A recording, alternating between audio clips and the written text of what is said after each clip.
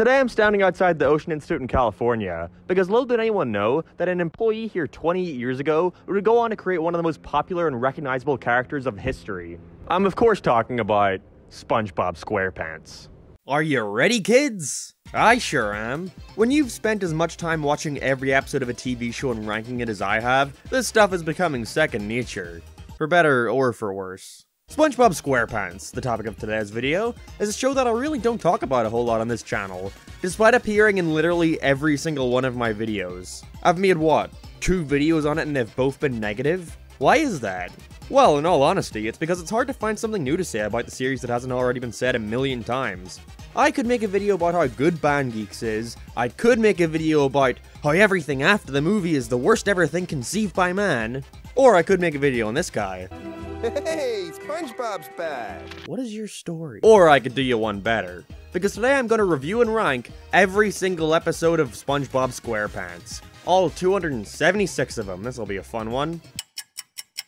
Never mind, I thought this was going to be an easy endeavor since it's so much shorter than Simpsons and Family Guy, not to mention the episodes are less in length, but instead I realized there's actually around 550 segments. Since they air 2 at a time, they treat both of them together like a single episode.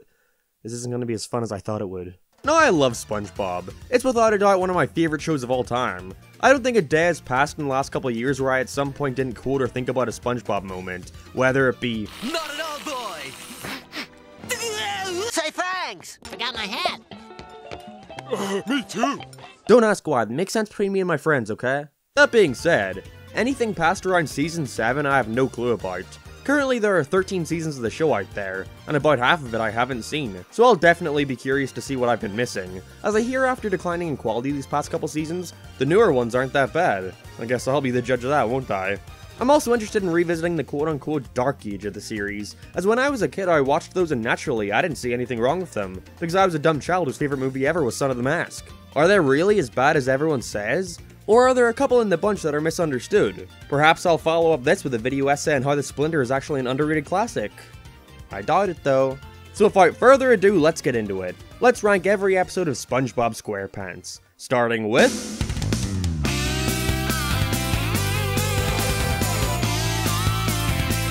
Here we are, the one that started it all, Help Wanted.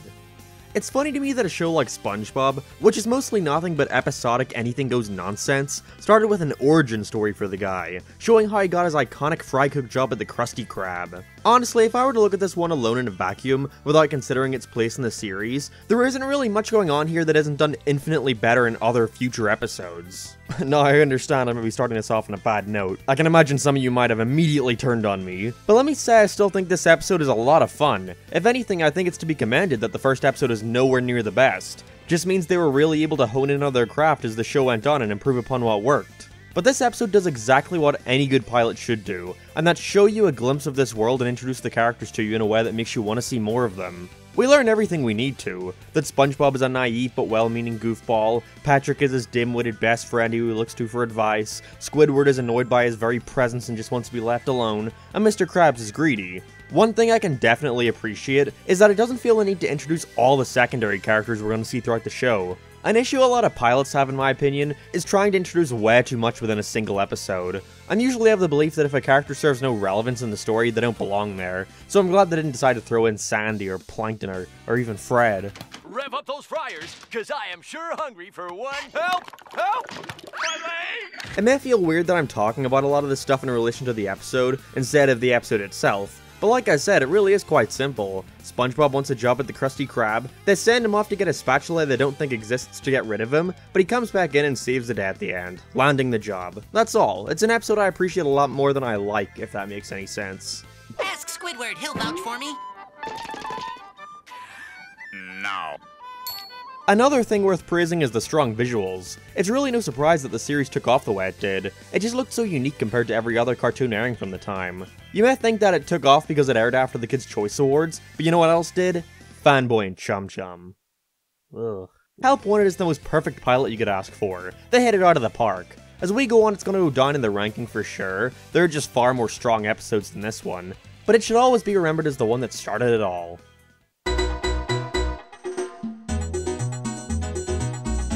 I always forgot Reef Blower was an episode included in a 22-minute segment, considering it's just a short with no dialogue. But I actually think it works in the show's benefit greatly that it was the second episode. With what Help Wanted was able to show off in terms of the series' ability to be charming and well written, Reef Blower shows off their chops with visual humor. Again, it's got no dialogue, so the short is completely reliant on the visual gags. SpongeBob is trying to get a pile of sand off his yard using a reef blower, where hijinks ensue, much to the annoyance of his neighbor Squidward. Its simplicity greatly works to its benefit. Really makes me appreciate the animation of Season 1. I know there's a lot of whining online about SpongeBob's design later on in the show, and we'll get there when we get there, believe me. But for now, I gotta say, I love how he looks in these early ones. There's a lot of subtle things, such as his eyes being bigger, him being more rectangular instead of square, which I know goes against the name, but he just looks so dang likable. And I always loved how spastic the animation can get, focusing more on quick movements that give the action greater impact, rather than focusing on in-betweens and such. There's not much else to say about Reef Blower. It's a solid little short and I like it a lot. Look, it even fits entirely into a GIF. I'll be putting it under Help Wanted, but they're both great.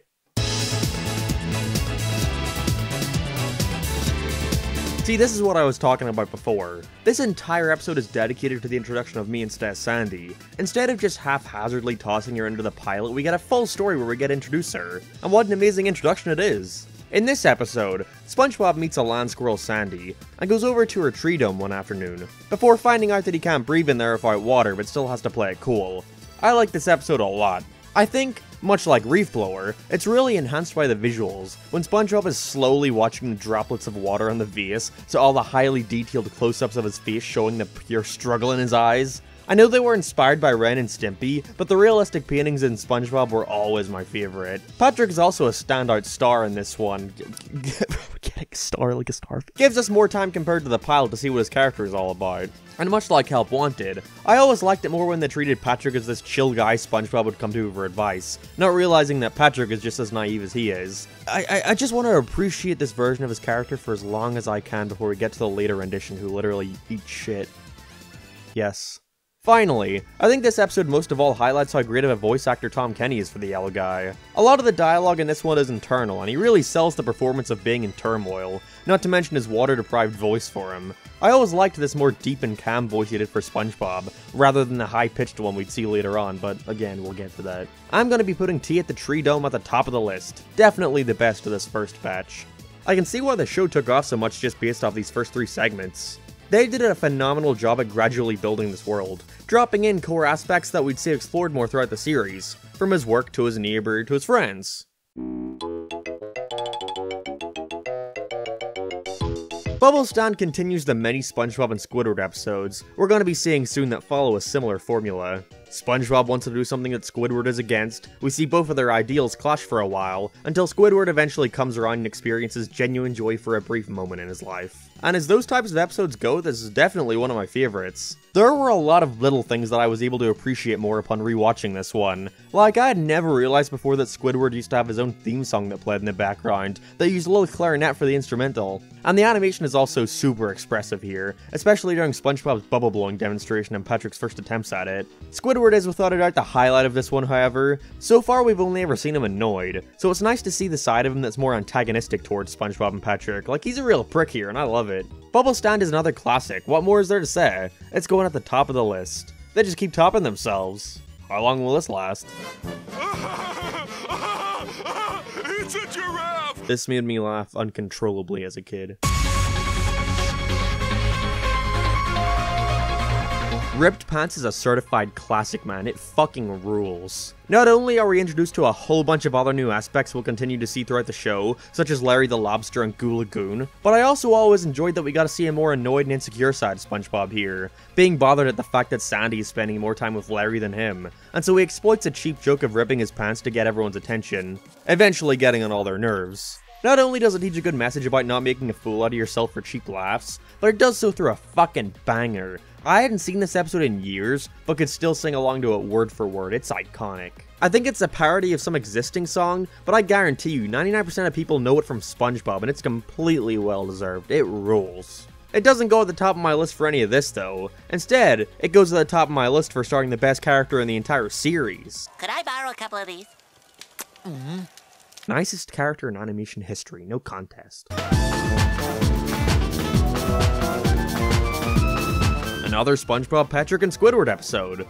This time after getting injured by a jellyfish in a fucking fiery explosion, SpongeBob and Patrick try to give Squidward the best day ever while stuck in a cast, with naturally him getting pissed off to the nth degree. Gotta say, I love all the surreal paintings they use for SpongeBob's house backgrounds in this one, but other than that, I don't have a whole lot of positives for this one. It's not bad by any means, and has a lot of gags I enjoy a ton, like the small moment where SpongeBob looks at the photo of him and Squidward, but unlike Bubble Stand where he's constantly a prick to the two of them, all he did here was decline their invitation to Jellyfish and goes on his merry way.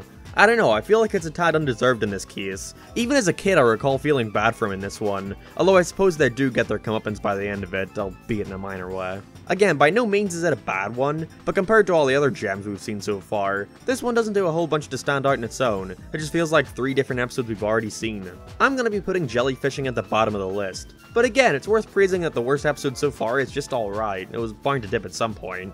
Let's hope that doesn't continue, however, with...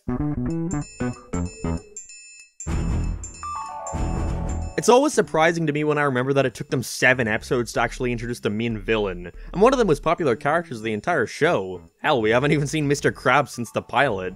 In this one we meet Plankton and his computer wife Karen, the rivals of the Krusty Krab, running the less popular restaurant across the street, the Chum Bucket. Another thing I forgot about was how tiny they showed him as here. He's nothing more than a speck at certain angles, although I can imagine that would have been tough to work around at a certain point, so it makes sense why they'd increase his size a tad. Anyways, I like this episode a bunch. It's the perfect introduction to him, with him trying to manipulate SpongeBob into giving him the formula, and when that fails he goes inside his head to make one himself. Shut your mouth, you mediocre clarinet player. Mediocre? There's tons of funny moments like Plankton's lab, and the funny epic weed jokes. I'll be putting this one right under Bubble Stand. It's really impressive to see how well they're naturally building up this world. Also off topic, but it's weird how Tom Kenny still hadn't perfected the laugh yet, it just sounds so off.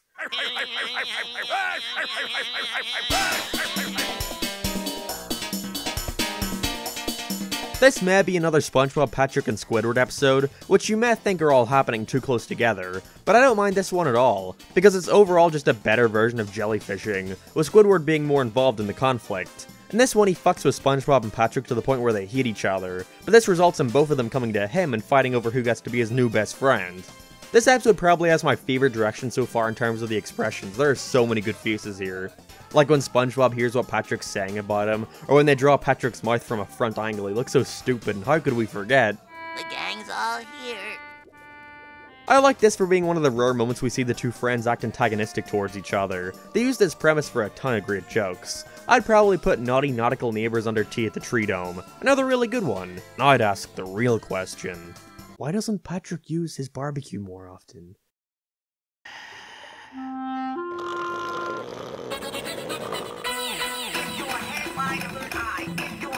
Hey, I just got my license! Hey, I'm getting mine next. Hey, I doubt it! One of the most malicious characters in all of media. He should go down as one of the most evil people in history, along with Adolf Hitler and Seth MacFarlane. What a prick. Anyways, I always enjoyed that SpongeBob went to a boating school rather than a regular school. Apparently Nick really wanted to make SpongeBob a kid, and so this was Stephen Hillenburg's workaround. In this episode we see Patrick helping SpongeBob into passing his driving exam by cheating, and telling him what to do during the test. Once again, Patrick was a figure that SpongeBob looked up to. Whatever happened to that part of his character? Miss Puff is also a great addition. She doesn't do a whole lot in this one, but she really starts to shine later on in the show. This is also our first My Leg moment. Can't wait to see that charming bit of reused audio be run into the ground in later seasons. I'm dropping Boating School under Naughty Nautical Neighbors. It's another great one. Pizza delivery already, wow. What a lot of people deem as being one of, if not the best episode in the entire series. Is that really true? I gotta admit, I'd be upset if the series peaked at episode 10 considering there's another 540 of these things to watch. But I guess this is time for one of my patented hot takes.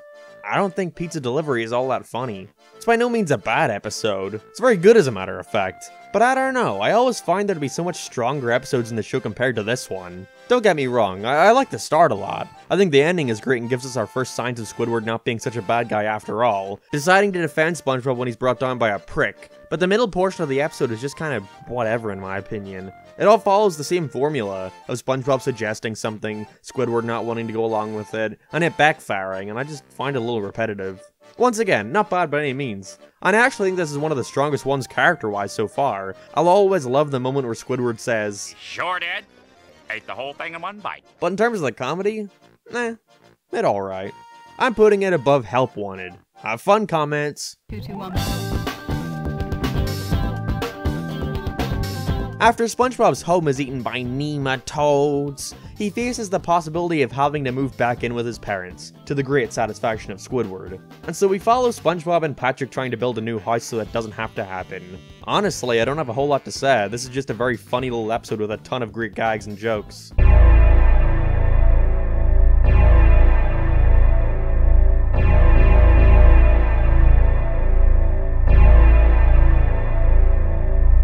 Like the tiny house they make, him trying to sleep with Squidward, and SpongeBob's experience living with Patrick.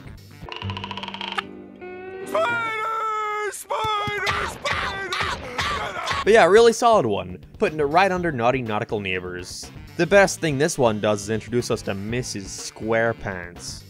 Whoa.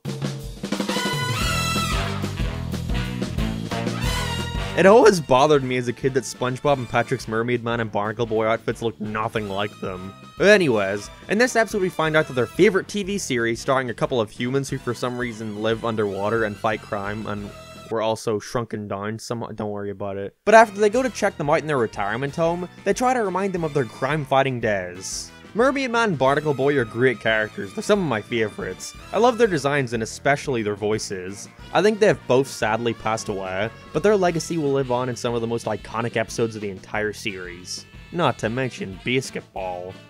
Come on, baby. I'm too sexy for my shirt.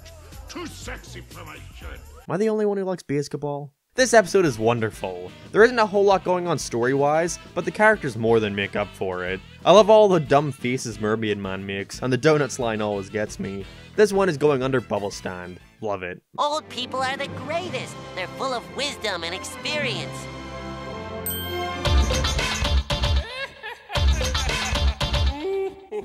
Now, I'm not sure if this will be an unpopular opinion, but I'm not all that into pickles. The episode and the food. Can I get some extra salt? We're all out. Could you check? No. There are a lot of good moments here, but generally, if the scene doesn't take place in the Krusty Krab, I don't think it's all that funny or interesting with this one. This episode revolves around this big chungus Bubble Bass, not being satisfied with his food, as SpongeBob allegedly forgot the pickles, with this turning his whole life upside down, forgetting how to do everything, and that's just kind of the whole joke for the middle portion of it. Ha! SpongeBob forgets how to do easy tasks and instead does something random. I don't know, I just never find that all that funny, it's just sort of the same joke over and over. Like I said, there are some funny bits, but they're mostly at the start and the end. Not bad, but among these other classic episodes, it's one I often forget about. Highlight is Bubble Bass as a character, and he's only in it for 2 minutes. Under Reef Blower. Meh. It does have you, though. Incidental 70. Hall Monitor is another one of my favorites. It's got so many great moments, like SpongeBob overdoing it on the speech again, Patrick's reaction to the wanted poster, and this stupid fucking fish. More seaweed medley, dear? Mrs. Puff allows SpongeBob to bring home the school hall monitor uniform, who ends up taking this role way too seriously by enacting upon his duties around the town. SpongeBob being naive was always one of my favorite character traits of his, and this episode is the perfect example of that. It's amped up to 11 in this one. I love how seriously he takes the role, even bringing on Patrick as his sidekicks. We get a lot of fun moments with him too. This also marks the first time Mrs. Puff has been arrested in the show. That doesn't seem like something worth noting, but believe you me, we're gonna see this start to happen a lot. I'm putting Hall Monitor under Mermaid Man and Barnacle Boy. So many classics in this season. Oh yeah, I always forget about this one. I always confuse it with the one where he brings the jellyfish jelly to the Krusty Krab. Instead, this is the one where he brings the jellyfish home, and it starts to drive him crazy, partying all night with his jellyfish friends. It's alright. Again, there's not much to it. A lot of it is taken up by the dance party segment, which gets a little old even if the song is a fucking banger. This one gets stuck in my head all the time, and the visuals that go along with it are really cool. The colors are great. But again, style over substance at that point. I don't really have much to say about the rest of it. It's got strong visuals and a memorable ending, but that's about all. Bottom of the list. I don't know what it is about these jellyfish episodes. Can I go? No way, SpongeBob, especially after your little mishap with my whirlybird. SpongeBob has canonically killed hundreds. I'll always appreciate Sandy's rocket for being such a unique episode compared to most of the other ones we've seen so far, with SpongeBob and Patrick taking control of Sandy's rocket ship to the moon. After they've missed and returned home without knowing it, they travel Bikini Bottom at night, capturing the residents thinking they're aliens. Again, I really enjoy how much this one stands out compared to the others. The moment where SpongeBob and Patrick eventually turn on each other is my personal highlight, along with the twins. Not the best episode out there, but for what it is, it's alright. I enjoy it quite a bit. I'll be dropping it underneath Help Wanted. We get our introduction to Pearl in this one, being gifted a cheap pair of boots for her birthday, and so to quickly get rid of them, Mr. Krabs throws them off to SpongeBob. This leads to psychological turmoil in Mr. Krabs' head, who's starting to hear the noise everywhere as a result of his guilty conscience, for lying to SpongeBob about them making him the greatest fry cook ever. I think this one is pretty lackluster for our first episode starring Mr. Krabs as the protagonist. There's not all that many standout jokes to me, and Mr. Krabs getting so worked up over a simple lie seems a bit out of character. And again, paired against a bunch of the other amazing episodes we've had so far, Squeaky Boots veers towards the bottom of the list. I'll be putting it under Reef Blower. Nature Pants is another episode that I always dreaded coming on as a kid. Other than featuring the wonderful Savage Patrick meme. Remember when everyone was sharing this around like it was the funniest thing ever? Anyways, for some reason SpongeBob keeps dreaming about jellyfish, wanting to live among them. I thought he loved being a fry cook. It's a bit of a leap for him to want to leave his life behind. This one leads to Patrick going crazy and trying to capture him like a wild animal so they can stay together forever. I don't know, it's like no shit this is a bad idea that he's not going to stick with. He almost immediately ends up regretting his decision, so you're just waiting for him to give up and go back home. There are some good expressions, especially from Patrick, and the whole part where he's trying to capture him is pretty intense, but other than that I can't see how pointless this episode feels. I'll be putting Nature Pants under Jellyfishing. It's just a little bit better than Jellyfish Jam. Starting to get worried, these episodes have been in a bit of a decline. Let's hope it picks up again soon. I'll give him a week. I'll give him 11 minutes.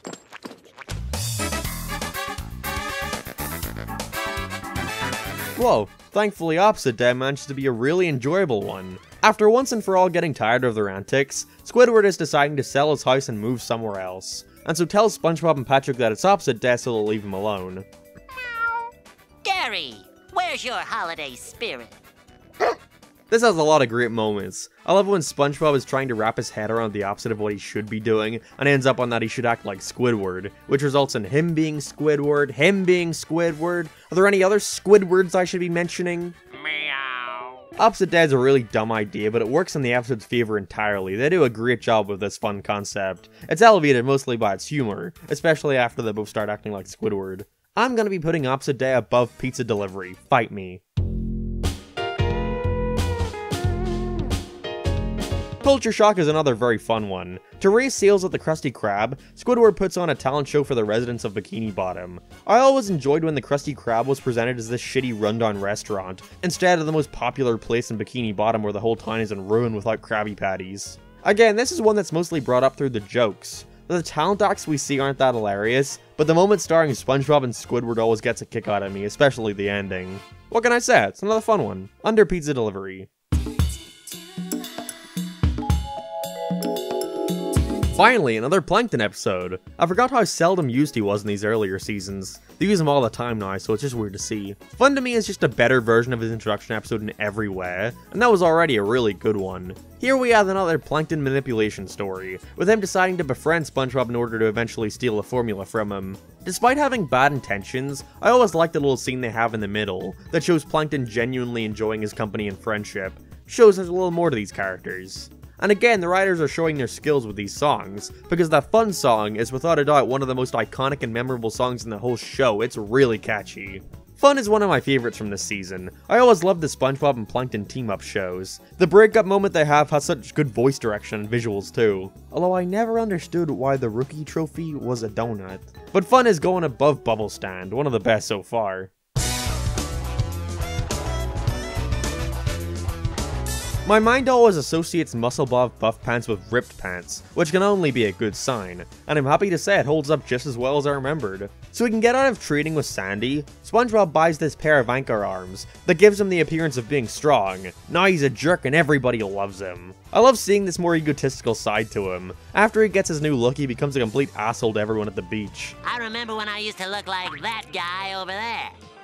Who, me? They push his weakness to the extreme here, it's hilarious, not even being able to lift a straw. The animation in this one is also some of the best so far. The expressions are perfect and they do a ton of creative stuff with his anchor arms. This is yet another classic episode. I'll be putting it under fun. These ones with SpongeBob trying to prove himself to others are great. This is another one I always forget exists, but unlike some of the others that I had forgotten about, Squidward the Unfriendly Ghost managed to be really funny. After thinking they've killed Squidward and are dealing with his ghost, SpongeBob and Patrick agreed to do his every bidding for killing him. I love how mean Squidward gets here, bringing SpongeBob to the brink of tears. They always seem to top how much of a dick he can be. This is then further made hilarious through the two of them trying to bury him so he can pass on, which leads to a lot of great moments. Okay, get in. Again, it's just another episode featuring the three bumming around their yard, but the characters are so strong that it works entirely. You can have your characters stand around discussing politics for 11 minutes, and if they're interesting enough, you can make it entertaining. And SpongeBob is the prime example of that. It's gonna go above Naughty Nautical Neighbors. I think I prefer the jokes in this one just a little bit more. Also, unrelated, but I'm noticing how many of these episodes end with a shot of Squidward making some disgruntled noise.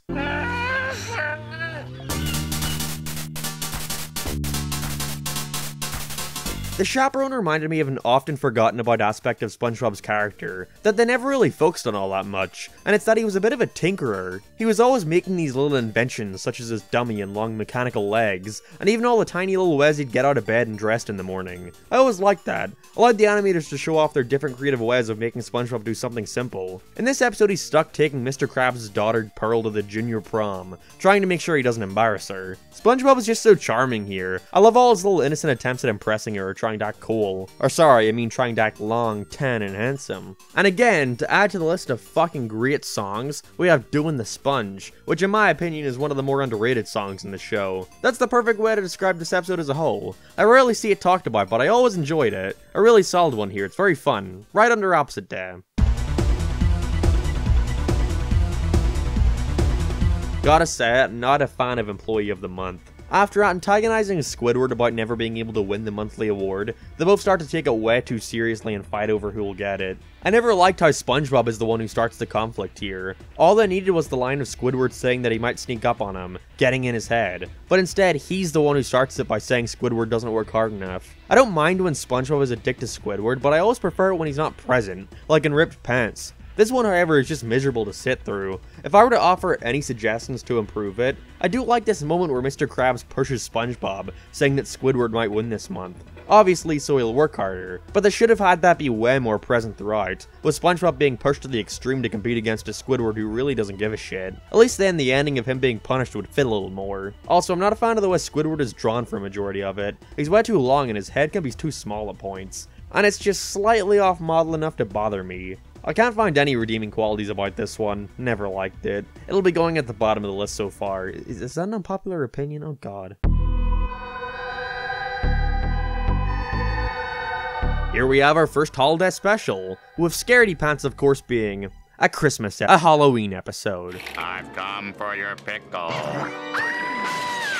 After being sick of being known throughout the town as a Scaredy Pants, SpongeBob and Patrick try to come up with the perfect costume to scare everyone, eventually summoning the ghost of the Flying Dutchman. I always loved this one. Not only is it cool getting to see the town a bikini bottom with a Halloween skin over top, which allows for a lot of cool costumes like Sandy's fish in a bowl outfit, but aside from that, it's just got a ton of great jokes, such as SpongeBob and Patrick's escapades around town, and especially everyone's reaction at the end when you find out he shaved so much of his head off to the point where he's only a brain. Their first holiday special is a smash hit. Scaredy Pants is going above Home Sweet Pineapple.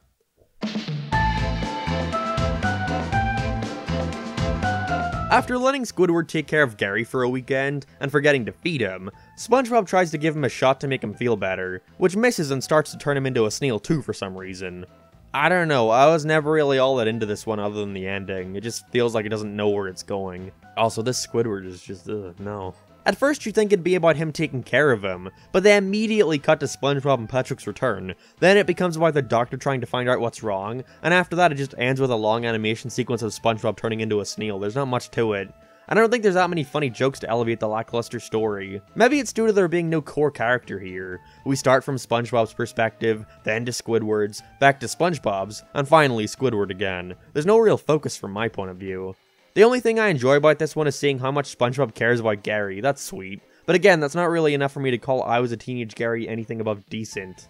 It's gonna go under pickles. Most interesting thing about this one is the rumored cutscene of Squidward's transformation, due to the unique swipe transition featured here. But it's not a great sign when the most talked about aspect isn't even in the actual thing. Thankfully, to make up for that lackluster previous episode, we have SB129, which I always forget came from the first season. It felt like one that would've came well later, because of how solid it is. Featuring a solo Squidward adventure, trying to get some peace and quiet and accidentally freezing himself, winding up in the future. This one is very fun for how inventive it is. Not only do we get to see the future where everything is chrome, but we also get our first look at the past, where we meet the very funny and relevant SpongeGar. The past here was always fucking terrifying to me as a kid. It's so quiet and atmospheric. Other than that though, there are many funny jokes. My favorite would have to be the final callback. Because there's so many different settings here that get their time to shine, it results in the episode feeling really long, and that's only a good thing when they're hitting you with joke after joke. For what I think is Squidward's first starring episode with him as the main character, they hit it out of the park. SB129 is a hilarious one. I'm putting it under Hall Monitor. Karate Choppers is whatever. Once you get past the fun opening of SpongeBob and Sandy trying to sneak up on each other, with the highlight being Tom Kenny's cameo as the classic character, Drip of Hot Sauce, we get to what's just our first ever recurring episode theme we're gonna continue seeing throughout the show. That being, Mr. Krabs tells SpongeBob not to do something, he continues to do it anyway, then he gets caught. I was never all that into those ones, but this might be my least favorite of the ones I've seen. I'm sure we'll get some worse ones later on, however, I'm not gonna hold my breath. Karate Choppers is just uninteresting to me. I never enjoyed it. It's got some funny visuals, but other than that, it's just like a worse version of 3 different episodes. It's going above Squeaky Boots. I love carrot cake. I love money. I hate all of you. This is a very creative episode. Here we see SpongeBob traveling inside the dreams of all his friends around Bikini Bottom, which are all unique and fun, although ironically the most entertaining dream is Patrick's. Shoot, that was my last quarter. What more is there to say? This is just a very funny episode where we get to see some creative scenes with these characters, with the highlights being Squidward's, Plankton's, and like I said, Patrick's. It really is amazing to me just how much mileage they've gotten out of these guys so far. Usually the first season of a show is kind of rough around the edges, or the character personalities aren't quite all in place yet, but it's obvious Steven Hillenburg had such a clear vision for this show, which is obvious when you think about how some of the series' most memorable moments came from the first season. I'm putting Sleepy Time under the chaperone.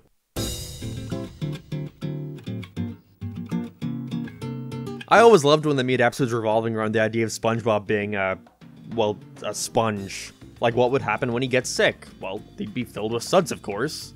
I like suds a lot. Patrick trying to act above Sandy with his help on getting him better, which of course only makes it worse. Very in character for Season 1 Patrick. I love how grotesque they present SpongeBob here, like his eye falling down his face, and the sponge treatment at the end always gets me. Other than that, there's not much else to say. Suds isn't gonna blow anyone away, but it's another solid one. Don't touch me, I'm sterile. Another holiday special so soon, wow. In this Valentine's Day episode, we have SpongeBob trying to distract Patrick while Sandy helps him prepare for the greatest gift ever. However, when this falls through, and resorts to a mere handshake, Patrick goes on a downward spiral and tries to destroy the whole town. This one is great. It was always one of my favorite Patrick episodes. He gets pretty reasonably upset and his gradual build up to insanity is really funny to me. Even if he has no right to talk because his present to SpongeBob was shit too, the asshole. Valentine's Day is another good one. Held up just as well as I remembered. Going on to Scaredy Pants. I defy you, Heartman. Wow, Patrick goes ahead of the curve. The peeper sticks out in my head as being Reef Blower but with dialogue, being a very simple story solely featuring SpongeBob and Squidward. It perfectly shows off their dichotomy. Squidward throws away a piece of paper and gives it to SpongeBob, but after seeing just how much fun he can creatively have with a basic piece of paper, he desperately tries to get it back. Like I said, it's the prime example of their relationship. We have a ton of great visuals. It's a real achievement that the writers were able to make an entertaining, fun episode that revolves around paper. Like before, if you got good characters, you can do anything with them. I mean, of course SpongeBob is an amazing character. He understands the pure perfection of fabric that is Squidward's shirt. It's got one of the best endings too, with Squidward trading everything he owns to get the piece of paper back before realizing that it wasn't the paper, rather the mind behind it. The paper isn't anywhere near the best of the series so far, but the strong characters among the most simple premise imaginable puts it fairly high on the list, going above Plankton. Here's another good one. After getting addicted to a pirate board game, Mr. Krabs wants to take SpongeBob and Patrick on a hunt to find real treasure. I'm not that into the story of this one, I think Mr. Krabs is a bit of a prick, but it's made up for by being a really funny episode. I mean, it's got the famous Weast gag, that's gotta be worth something, and even the Flying Dutchman returns for the ending. I'm glad they're bringing him back regularly, he's one of the best characters in ARG. It's just a little plastic treasure chest. Plastic! I'm gonna be putting it under boating school. Hey, Mr. Krabs, you're looking all sweaty again. I always forget that rock bottom came from season 1 because of how strong it is. Being stuck at the bottom of a mysterious town, SpongeBob has got to try and get back home. This one really shows how strong of a character SpongeBob is on his own, without any other characters. He doesn't have any of his usual friends to work off of here, and spends a majority of the episode alone, but it still manages to be very fun, with moments like him at the bus stop, him standing in line, and my favorite being the ending. Thank you. You're welcome. What more is there to say? Fantastic episode here. One of the funniest so far. It's going under Rip Pants. This is a great episode exploring more of Sandy's character, with it bringing up the question of where she's even from, and her wanting to go back home to Texas. Honestly, other than the wonderful song she sings at the beginning, the start of it's just whatever. Sure, it's funny, but so is every other one. But in the last few minutes, it's brought up to one of the best so far. The sheer intensity of Sandy chasing SpongeBob and Patrick down to beat the everlasting shit out of them for making fun of Texas is so fucking funny to me.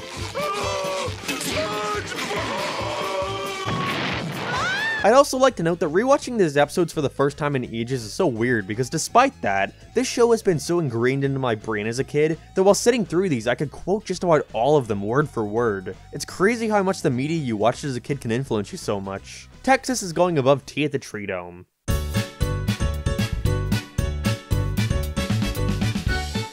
I can deny it no longer. I am small. Walking Small is a wonderful switch up on the usual SpongeBob and Plankton pairing, where instead of something like fun, with Plankton acting like SpongeBob, we have SpongeBob acting like Plankton, becoming a regular alpha meal. I love this episode, it's one of my favorites. A big part of that has to be down to the expressions. I think this may be the best OS SpongeBob has drawn so far, he looks so goofy. It's the simple expressions that get me, like when he's licking the ice cream or laughing, or when he realizes he's been portrayed by Plankton. You used me for land development.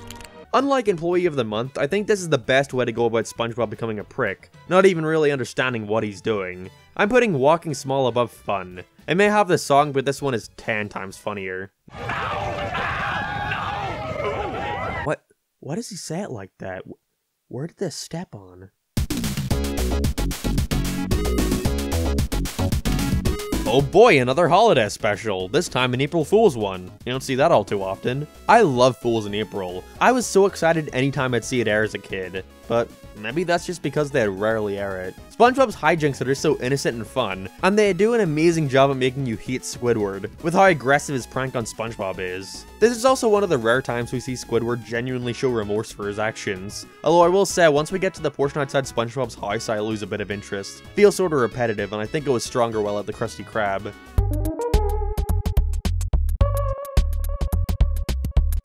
Despite that, I think this is a fun character-focused episode, with a bunch of good moments. It's going under the paper. Let it hit 'em. This one always stands out to me as being the only appearance of this design for King Neptune as far as I'm aware. I always preferred this look and voice for him, makes him look more like a magical king, but I guess I understand why they changed it, makes him more silly for the kiddies. Behold! Fun fact, that's Tom Kenny, the voice of SpongeBob. What's weird that he's always around to do these live action bits. I don't know, it's okay I suppose. There are a couple funny parts, especially with Patrick, but other than that it's just alright. There isn't a lot to it. Once they get to the actual competition I lose interest. It has neat animation, but that's about it. Not all that amazing.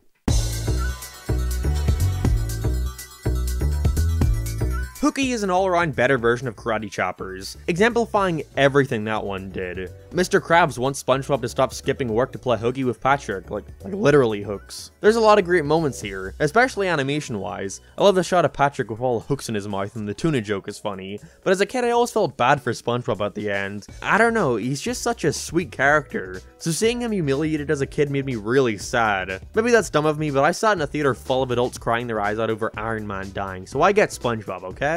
Hooky is solid besides that. It's going under Plankton.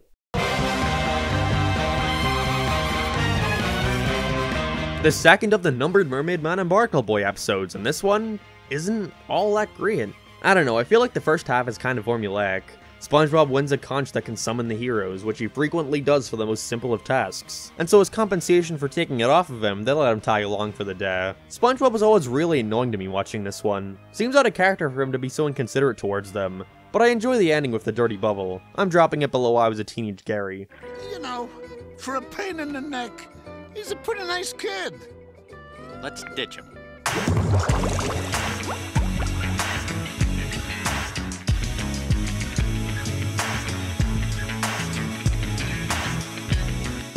That's season 1 of SpongeBob. I gotta say, despite the lackluster ending, what a fucking strong start to a show. With Simpsons and Family Guy, you could tell how the first batch were a little rough around the edges, and didn't hold up quite as well as the others. But with SpongeBob, from episode 1, everything just falls right into place. The characters, the visuals, the humor, it's all top notch. Sure, there were a couple here and there that I wasn't all that into, but when I'm watching a giant season of 40 goddamn episodes, and the worst I can say is that 6 or 7 of them are just whatever, then that's the best sign ever to show that you hit the nail on the head. And I can only wait to see how much more they get into their groove with season 2. Let's hope they hit the ground running. But before we get to that, did you know that all this nautical nonsense is sponsored today by Manscaped.com? Manscaped.com are the global leader in men's grooming tools and hygiene solutions. Today they're hitting us with this amazing performance package bundle, which features the Lawnmower 4.0 body hair trimmer and Crop Preserver ball deodorant. And not only that, but they've also released a new collection of anti-chafing high-performance boxer briefs, which are both functional and fashionable. With 6 colors to choose from, how could you not find one you like? The best part about them are the Jewel Pouch, which is a dedicated space that helps give extra breathability to your jewels. So if this all sounds epic to you, then go to manscaped.com today and get 20% off plus free international shipping when you use promo code ALICEMARK at checkout. 20%? That's like a fifth or something. Thanks to manscaped.com for sponsoring this video, because remember, when you see the Manscaped brand, you've got yourself a Manscaped man. That's a new slogan, you like it? Season 2 of SpongeBob kicks off by immediately upping the stakes, showing us a side of the characters we've never seen before, and preparing us for the epic serialized story that's about to unfold. SpongeBob can't tie his shoes and needs help tying his shoes. I don't know where I may have read this, but I do recall seeing somewhere that this episode was actually a holdover from season 1. Like, originally it was meant for that season, but was pushed back to the second. Don't quote me on that though, I can't find where I find that from. Either way, you can definitely tell the decision to hold it over, if true, was made pretty early, because this is the first episode of the show to come out that was digitally inked, meaning the frames were painted using a computer. You can argue about whether or not you prefer cells. I do admit they have a certain charm to them, but I never felt that the switch was that bad, because not much is lost in the move. Despite SpongeBob changing colors at some point, like when he's at the Krusty Krab he looks pretty normal, but at the beginning he's way more desaturated. Although that's probably just some issue with production. If you look at season 1, SpongeBob he's way more desaturated, but not because they colored him that way. When looking at the original cells, you can see that he's actually colored a much more bright yellow, akin to the way we see him today, but when sending them to air something must have fucked up along the way. Even still, I'm glad to see the backgrounds and close-up shots still be physically painted. I feel some of the charm could have been lost if they were digital too. Anyways, sorry to talk about the actual episode. Gary!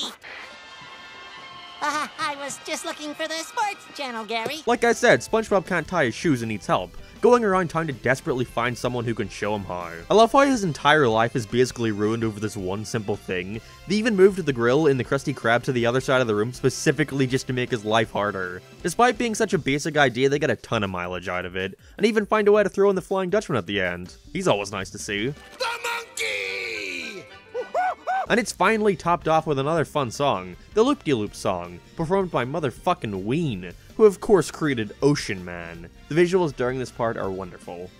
Your Shoes Untied isn't anywhere near the best episode of the series, but it does exactly what it needs to do, and show you that despite the differences in production, the second season is going to be more of the same, and I think that's pretty cool.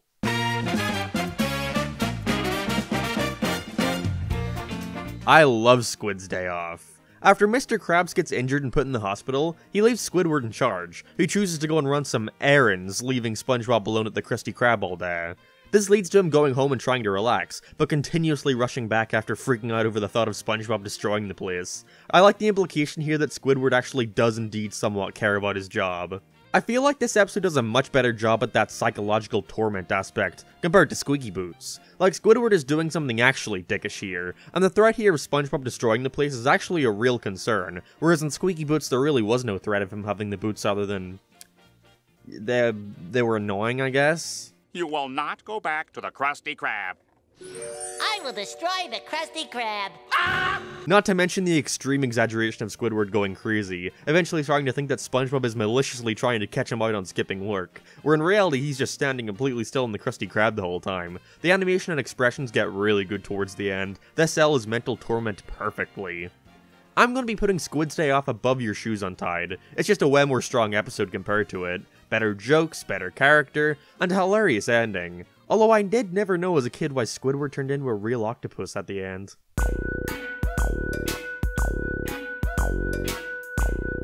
After eating a gross sundae containing whatever he could find around his house, SpongeBob doesn't realize he's got bad breath, which is causing nobody in town to want to be near him. But after talking with Patrick, who thinks it's instead because he's ugly, SpongeBob has to learn how to be proud of his ugliness. Despite trying to help him, I find it really funny how unintentionally mean Patrick is in this one. How long? How long have I been ugly, Patrick? As long as I can remember. There are so many great moments here, like the ugly barnacle story, SpongeBob's rampage around town, and who could forget? I hope my horrible ugliness won't be a distraction to you. Not at all, boy! Something Smells is another near-perfect one, with Patrick being the definite highlight, eventually catching the ugly too. I'm gonna be dropping this at the top so far. I think Squid's Day Off has a better story, but this one edges just above it for being consistently more... okay, I need another word for funny at this rate. This episode is way more chucklesome. It just doesn't work the same, does it? Maybe it's the way you're dressed. There it is, Gary, the funny sans soundbite!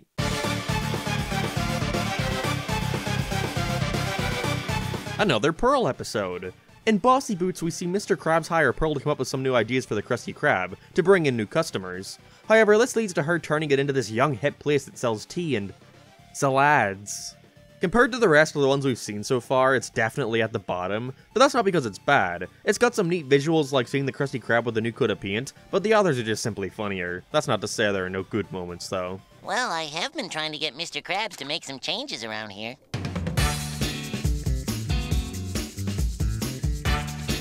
That's weird. I always confuse this for a Season 3 episode. Maybe it's just because of the way it looks. There are certain ones here and there where the line thickness is oddly thick out of nowhere. Here we what the fuck? Whoa. Here we have Patrick want to win an award, that's better. And so takes up a job at the Krusty Krab in the hopes of getting some recognition for his abilities. Gotta say, other than the moments from this episode that everybody quotes like, "I'm not a Krusty Krab," and my personal favorite, "Hey pal, you just blowing from Stupid Town?" This one really doesn't stick out to me all that much. I don't know what it is. It might not even be the episode's fault. I think it just aired all the fucking time when I was younger, and so I've gotten a tad sick of it over the years. But I'd still put it above Your Shoes Untied. It's still a very funny episode, and I'm not gonna let my personal bias overrule that.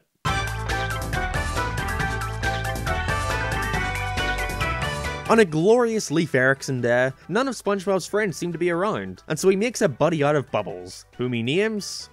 Bubble Buddy. This is then preceded by SpongeBob going around town and upsetting everyone with Bubble Buddy's antics, to the point where they all gather together and try to murder him, for poisoning their water supply, burning their crops, and delivering a plague onto their houses.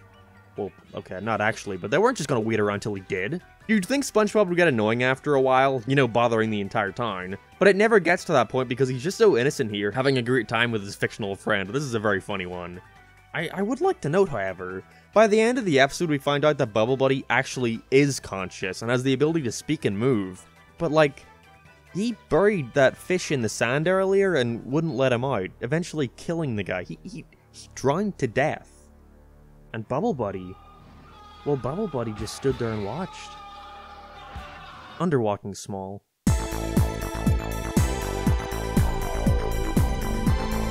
I really didn't think this would come, especially not this soon, but I think this might just be the episode to surpass Ripped Pants. For Employee Brotherhood Day, Squidward hastily gives SpongeBob a pie he buys from pirates, except it's not actually a pie, it was made in a factory. A bomb factory. It's a bomb. And so Squidward promises to make SpongeBob's last day on Earth the best it can be, with so much love he'd drown in it. This has got to be one of the most consistently hilarious ones in the series so far. There's like a new joke every 10 seconds, and I don't think a single one misses. Although my favorite part would have to be the ending. There are a ton of great expressions and poses in this episode, but I really love that part. The lighting here on the cliff at sunset is perfect, and the little speech SpongeBob gives is surprisingly sweet. If I were to die right now, in some sort of fiery explosion due to the carelessness of a friend, well, that'd just be okay. Dying for Pie is at the top of the entire ranking so far. I'd be really curious to see if anything ends up topping it, because every single joke in this one landed for me. No eye, no ear, no nose, no ham, no patty, no eye. Meh, I don't really like Imitation Crabs all that much.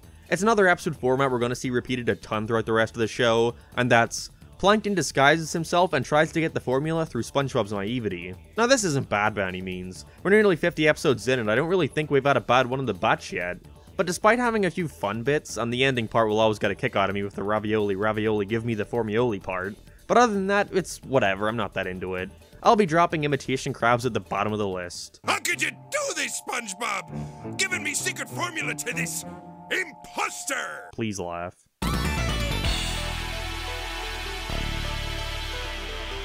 Already at episode 50, that was quick. And despite the occasion, this is one that I often forget exists. Wormy.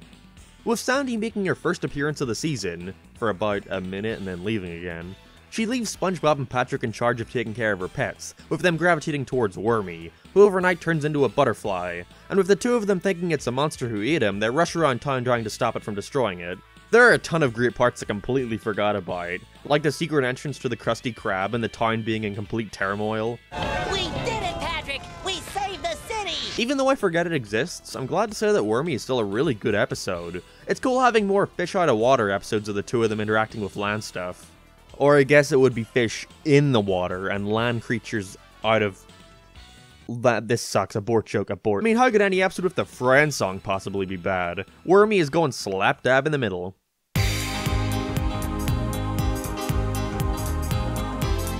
Like I mentioned earlier, I always enjoyed when the Krusty Krab was presented as this struggling business, with them in this one going 36 days without a customer. I just feel like it allows them to come up with more creative concepts, like the different ways in which the restaurant can bring in more customers. SpongeBob has the idea of pretty patties, painting Krabby Patties different colors, which ends up turning into a big hit to the jealousy of Mr. Krabs. Like I said before, I love the episodes that feature SpongeBob trying to prove something to people, and this is a great example of that.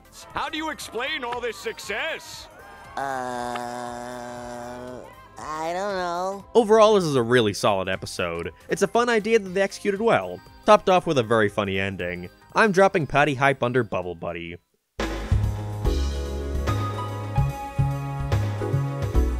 I always associate Grandma's Kisses with Hooky in my mind, because it's another episode that as a young lad made me feel awful for SpongeBob.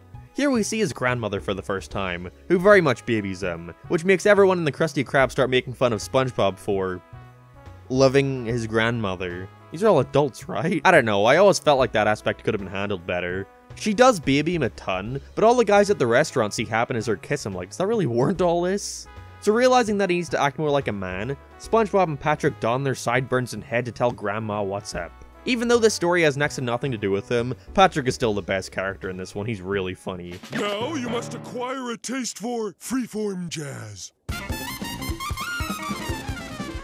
And it has a pretty good message about being able to be a grown-up while still enjoying childish things. That moral sure hasn't had any long-lasting effects on me.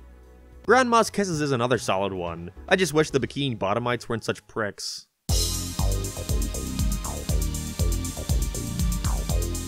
Squidsville is right up there with Dying for Pie in my opinion. It's another spectacular episode where every single joke hits. Are you Squidward? That's okay, take your time. After, again, being fed up with their antics, Squidward decides to move to a town filled with people exactly like him, with the two of them having to travel there and convince him to come back. I like that the Spongebob and Patrick story has a much less focus though, only really coming in at the end. I'm glad that Squidward wanting to go back home was a decision he completely made on his own. The scene of him slowly getting fed up with the same routine every day is perfect, shows that he enjoys that bit of chaos in his life. What more is there to say? Another fantastic episode. It's probably going to go under Dying for Pie, I think that one's just a tad funnier, but it's neck and neck.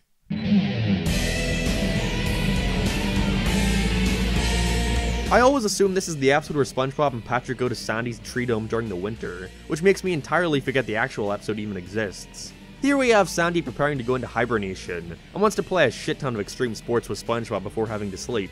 And when SpongeBob gets sick of this, he goes into hiding, with her having to force the entire town to search for him. I'm ready. No, you ain't. My favorite part of this one would have to be the visuals. The animation is great at times, like with SpongeBob sliding on his tongue down the mountain, or locations such as the industrial park. The colors are dope there. Definitely not the best out of the bunch, but it's still a very fun one with a lot of great jokes. Who are you people?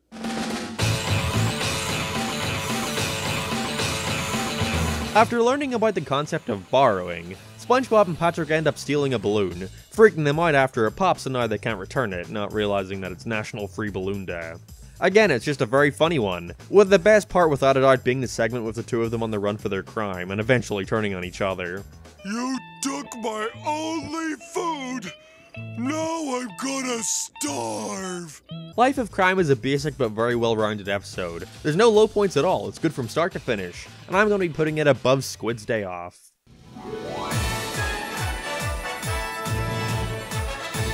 Christmas Who is actually a pretty monumental episode of the series. Not only is it the show's first 22-minute special, not only is it our first Christmas episode, but it's also the first to introduce mainstay Patchy the Pirate and his pirate potty, played by, of course, Tom Kenny. And even Stephen Hillenburg himself provides the voice of Potty, that's neat. Sandy teaches SpongeBob about the concept of Christmas, which fills him with amazement, and so he starts to spread the word around Bikini Bottom, even creating this little letter that sends their letters to Santa to the surface. See what I mean? He's a little tinkerer. In between these normal segments though, there are live action bits featuring Patchy, who introduces the thing and talks about what's going on, with little gags placed in them too. I always loved when he'd appear in these, you know you were in for a fucking good time when that happened. Saying that though, my favorite aspect is without a doubt the relationship between SpongeBob and Squidward, who doesn't believe in Santa and can't wait for SpongeBob to be proven wrong about him. Which leads to one of the most sad moments in the series, where everyone turns on SpongeBob and leaves him utterly destroyed to the immense satisfaction of Squidward. But then he leaves him a gift, making him feel like Feels like the very first Christmas. The first Christmas is this Christmas. Yeah, that. I think this does the pizza delivery thing way better, with him actually deciding to stick up for him by the end, and does something selfless. So with all that, great visuals, and another amazing song, seriously, I listen to this every Christmas. Christmas Who is one of the best episodes in the series so far. Except for Santa at the end. What the fuck is he on?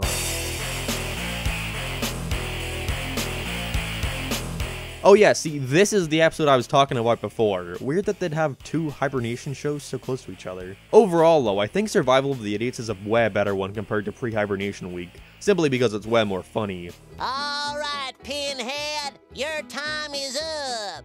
Who you calling Pinhead? That made me laugh without feel for years. SpongeBob and Patrick enter Sandy's dome while she's hibernating, which has turned her into this giant big chungus monster, who in her sleepwalking beats the shit out of the two of them. So now they've got to find a way to survive the winter without waking her up. To me, this is like you took the ending of Texas, which I loved, and extended it out for 11 minutes. It's wonderful. As a kid, this shit stressed me the fuck out, knowing she could come and kick their asses at any moment. This episode is wonderful. The title tells you everything you need to know. You're watching two idiots try to survive and I love it.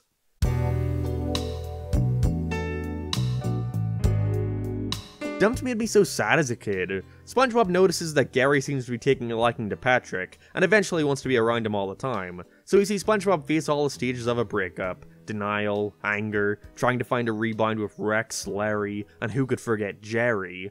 In a season as good as this, Dumped is more middle of the road compared to the others, but it's still really funny, especially the ending. Once again, I'd like to commend Tom Kenny for his excellent line delivery. Half of these lines solely work because of the sheer sadness in his voice. It's going under Bubble Buddy.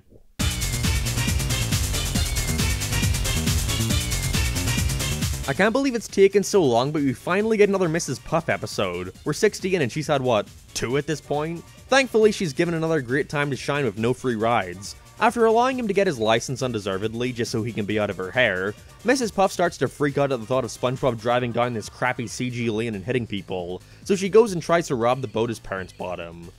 What is it with SpongeBob and causing these people such mental torture? Also, whatever happened to that little unicycle SpongeBob used to ride? Do they still use that? Whatever. Other than the hilarious "what I learned in boating school is" moment, this one really doesn't pick up until their epic showdown at the end, with SpongeBob thinking that a burglar is robbing his boat. Educational television! Oh no! Ah! I'll be putting this one above Wormy. You know, it's good. Now to go home and have the rest of that pasta. Why is that the funniest fucking line to me?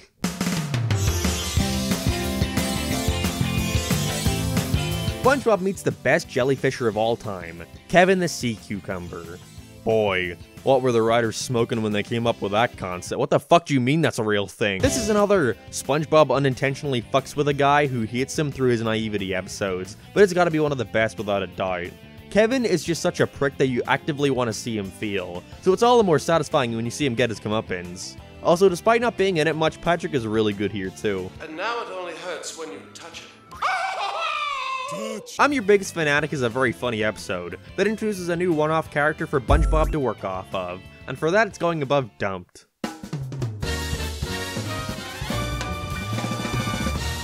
Finally, another Mermaid Man and Barnacle Boy episode, and thankfully after the rather disappointing previous one, they've gone and made the best one out of the bunch. SpongeBob and Patrick are tasked with taking care of the Mermalair, while the heroes are vacationing, where they accidentally let out the evil villain Man Ray, who is way too fucking badass of a design to be wasted on a non-action episodic comedy like SpongeBob. The whole segment of them trying to teach him to be good is hilarious, especially with how much Patrick gets on his nerves. That makes sense to me. Then take it. It's not my wallet. Man Ray is definitely the standout character in this one. He's wonderful to watch. That ending where he takes off his helmet and there's just nothing is great. I don't know why I never questioned that as a kid. I guess I was just too busy focusing on his checks with the little poodles on them. Amazing episode, I love it. It's going near the top, right under Dying for Pie. Wow, season 2 is really dominating the top of the list so far, isn't it?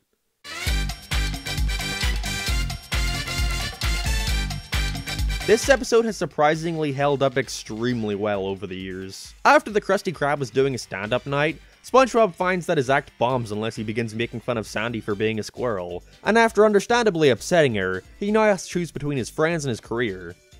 He chooses his career. I really like the ending to this one where SpongeBob learns that if he's gonna make jokes about someone, then he should do it equally among everyone, including himself. Although it is funny that he only comes to this conclusion after Sandy basically tortures him for an afternoon. I recall seeing somewhere that the writer regrets the way he wrote this episode, saying something about how certain things should be off limits, and while I do understand what he's saying, I don't think that ages the episode in any way or makes it less funny at all. To ignore all the shit it says about society, it's still a really good one. SpongeBob is such an asshole here that I can't help but laugh, and the way in which the Bikini Bottomites immediately start treating her differently over his jokes. Squirrel Jokes is another great episode with a pretty solid message, and for that it's going above Bubble Buddy.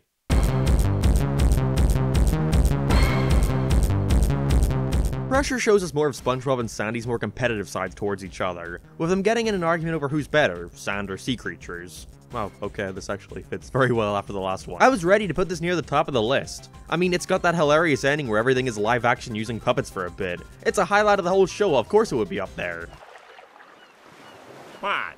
However, when rewatching, I forgot that like half of this one is just spent at the Krusty Krab with the characters standing around arguing with each other. And while it does have a couple funny moments like this, but then it also has moments like the part where we see Sandy struggling for air and one of her lungs giving out and everyone laughs in her face. What the fuck? Even still, the beginning and end of Pressure do enough to not put it anywhere near the bottom of the list. There have just been a lot better overall episodes so far compared to it. So on the list, I'd say it's around halfway there. Halfway there. Halfway there. This episode of Spongebob Squarepants has graciously been edited by special guest star Dumsville. Here we have SpongeBob thinking he's upset the giant clown at the fair, causing her to uncontrollably cry, and so he has to face the guilt of acting innocent while Patrick goes sleuthing among the thyme. But this grain of sand looks pretty suspicious. I don't really care for this one much at all. There's nothing inherently wrong with it, and I actually think the ending with Mr. Krabs was a really clever way of bringing everything full circle to what was presumably just an intro gag. Ooh, Arby's! Oh, yeah! And other than that, it's just like, whatever. It has some funny bits, but nowhere near as much as the others from the season so far. I can almost taste it. Connor, the fuck are you doing? Thank you, Dumsville, but that was just nonsense.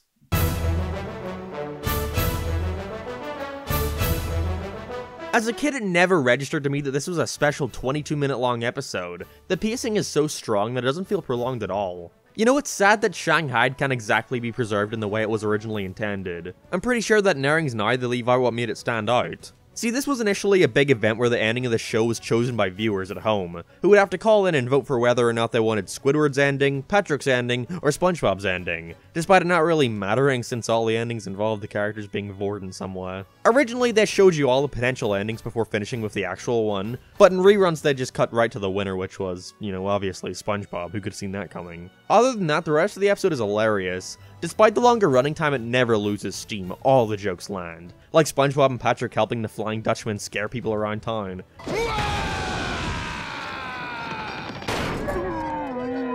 Or who could forget the iconic perfume department? I always hate going through there. Shanghai is one of the best so far. Ignoring the special ending segment, it's still just a really funny one in general.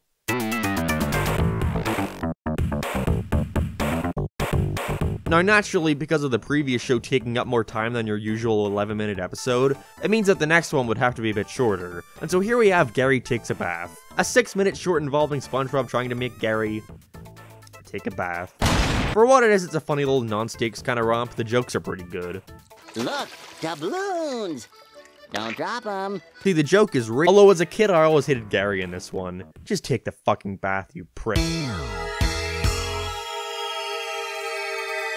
I oftentimes look at season 1 to 3 of SpongeBob as one big homogenous season, so I never know most of the episodes being from a specific one, but I am genuinely shocked at how many of my favorites are coming from season 2. Mr. Krabs accidentally loses SpongeBob's job in a poker game, and so now he has to be traded to Plankton, who desperately has to figure out a way to convince him to make a Krabby Patty. I love the detail here that SpongeBob becomes a lazy asshole when Plankton starts being nice to him and giving him everything he wants, and the ending showing that SpongeBob almost needs that extra reinforcement from Mr. Krabs to do as good of a job as he does, and the SpongeBot is hilarious. That's it, mister. You just lost your brain privileges. But I know none of you care about that shit. You all love this episode for the epic duet SpongeBob and Mr. Krabs sing, This Gorilla's Not a Home, which of course is one of the best songs of the series, and the best part of the whole episode, even if Mr. Krabs' singing voice confuses me. A patty is a patty. That's what I said. It's going right under Survival of the Idiots. Another fantastic one.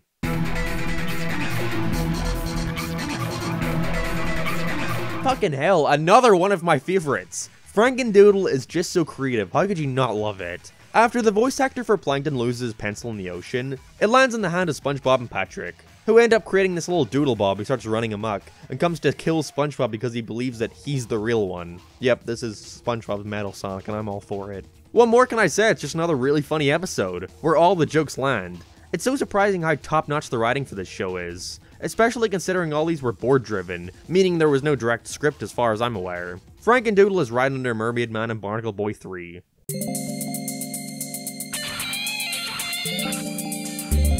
I don't know what it is, man, but when I was little, these episodes where the end gag is always about SpongeBob being humiliated in some way really stuck with me, and made me not want to rewatch them ever. Which is a shame, because when revisiting Secret Box, I was met with a really funny one. Very simple premise here. Patrick has a box and SpongeBob wants to know what's in it, with the uncertainty driving him crazy enough to sneak into his house and try and steal it, with Patrick questioning their friendship. Nobody! Not even Squidward's house.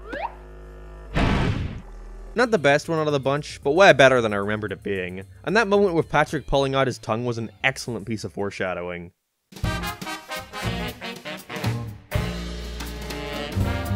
Seriously, fucking Band Geeks already?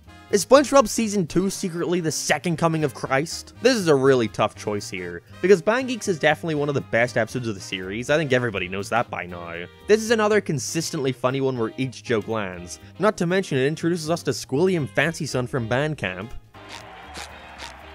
That's his eager face. But now here's the question. How do we compare two episodes that I think are both just as funny as each other? Band Geeks and Dying for Pie. And in that regard, I think we gotta look at the other aspects. Both are Squidward episodes, within Band Geeks him being tasked with getting a marching band together to perform at the Bubble Bowl, and realizing just how hard of a task this is, due to the general incompetence of Bikini Bottom's residents. Now Dying for Pie has that excellent moment at the end with him and SpongeBob on the cliff, but I gotta give it to Band Geeks. I think it just slightly edges over Dying for Pie, purely because of the ending. Not only is the song fucking epic, paired with those cool ass visuals, but it also gives us possibly the best ending to a Squidward story, with him experiencing a moment of genuine happiness and fulfillment. It's so fucking satisfying watching him jump in the air at the end. So for as generic as a choice as I think it might be, Band Geeks is now at the #1 spot. I would be very, very surprised if it were surpassed.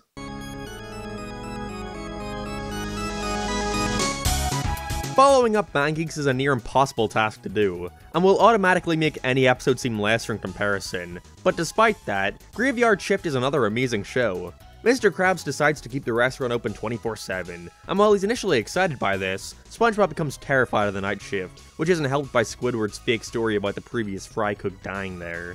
From then it's fairly standard, we're just watching the events of a story play out in real time before the bait and switch ending, but it's still elevated heavily by the humor. A lot of great visual gags here too, like SpongeBob's scared reactions. However, this episode is definitely more remembered for its last couple seconds. Nosferatu! I have no idea how Jail Linder came up with this random as fuck reference ending, pitched it to everyone, and somehow it managed to make it into the final cut. It's wonderful. Graveyard Shift had a tough job following up the previous, but it's still very fun. Going under, I'm your biggest fanatic.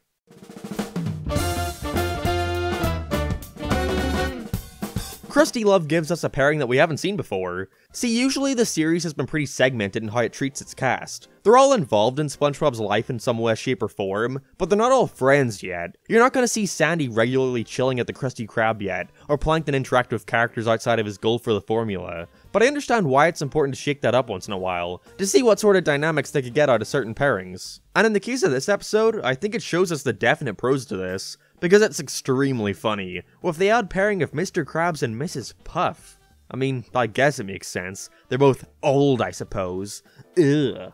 Because of this unique pairing, we get to see a new side to Mr. Krabs, with him falling in love with Mrs. Puff and starts spending all his money on her without realizing it. Despite all that, I actually think SpongeBob is the best character in this one, with Mr. Krabs eventually putting him in charge of his wallet. Seeing SpongeBob's pure confusion and not wanting to spend all his money, but being forced to do it anyway is hilarious, because they're not talking about this, or this, they're talking about this! Funny episode. Looking forward to seeing more of these switch-ups, under Graveyard Shift.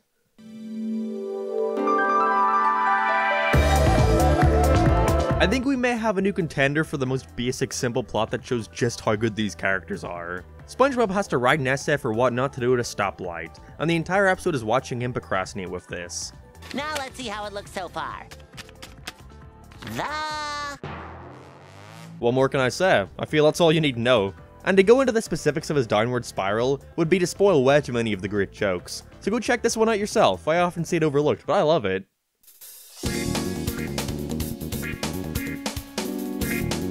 Oh, here we go. I'm with stupid is an interesting one. Because I definitely know that I'm not alone in saying that I didn't really enjoy this one as a kid.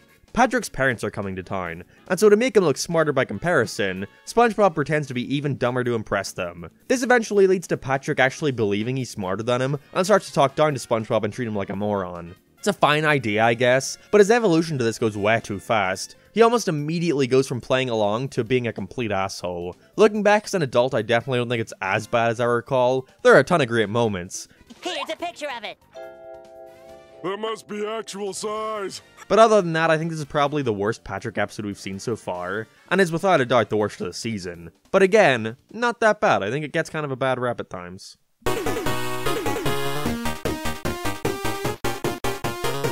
SpongeBob and Patrick learn a curse word, and start saying it to everyone like it's going out of style. Honestly, this may be my favorite out of all the Krabs tells them to stop doing something and they do it anyway kind of episodes. In theory, it's got a similar structure to Life of Crime, where they both go off with each other and get in a fight that leads to them trying to tell on each other. But the sheer concept of SpongeBob and Patrick cursing makes it way funnier, and the ending is great too. Did you know that apparently to make sure their delivery was good, the voice actors actually said real swear words? Release the uncensored cut, Nickelodeon, you cowards! SpongeBob needs to say fuck!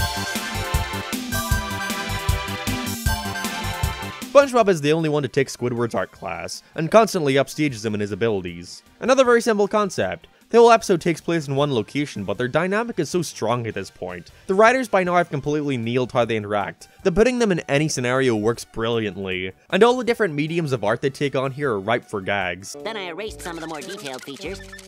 And 1, 2, 3, a circle thingy. Other than the iconic bold and brash bit, I always forget about this episode, but I'm glad that upon rewatching it, it's just as good as I recalled. Going under Squid's day off.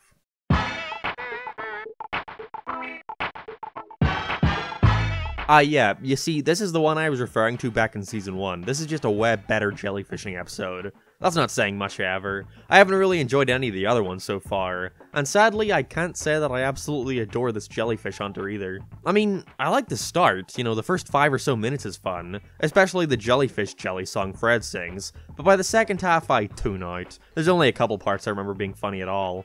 It feels like somebody wants to sell me something! I told you he was on to us! Also, did anyone else think that the jelly looked really fucking appetizing? I don't know what it is. Jellyfish Hunter is going near the bottom of the list. It's not bad, but it's not one I'd like to revisit much. Although maybe it'd be higher if we could get a full cut of that workout song Mr. Krabs is listening to. That shit's catchy.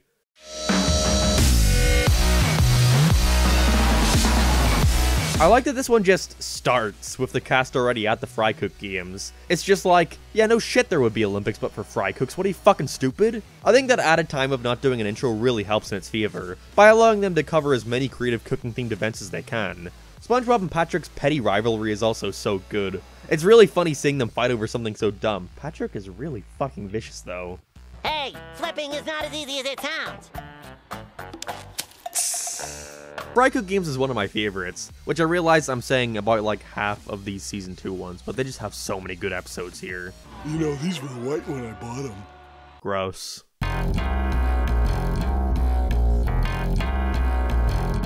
Once again, I always forget about Sandy, SpongeBob, and the Worm. Unlike the others, however, I wasn't as into it as something like Artist Unknown. An Alaskan bullworm is running rampant through the town, and so Sandy goes to take down the big scary pink monster, with SpongeBob trying to warn her. It's another episode where the start and end are strong, but the middle is just like, okay, I guess. And the ending isn't even like long, it's literally 10 seconds. It's just a long walk to the worm but with gags in between. Not bad gags by any means, but not the strongest we've seen so far. It's going near the bottom. Ouch.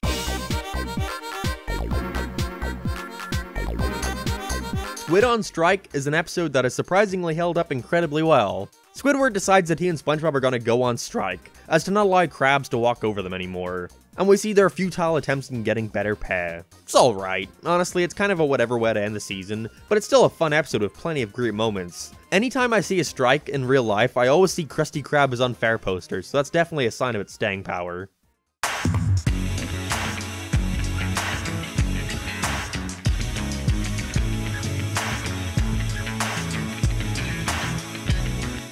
And that's Season 2 of SpongeBob. And boy, this was an improvement over the already amazing first season in every possible way.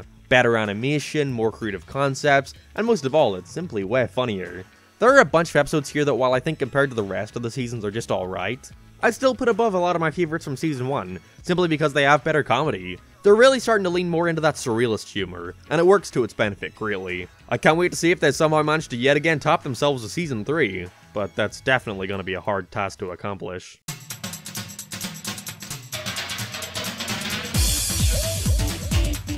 When I read this title, I thought, What fucking episode is that? Is season 3 really gonna open with this boring ass show nobody remembers? But upon rewatching it, I was suddenly relieved as it all came back to me, because this one is freaking sweet.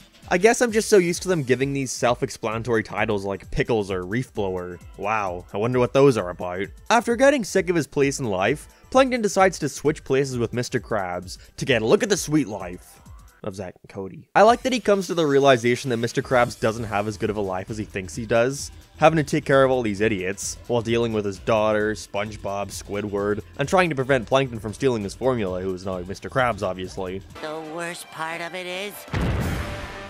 Good grief, he's naked! Once again, as a premiere, it's just kind of showing you this season will be more of the same. But for what it is, this episode surely stands out because of its uniqueness, and it's got a bunch of funny parts. I noticed the humor here is much faster paced, but I assume it's due to them trying to cover as much ground as they can with this one-off concept. The Algae's Always Greener is very good, not much else to say. Solid start to the season.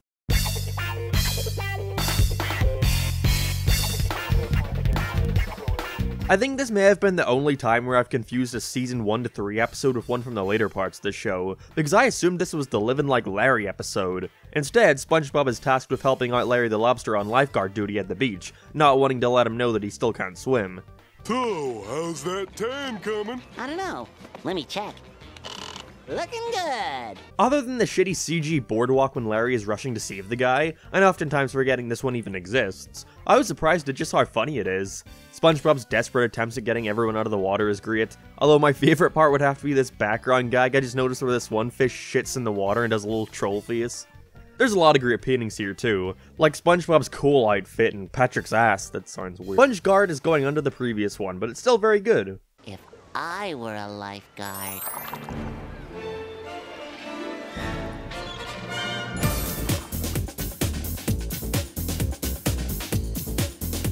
SpongeBob, Patrick, and Squidward all get launched deep into the kelp forest, with no way of getting out.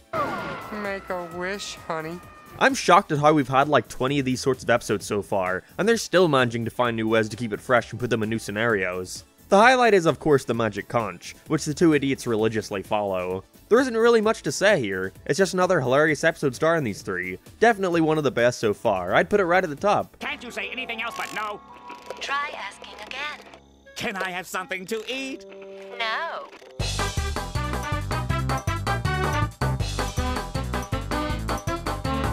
My Pretty Seahorse is one of the lesser talked about episodes of the early years, and honestly I can see why. It's not bad, but nowhere near the best we've seen. SpongeBob finds a seahorse and calls her Mystery. Then predictably Mr. Krabs tells him to get rid of it, he doesn't want to, he gets caught, and it has to leave. There were like 2, maybe 3 gags here I find funny, and the rest was just alright. Sorry if you like this one, but it just wasn't my cup of tea. Bottom of the list.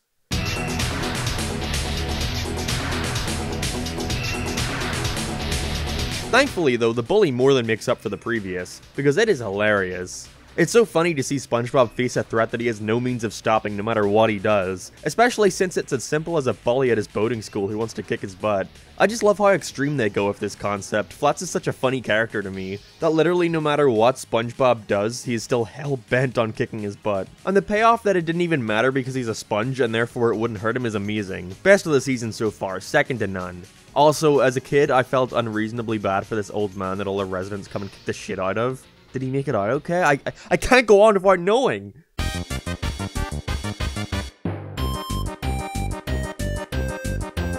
So SpongeBob finds out that Squidward has never had a Krabby Patty, and so wants to share with him their glory. Next, I suppose you'll want me to go square dancing with Patrick. Sorry, Patrick.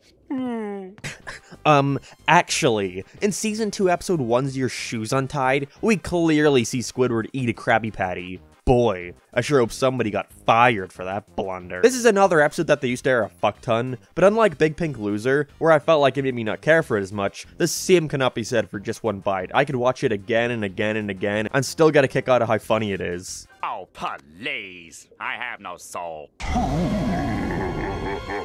Did you know there was a deleted scene from this episode that featured Squidward sneaking into the Krusty Krab that gets doused in lighter fluid and burns alive? Apparently some kid around that time saw a similar thing on Beavis and Butthead, and ended up burning his house down with his baby sister still in there, killing her. Wee little silly little SpongeBob face, look at his face, whoa. Just one bite rules. It's going at the top of Season 3 for now. I still love the bully, but this one just slightly edges on top.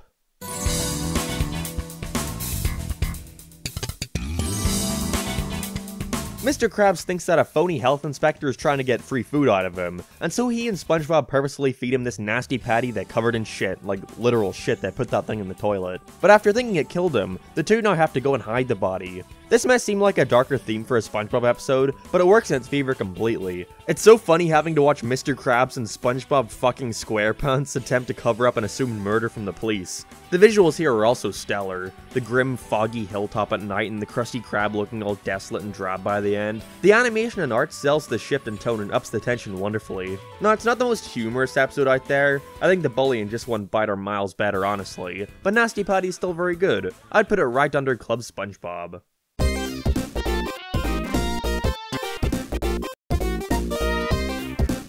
It's so weird that upon rewatching this episode, I realized that it's literally just the exact same plot as the Peeper again, except instead of a piece of paper, it's a cardboard box, and Patrick is also there. Saying that, I think Idiot Box actually manages to be more enjoyable compared to the Peeper, despite the reused story, just because it's more funny. Squidward gets a brand new TV, and is infuriated that SpongeBob appears to be getting more enjoyment out of the box it came in. I like the angle that Squidward actually thinks he's being antagonistic here, with the two trying to pull one on Squidward by convincing him the box is actually magical in some way. Squidward's such a jerk. Where in reality it's all because of his imagination. I like the ending too. It's instead the exact opposite of the Peeper, where Squidward actually does manage to unlock something in his brain and start to use his imagination, experiencing another brief moment of happiness. He gets sent to the dump in reality, but I'm gonna use my imagination and pretend that part never happened. Good for you, Squidward. Idiot Box is going under Club SpongeBob.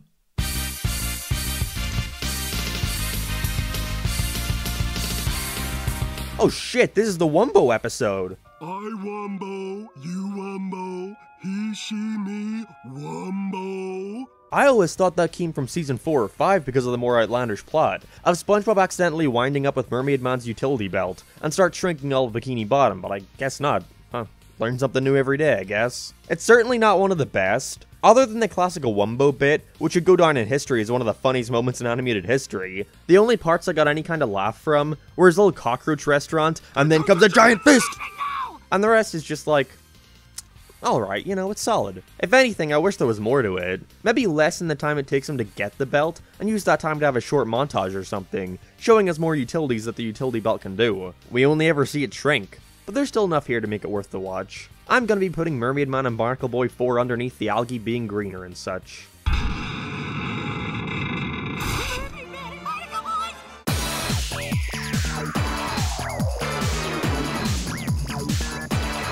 Seems like the writers also recognized how much Mrs. Puff was sent to prison, with this episode using that as the starting ground for their story. Where to be able to avoid SpongeBob for the rest of her life, she actually wants to be in prison, with SpongeBob and Patrick trying to break her out against her will.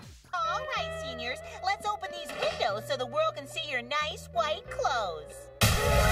My favorite part of this one doesn't even have to do with the jail aspect though. SpongeBob attempting to rob the bank with Patrick was a definite highlight, along with the montage of what it's like in the outside world. But the rest I'm not that into. If anything, I feel bad for Mrs. Puff, torturing her to the point of needing to be put in a straitjacket. And she didn't even really do anything wrong here. And the ending is a funny idea, but honestly, even as a kid, it always bothered me how it just stopped. Still though, it's an alright one. I certainly don't regret watching it at all. It's going under SpongeGuard on duty. These are my people.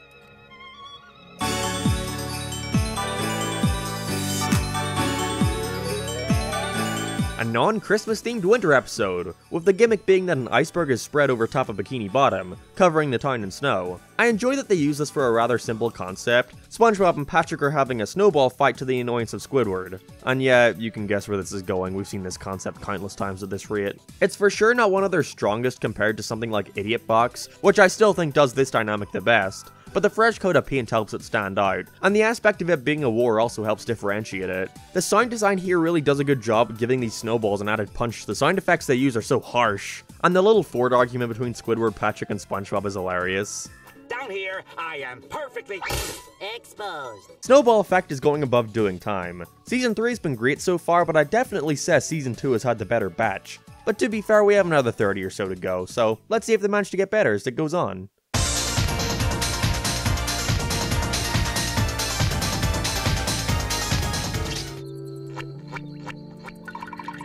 Here lie Squidward's hopes and dreams. After selling SpongeBob a drinking hat that turns out to be priceless, Mr. Krabs has got to find a way to get it back. This episode is amazing. It's got so many classic moments, such as the Foxy Grandpa hat, floating shopping list, and I always find the voice they gave to Schmitty Werben Jaggerman Jensen. And I always find the voice they gave to Schmitty Werben Jaggerman Jensen. Fuck yeah, I got it. It's to be so fucking funny. I love how extreme the plot here gets, leading Mr. Krabs to graveyard robbing and ending on an all-out war between him and an army of fish skeletons. We even get that one grave digging screenshot that everybody loves to post anytime Nick does anything new with SpongeBob these days. Aside from that, one man's trash is going near the top of the ranking, right above the algae's always greener. That hat makes you look like a girl. Am I a pretty girl?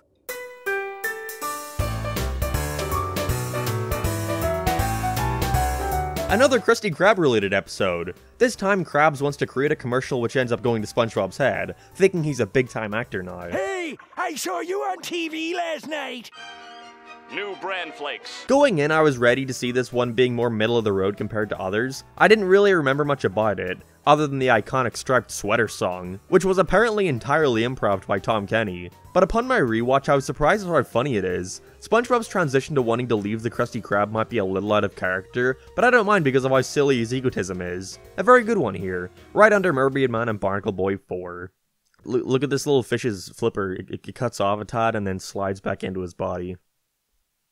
Moving on.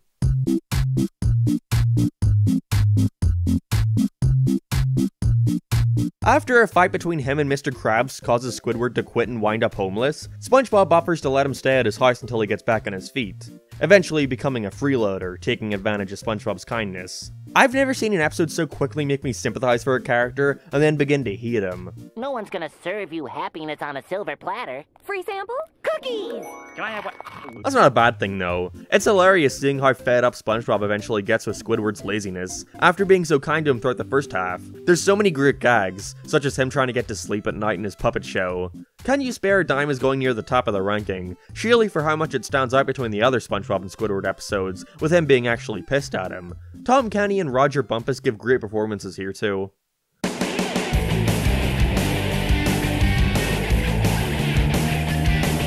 Perfect, here we go, a string of amazing episodes in a row. No Weenies Allowed is definitely one of my favorites out of the whole show, which is shocking because the whole thing primarily takes place in one location, but I find that these simple stories always wind up being the best, as they allow the writers to take full advantage of whatever setting the characters are in. Here SpongeBob wants to get into the salty spittoon, but sadly isn't allowed in because he's not tough enough, and therefore he needs to prove himself. I'll have you know I stubbed my toe last week while watering my spice garden, and I only cried for 20 minutes. What more can I say? It's a fantastic one that never feels like it's growing stale, from the way it starts to naturally introduce funnier and funnier elements, like Weenie Hut Jr.'s, Patrick coming in, and the entirety of the ending was a great payoff for the whole thing. Favorite of the season so far. This is the happiest day of my life!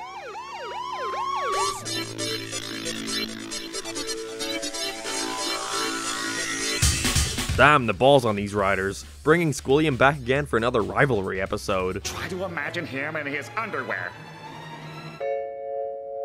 Oh no, he's hot! How could they possibly top Band Geeks? Well, the truth is, they don't. Squilliam Returns is nowhere near on that level, but on its own, it's still a very good one. I like how willing everyone is to helping out Squidward here. It's nice to have an episode every once in a while that doesn't completely beat down on him. The star here is SpongeBob, though, who goes crazy after being ordered to forget everything except fine dining and breathing. Squilliam Returns is good. Not the best, but Band Geeks was hard to follow up, admittedly. It's going under as seen on TV.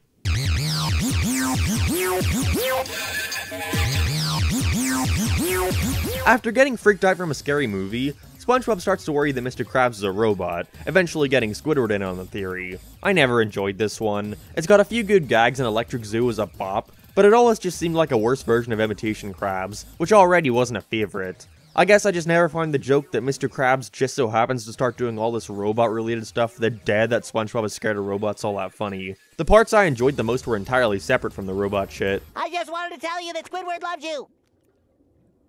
Get back to work, Mr. Squidward. Crabborg is at the bottom of the list. Meh.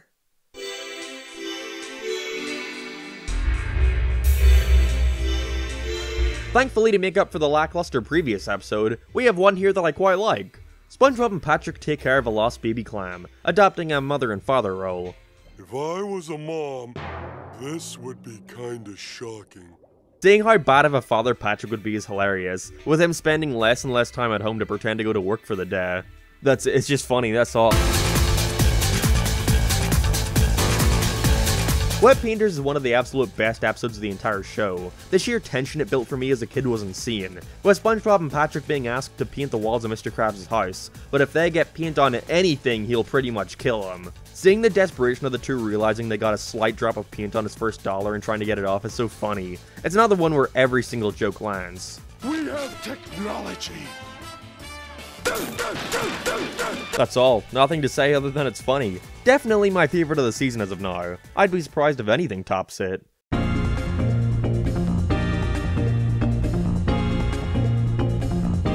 Okay, something topped it. In probably the most bizarre episode of the series yet, we see one of those shittily made employee training videos, but for the Krusty Krab.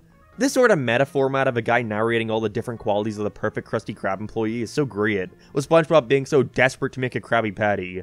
Kid me always assumed this one took place after the pilot, being the training video that SpongeBob had to watch before being hired, but I don't think anybody's ready for that game theory.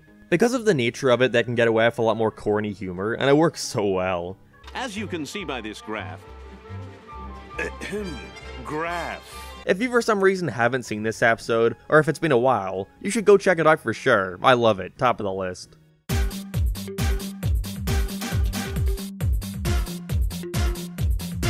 Okay, wow, what a shift. Going from my favorite episode to one of my least favorite. Which sucks because this is our first big special of the season. Patchy makes a return and everything, hosting a party in his house, which reminds him of the time SpongeBob did the same thing. It's strange, I can never really pinpoint what it is I never liked about Party Pooper Pants. There's a ton of fun moments. Ah, look at you, so young and happy. Where do the years go? But I guess I never thought that SpongeBob was characterized well here. It's not much like him to be such a stickler for the rules and trying to boss everyone around, creating a schedule for his party that everyone has to follow. I just don't find that idea very funny, it's just frustrating, because you can tell exactly where it's gonna go. Oh wow, he's upset everyone and gets kicked out of his house. Ha!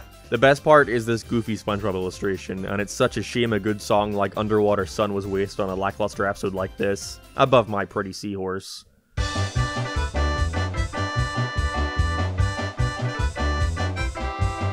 And of course, naturally, we then follow up one of my least favorites to one of my favorites. SpongeBob and Patrick try to become entrepreneurs by becoming chocolate bar salesmen. This is another one where it's just chock full of amazing gags and they're all hilarious. From the maniac chasing them down all day, their montage of scamming people into buying them, or the amazing ending that makes no sense at all but I love it anyway. I got it! Let's get naked! No, let's save that for when we're selling real estate. Chocolate and Nuts is going under the Krusty Krab training video. Happy to see this season picking up steam.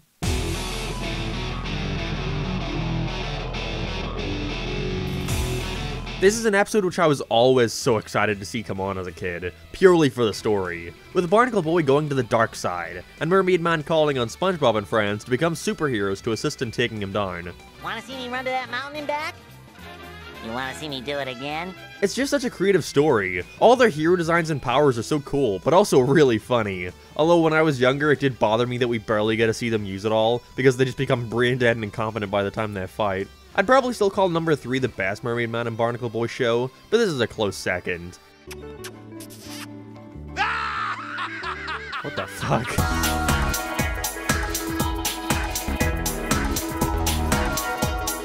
I love that they're just treating the boating school as an actual elementary school now, with Patrick wanting to join in distracting SpongeBob, getting him in trouble with Mrs. Puff. As if I really look like this! This is a solid little episode. It's one I often forget about because of all the strong shows in this season, but it's still really great. All the good noodle stuff is fun, seeing just how much SpongeBob cares about it, and on top of the whole ending with classic character Roger. Once again, like I've said before, I like the odd time we get to see SpongeBob and Patrick at odds with each other, and this is one of the best examples of those kinds of episodes. New Student Starfish is going above the algae's always greener.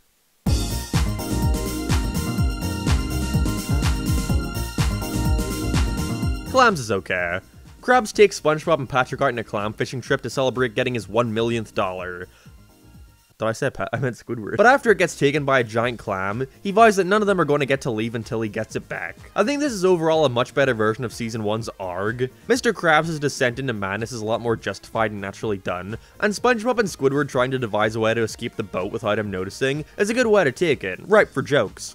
The best part would obviously be the giant orchestra that seems almost antagonistic towards Mr. Krabs, but there's way better episodes of the season. Clams isn't bad, it's just not one of my favorites. I guess I just never really liked this kind of setting.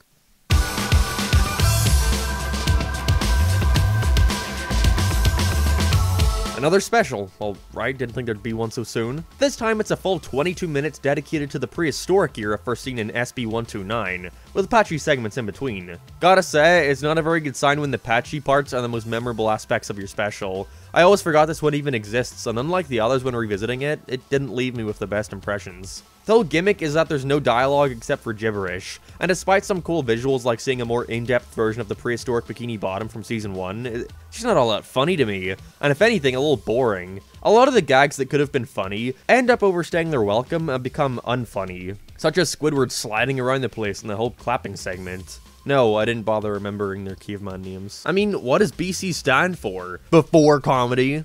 Oh wait, they made that joke. UGG is going at the bottom of the list. I could live the rest of my life having no desire to watch this one again. The future and past rap is amazing, however. I wish the whole thing were as goofy as that.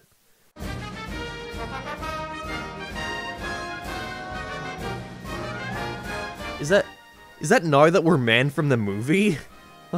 Weird. SpongeBob enters Gary in a snail race to compete against Squidward's, and becomes a total prick when coaching him, working him to the bone. Looks like we're gonna start our training now, ladies. I call you a lady to humiliate and demean you. Beast SpongeBob? It's weird. Even though SpongeBob is a massive asshole here, possibly the worst he's ever been, I never really minded it, because of how good the jokes are. Not to mention he realizes his mistake at the end, but you feel awful for Gary, so fucking worn out. Even still, I'm putting the Great Snail Race under Snowball Effect. Relatively low on the list, but that's a testament to how much this season has picked up within the past couple dozen episodes. Blowing it! It's okay, Rocky. You go when you feel like it.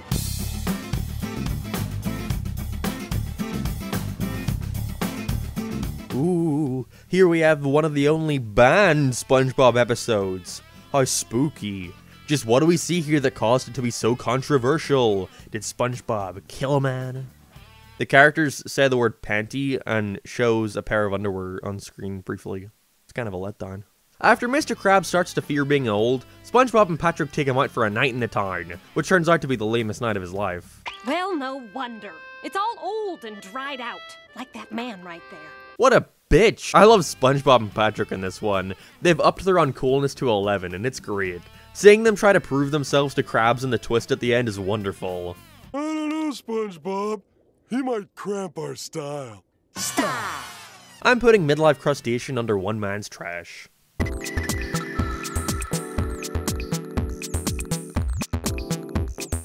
The title fits surprisingly well after the previous one. I never understood why this transition had PNGs of all the characters slapped on. It's weird. After almost dying in the hospital, Mr. Krabs gets a visit from the Flying Dutchman, who wants to take him down to Davy Jones's locker for being cheap. And will only let him go if he promises to be more generous. Honestly, this one is rather forgettable. It's not one I find myself wanting to come back to a lot, but it's not that bad. It's got quite a few good moments, such as Harold Flower and trading SpongeBob's life for 62 cents. I'll be putting Born Again Krabs under the Great Snail Race. It's decent.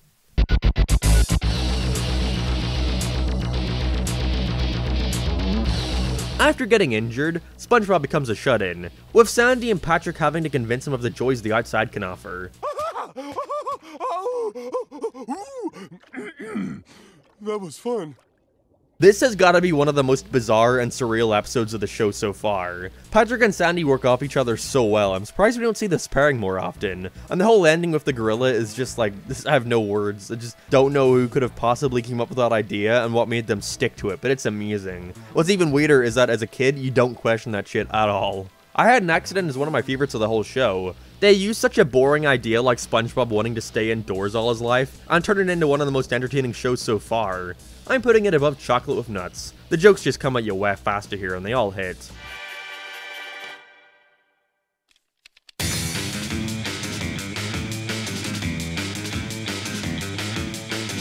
So more kids want to spend their money at the Krusty Krab during spring break, he creates a theme park outside the restaurant, and relies on SpongeBob to entertain them, with the promise that Krabby the Clown will come and visit them all very soon. He doesn't even exist. Promise these children Krabby the Clown, but all I saw out there was Chippy the Cheapskate. I like the idea here, but my biggest issue with it when I was younger was that I hated these little shits who force SpongeBob to injure himself for their comedy. It's not all that bad, there's a couple good parts like the whole Lima Beans bit, but other than that, it's like, alright. Krabby Lands is going under doing time.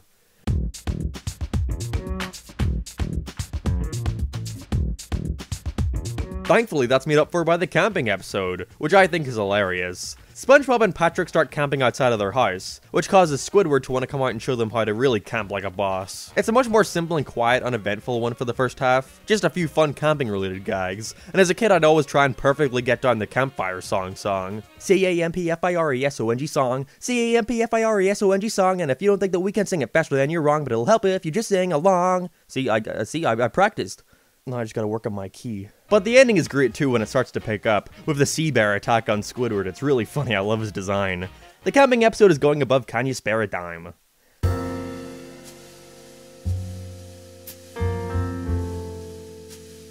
The setup for Missing Identity is great, very unique for the series, with it all being presented as SpongeBob telling a story in a diner. It's a very SpongeBob type of plot too, with him losing his name tag at work and freaking out over the upcoming uniform inspection, and now must retrace his steps in order to find it. It's not the best one right there. There's a few highlights, like as a kid I'd uncontrollably lose it at Patrick calling him SpongeBoob, but other than that, you know, it's okay.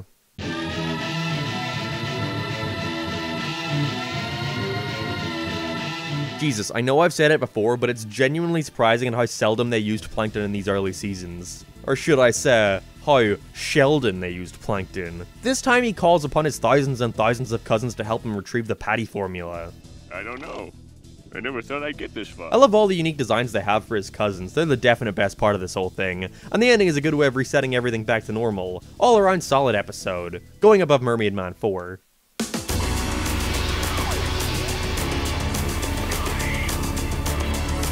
Another special episode. What was this season's obsession with special episodes? This shouldn't be a bad thing, but the sponge who could fly doesn't seem worth the added runtime at all. I mean, it's not a good sign when the thing opens up with the Nickelodeon feet logo. Ugh. A lot of it is taken up by the patchy stuff at the beginning, which much like the last couple, are the best parts of the whole thing. Him searching around the kids' play park for the supposed lost episode, and his fit over it being just a bunch of cheap walk cycles is really funny, but the rest of it just doesn't feel worth the title of special at all. Who is this? Yo mama. So SpongeBob wants to fly among the jellyfish. Again. And so tries a bunch of different ways to be able to fly, until eventually, after he's able to, everyone in town starts mooching off of him for favors. Everyone in Bikini Bottom are huge assholes here. They make fun of him relentlessly for wanting to fly and take him for granted when he can. Then when he refuses to do any more favors, everyone tries to fucking lynch him. It's got a good song and some alright jokes, but other than that I just see this as a wasted special. Don't see why they needed this one. It's not awful, and I'd put it above the House Party and Caveman ones, but still, why? I don't even know who you are. But we went to elementary school together. Dennis? Also, now this may just be me, but did the minute-long clip of SpongeBob walking creep anyone else out when they were younger? I don't know what it is, maybe it's just a mix of the weird early CGI lean, SpongeBob's blank dead stare, or all the weird shapes he'd contort into, but this freaked me out as a kid. Get it off the screen.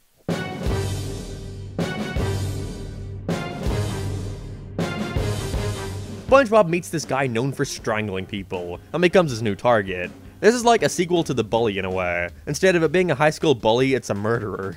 It's quite the leap. The Strangler is such a good character. I love that they waste no time here in SpongeBob eventually getting the upper hand, unintentionally hurting and pissing him off all day. With these spiky cleats, anything is possible. Cleats? Near the top of the list. Great one right here.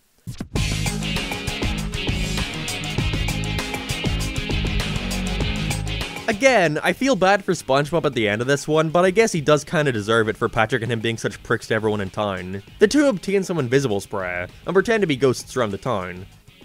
That's all, I didn't enjoy it very much.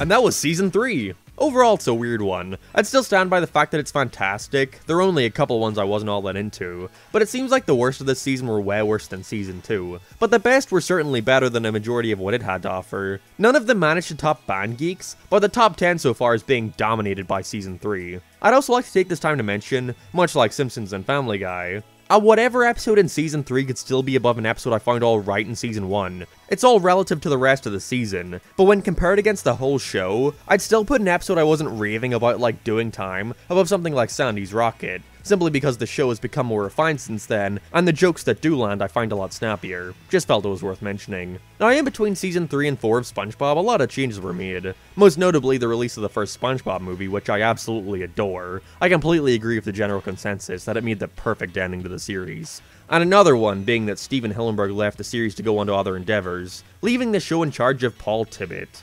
We're now entering what many people to this day still deem as the Dark Age, but was SpongeBob's downfall as immediate as others online like to make it seem? Are dark times ahead? Let's find out.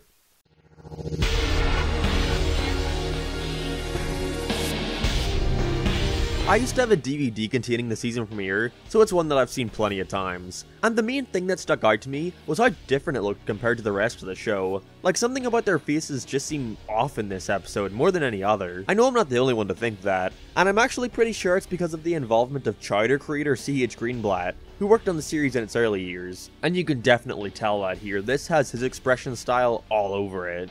And it looks good as a change of pace and it stands out, especially Mr. Krabs. I love the way he's drawn. In possibly his smartest plan yet, Plankton decides to open the chum bucket for 23 hours, knowing that Krabs will try to top him by promising they'll never close. That may seem like a retread of Graveyard Shift, but they go in a more psychological direction with it, with SpongeBob being forced to make Krabby Patty after Krabby Patty, growing delusional so Plankton can try and get the formula out of him. It's certainly not an amazing episode or anything, but compared to something like Season 3, other than the art style, it fit right at home as more of a middle ground kind of one. There's a few funny visual gags, but other than that, the writing has seemed to take a bit of a downgrade. A majority of the jokes here are just, SpongeBob says something wrong and dumb, and they just do it a little too much, it gets repetitive. Still though, not a bad start to the season. The premieres were never my favorite, so I'm looking forward to seeing what's in store for the rest. Fear of a Krabby Patty is probably going to end up near the very bottom of the overall ranking right now, but that's just because all the other episodes above managed to make me laugh at least once.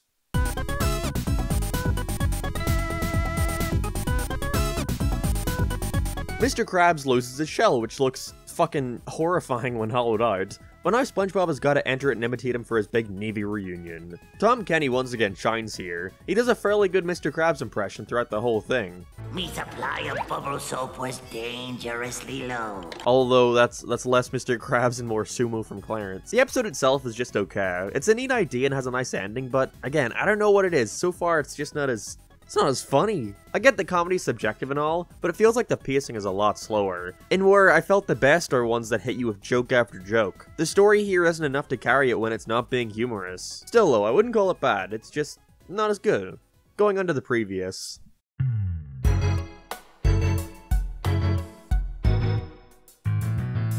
SpongeBob and Patrick get Mr. Krabs a new mattress to help his back, not realizing that it's where he stored all his money, so now they've got to go to the junkyard and get it back. This is definitely the best so far. There's quite a few parts I enjoy, like Mr. Krabs having never heard of a bank before and getting kicked out for not having insurance. SpongeBob and Patrick are surely acting more dumb when together though, it's weird. They never seemed this oblivious before to an obvious threat like being beat to a guard dog, although it's not to an annoying amount yet.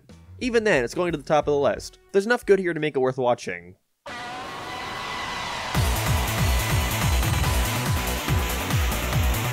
Yeah, you can for sure tell this is when they really started favoring Plankton as their go-to character. Not that that's a bad thing, of course, because I actually enjoy this one a lot. After slipping on the restaurant floor, Plankton sues Krabs for all he's worth. And now we've got to go to court with SpongeBob becoming Amber... I wrote Amber Heard in the script. Did you know that Sonic Boom did this exact same episode with the exact same setup and exact same jokes? Anyways. Never, you little whelp! My little arm! Come on, Eggman, you're not fooling— help! Sonic's attacking me unprovoked again! As a kid, I also really liked when SpongeBob hummed his own theme song. I'd never seen anything like that in the cartoon, it amused me. Krabs vs. Plankton is great, best out of the lot. SpongeBob makes for a really funny lawyer, with him questioning Squidward and the fucking mop.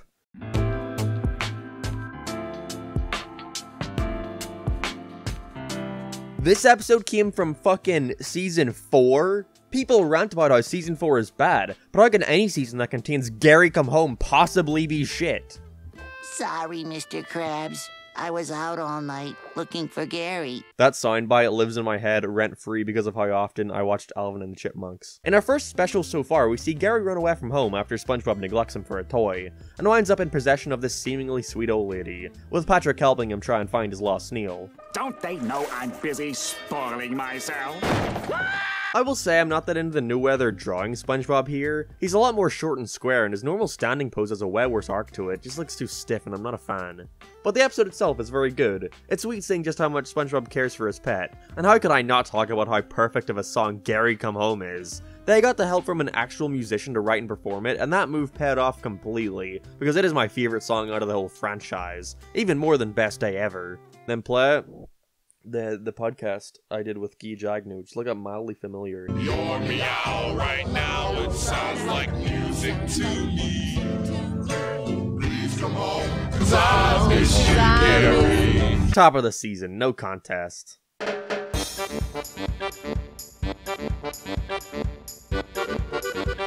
I am like obsessed with claw machines, so this is definitely one of the ones I looked forward to being on the most. Look at this little Crash Bandicoot plush I found in a claw machine in a Canadian bowling alley. This shit is from like 2001, what was it doing in there? This is a good return to basics, with Squidward getting jealous of how good SpongeBob is at the new claw machine and the Krusty Krab, and after finally listening to his advice, he becomes king of the machine. I'm a winner, see my prize. You're a loser who sits and cries. When I was younger, I always fucking lost it when someone was mean to a kid. And Squidward's dilemma here is pretty relatable too, spending all his money on the machine. The other day, we spent like £100 trying to win this Stitch just because it had £20 attached to him. Like, that's a profit, right? This is a good one. The joke of SpongeBob winning 2 prizes in one go and putting 1 back in to make it fair is really funny to me. Glad to see season 4 is picking up again.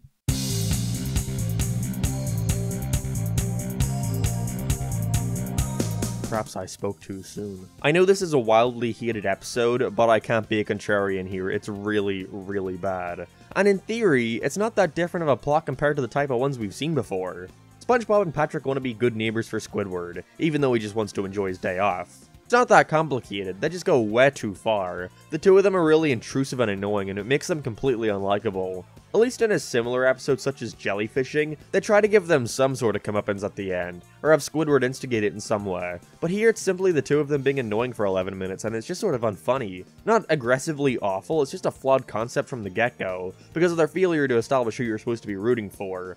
And even when they do try to give them the comeuppance by the end, with SpongeBob and Patrick also getting the fucking, I'm trying to think about what it was called. With SpongeBob and Patrick also getting the community service, it doesn't matter now because the characters have become so oblivious that they don't even see this as a bad thing. That is, you know, until it becomes unredeemable. When the security system takes control of Squidward's house and begins attacking the city, leaving the mayor to give Squidward community service for the damage he caused, even though SpongeBob and Patrick were even though SpongeBob and Patrick were in his house the whole fucking time. I don't know what came over me there.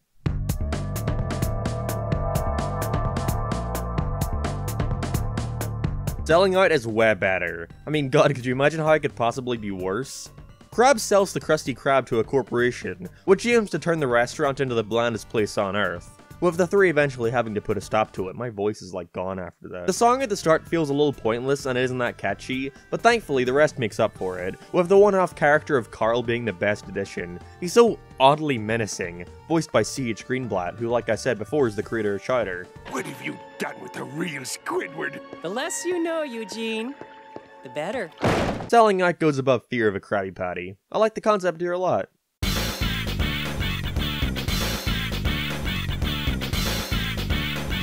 Squidward tries to convince SpongeBob that he's broken his laugh box, and so he tries to find something that'll make him chuckle. And you can never laugh again. Is that what happened to you, Squidward? I like what triggers this as such a mundane joke, but what I've noticed here is that we've seen the characters becoming more and more exaggerated. Like, SpongeBob is way more juvenile and his voice is way higher. Mr. Krabs is only ever here to talk about his love for money, Sandy is book smart, and Patrick is now solely used for jokes about him being an idiot. And when him and SpongeBob pair up, their IQ collectively drops 50 points. It's not unbearable yet or anything, but it's something I picked up on for sure. I'm not a fan of Funny Pants, the resolution sucks. Squidward just tells him that he was lying, and all's well that ends well. Whoop-de-doo. Undershell of a man.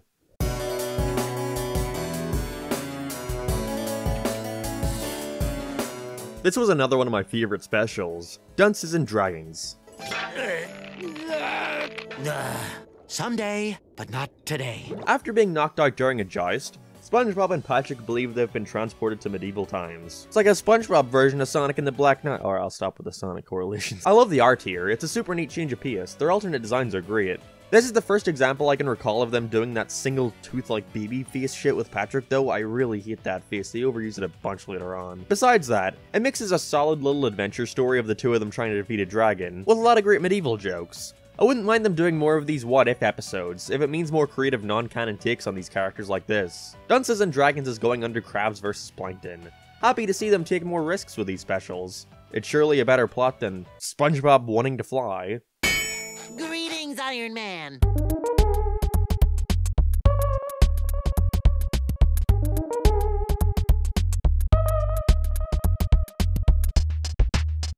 Or Plankton so soon, Jesus. This time he falls in love with Mr. Krabs' mother and wants to fuck her, with him trying to put a stop to it as he believes it's a trick to steal the formula.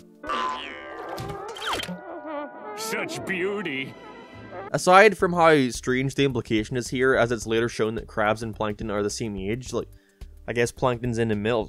I'm sorry, that's my worst joke yet, I'll see myself fuck.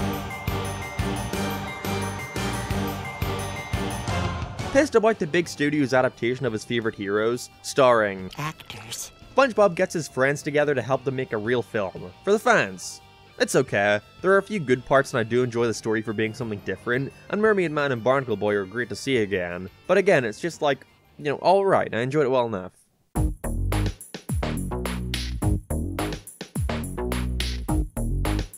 Patrick loses his forehead, and accidentally has it replaced with a smart one, with SpongeBob finding it hard to relate to him now. I don't enjoy it very much, I'm just not into that plot. Patrick talking smart isn't enough to carry a full episode in my opinion, but I like the little arc he has, with Patrick wanting to go back to the way he was. Is that Bill Fagerbecky, Patrick's voice actor, gives a really good performance that sells the smart guy act very well. I liked that he called SpongeBob Robert at one point, and it's going under fear of a Krabby Patty.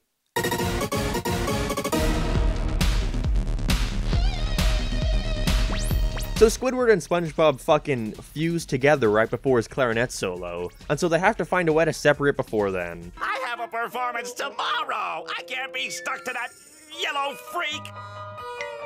It's just a more sci-fi version of the usual stuck-together plot. Some might think this is too bizarre for SpongeBob, but I don't really care about that all that much. They can do whatever they want as long as it's good. SquidBob Tentacle Pants is decent. It's not bad, but not great. This season has done better. There just aren't all that many good jokes here, and I think that's the main issue I'm finding with a lot of these. It all started when I was born.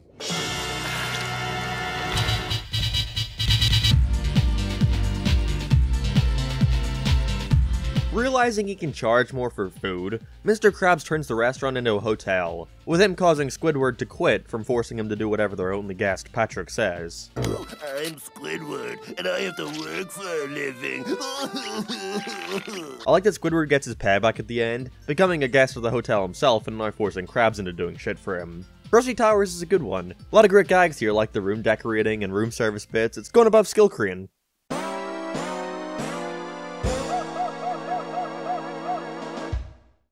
Alice Mark, thank you for giving me the opportunity to be in one of your videos. It's a fucking pleasure. Now this won't be a full review of the episode, but instead I'm gonna do a minor review of it. Now Mrs. Puff, You're Fired is one of my favorite episodes of season 4 and beyond. So basically, Mrs. Puff fails SpongeBob over and over again, so she is fired and replaced by possibly the most badass character of the entire show. And you know, that's what makes him so fucking awesome. The new driving school teacher is like a military commander, that's what I love about him. He doesn't fuck around. If you disobey him even remotely, he hurts you. And the most fucking amazing thing about this guy is that he has successfully taught SpongeBob how to drive. And he is a very competent driver because of him. But there is a cat. SpongeBob is only a good driver blindfolded. And as he's not allowed to drive blindfolded, he still fails by the end. But yeah, this guy is still fucking badass, and that's what I like about him. Again, thanks for giving me the opportunity. I'm fucking honored.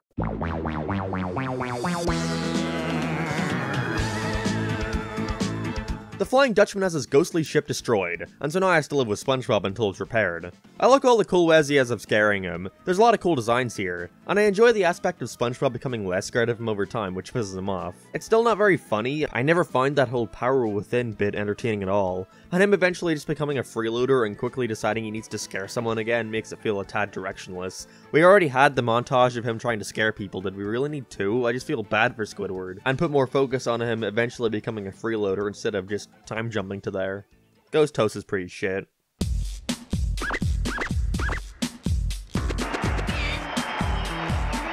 Whoa, chimps ahoy. Sandy has a bunch of ugly bored ape chimps come to review her science inventions. Yeah, Sandy is just a scientist now, and apparently she's underwater because these chimps are her bosses, and they're gonna cut her funding if she can't invent stuff, even though her inventions have almost nothing to do with the underwater. It's not the strongest, but Sandy sings a really good song when she thinks she's gonna have to leave. These Sandy leaving songs, I don't know what it is about them. This one sucks. A lot of these have fun stories and good ideas or character moments, but they're just not all that funny. What a shame. What's it do? Let's talk to Nuts. 1, 2, 3, 4, hit!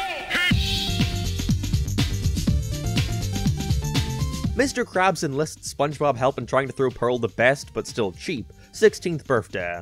And it's a really great one, probably the second best of Season 4 so far. SpongeBob not knowing what a credit card is and frivolously spending all of Mr. Krabs' money is really funny.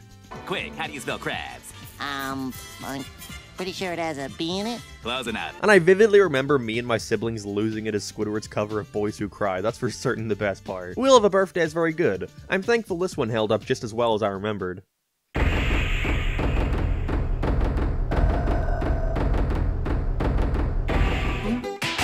That fucking caught me so off guard, holy shit. You can't have all the title cards be static images and then hit me with that. Sadly though, I never liked Karate Island. SpongeBob gets given a mysterious tape that says he's invited to an island to be crowned King of Karate, with Sandy finding this suspicious and going to investigate. Of course, now this was just a big scheme to get SpongeBob to sign up for real estate. And now Sandy has to travel to the top of the tower donning a Kill Bill outfit, defeating all the bosses on her way up.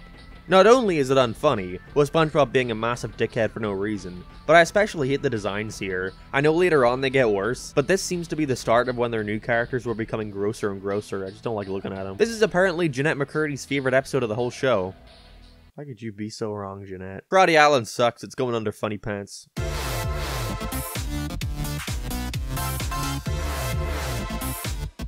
After breaking his spatula in a minute-long montage of SpongeBob crying, he decides to buy a new, cooler one, with everything he owns. Now he's flipping patties and rocking out with his cock out. I don't like that they start personifying his spatula from this point on. I think it's funnier for SpongeBob to believe it's alive, rather than it actually having a personality of its own.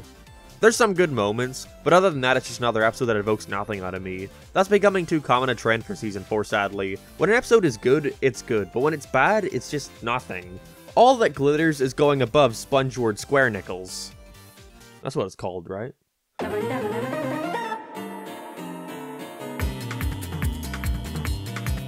Mr. Krabs realizes that a wishing well is easy money, and so tasks SpongeBob and Squidward in setting one up, with the two eventually getting stuck in it. I actually really like this one, and not just for one or two jokes, I think the whole thing is solid. The wishing well song rules, and Patrick's addition allows for a lot of great bits too.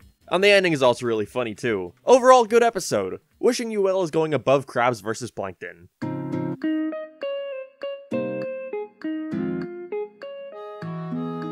Plankton gets out of the restaurant game, and starts selling little knickknacks, which gets Mr. Krabs suspicious of what his real intentions behind this are. The first half sucks, it feels like a billion other episodes. Is he lying or is he not? Who can tell? I will say though, the second half where Krabs has to apologize to Plankton is oddly touching, and it's nice to see them try and be friends for a while. The call they have on the phone is like so quiet and somber, and it doesn't feel like SpongeBob at all, but it works completely in its favor.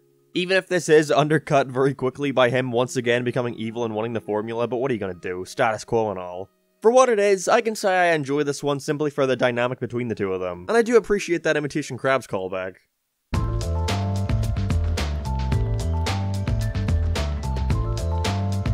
Once Bitten is like another variation on I Was a Teenage Gary, with him pissing off Squidward and eventually biting him, going on a rampage and biting people around the town. Everyone starts to believe they're diseased, and that it's spreading through the air, infecting everyone, with them trying to quarantine Gary.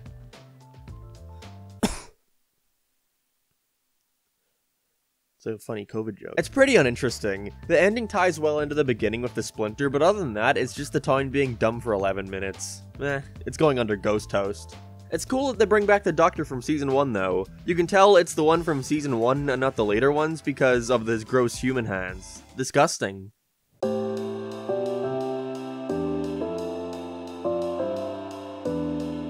Mr. Krabs forces SpongeBob to take a vacation since he's built up so many free days, with him finding his mundane life boring without work, hiring Patrick as his replacement. As a kid, I desperately wanted this Krusty Krab playset SpongeBob owns. This is a good concept to put SpongeBob in, using his workaholic nature against him, but they don't do a whole lot with it. It's just a prolonged montage from trying again and again to get into the restaurant, and when they realize they've reached the episode runtime, they just go, alright cool, you can come back.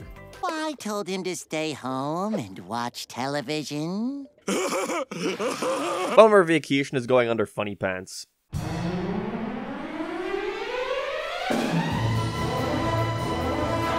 SpongeBob gets a wig and faces all the problems in having a wig. I know people nowadays can't relate to this, but you have no idea how saddening it was as a kid to have to go to school all day from 8 AM to fucking 3:30 PM, and you come home, just want to relax and watch SpongeBob, and it's fucking this episode. You will never understand that fucking pain. Everyone around town starts making fun of him for his wig, and he doesn't realize, thinking that everyone is jealous of his wig. I don't know what to say. This has got to be one of the most substanceless episodes I've ever seen. It's not bad, but that's almost worse. It's just nothing. It starts to annoy everybody, and then he gets rid of it. Wonderful. I don't want to waste any more time on it. The ending is decent, but that's about it.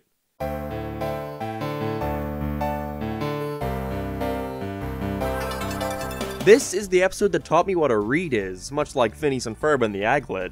After getting his reed stuck in his throat, SpongeBob and Patrick accidentally get stuck in Sandy's shrinking machine that she was planning on using to go down into Squidward's throat and remove it. Like, yeah, it's Sandy's rocket again. It's alright. It's got some cool visuals for inside of Squidward, but it's not that funny. I like Patrick coming up with the plan and talking all smart to everybody's surprise, and the ending is good, but the resolution of them needing to burp to save the day isn't as funny as I think they thought it was. Squidtastic Voyage is middle of the road for Season 4, going above Squid Bob.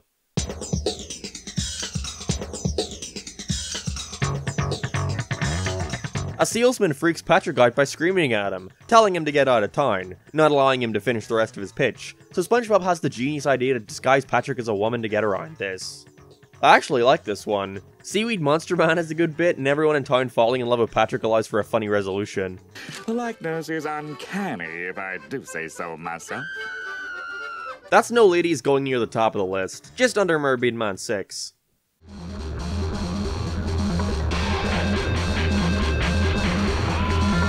Squidward leaves his home after SpongeBob and Patrick starts bothering him while he's trying to watch TV, but accidentally gets covered in cement, becoming this weird, ugly thing. Oh, I get the towel now. From this point on, it follows a similar format to jellyfishing. You know, in that one, he was covered in a cast, unable to talk. But unlike it, here SpongeBob and Patrick aren't aware that it's Squidward, and try to treat him as their new pet. It gets way better in the second half. Keep a lookout and follow me. You're my hero. The two have to break him out of the zoo, but it's still like... I don't know, does anyone else feel like Season 4 at the start and Season 4 now are completely different? Different style, different characterization, and the writing isn't all that smart or witty, it's just like a generic kids show. Maybe I'm jumping to conclusions too fast and it'll pick up in the last bunch, but you can definitely feel the series getting more sanitized and juvenile.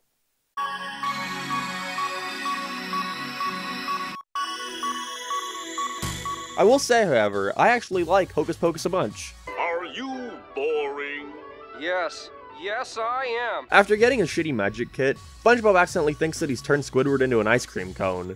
It's a dumb idea, but they do a lot of fun stuff with it. I love the dumbass design they give for the Squidward ice cream, and the little homie makes him inside the freezer is fun. Hocus Pocus is going under Dunces and Dragons. It's good. Hope to see the final episodes follow this trend. But I don't like pistachios!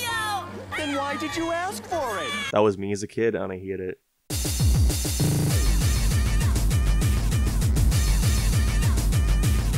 I actually like the idea behind this one. After getting pissed off over SpongeBob yet again being failed on his boating exam, Patrick tries to get to the bottom of it by taking the test himself, with him getting a perfect score on his first try. Good morning. You're not the judge of me! Now that's a neat idea, with SpongeBob being jealous over all the good luck Patrick is given with his new license. Where they fuck up though is that Patrick immediately starts becoming an egotistical dickhead to SpongeBob, gloating his new boat in his face consistently.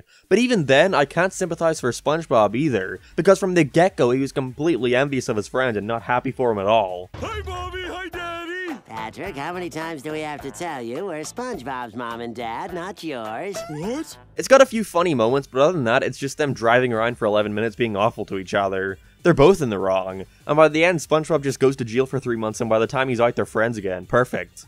Driven to tears is going under the thing.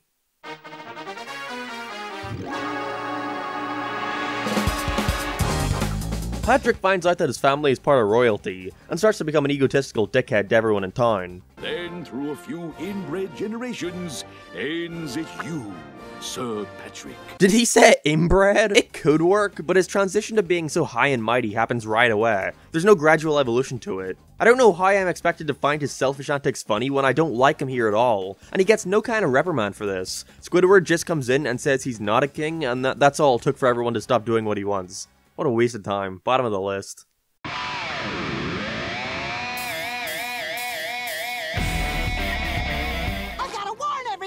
I'd better take the shortcut. Mr. Krabs! That's all that's worth watching about Born to be Wild. Well, on the part where they'll literally drink blood. SpongeBob is warned of a bunch of nasty bikers coming to town, known as the Wild Ones. And Jesus, I'm just not realizing how often this fucker cries now. It's like 5 times every episode where he just squeals like a pig over nothing. It's getting really annoying. It's one big setup for a simple misdirection end gag, with SpongeBob and Patrick trying to figure out a way to protect the town, but it all turns out to have been a big misunderstanding. They were actually called the Mild Ones. How funny. Next.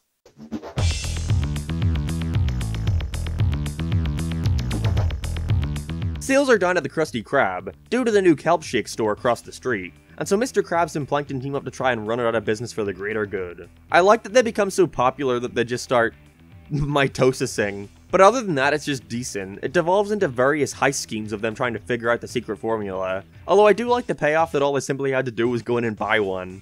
The ending is just bizarre though. The shakes turn out all the residents into weird furry creatures where everything just resets. They don't even solve anything, okay? My favorite part of the whole thing would have to be during the final shot where they're running away and Plankton just poofs.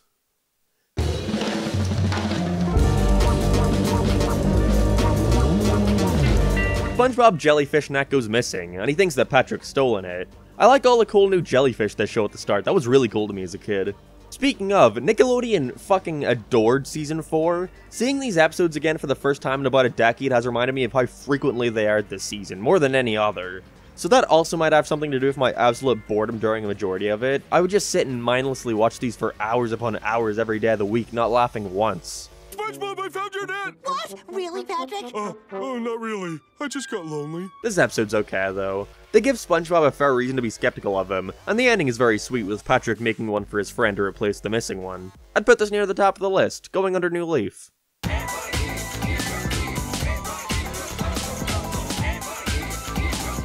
SpongeBob makes a little wooden puppet version of Squidward who'll want to play with him all the time, and everybody in the town ends up finding him more likable than the real Squidward. For what it is, it's a fun concept. I like that Squidward could have had his life become so easy now with no more SpongeBob and someone to do all his work for him, but he couldn't handle his own jealousy. And I enjoyed the little dance sequence he does.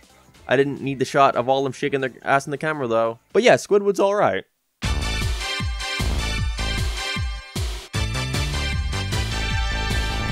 Best Day Ever is so weird. It's an entire episode designed around a song that was made for the credits to the SpongeBob movie and was featured on a few albums. Did you know it was also written by Tom Kenny himself? I like the song a lot. Certainly not the best the show has to offer, but for what it is, it's good. He performed it at Stephen Hillenburg's funeral service, which was sweet too. Oh yeah, anyway, the episode sucked. SpongeBob can't wait to have the best day ever with all his friends, but each plan he's made throughout the day seems to fall through, which pisses him off and makes him act like an entitled brat. This was supposed to be my perfect day, but then everything... down! That's really it. It just follows a basic formula of SpongeBob going to a friend's house, describing what they're gonna do, something goes wrong, they don't do it, the end. One of the writers in the opening credits was called Tuck Tucker, and that was funnier to me than anything in the actual show. Sheem Such a Fun Song was wasted on an episode like this.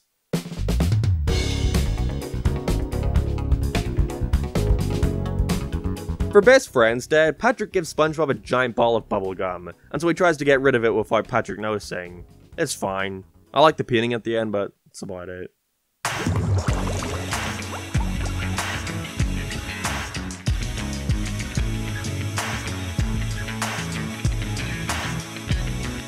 I really wanted to be able to come in here and say that Season 4 is nowhere near as bad as everyone says it is, and is actually quite good. But I can't lie, despite a few episodes here and there, a majority of Season 4 was just uninteresting. It's in that weird middle ground, where it's not bad per se, but I would never call it good.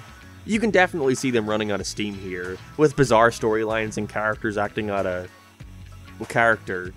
Again, I wouldn't call it bad, it's just extremely generic kids TV, even if there are a few in the bunch that are alright.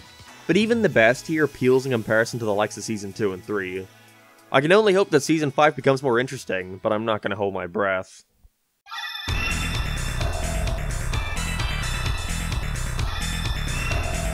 Season 5 kicks off with a special, and I remember being so fucking hyped for Friend or Foe as a 5-year-old. Mr. Krabs and Plankton were friends? The patchy intro is really funny. They play up the hokiness and it's hilarious. But the actual episode itself is surprisingly good too. After another failed attempt at stealing the formula, Mr. Krabs and Plankton try to recount the story of why they stopped being friends, with both disagreeing on the causation. It's cool seeing more of their past, with Krabs being poor and that being the reason for him being so obsessed with making money, and Plankton wanting to gain the respect of his classmates, and so they try to make the perfect burger, eventually fighting over who's responsible for it. It takes forever for the other side of the stories to come into it, and it follows the same structure that all these episodes take, where a third party comes in to recount what really happened. But for what it is, it's a solid origin story. I still wouldn't call it funny at all, other than the part where they literally kill a man.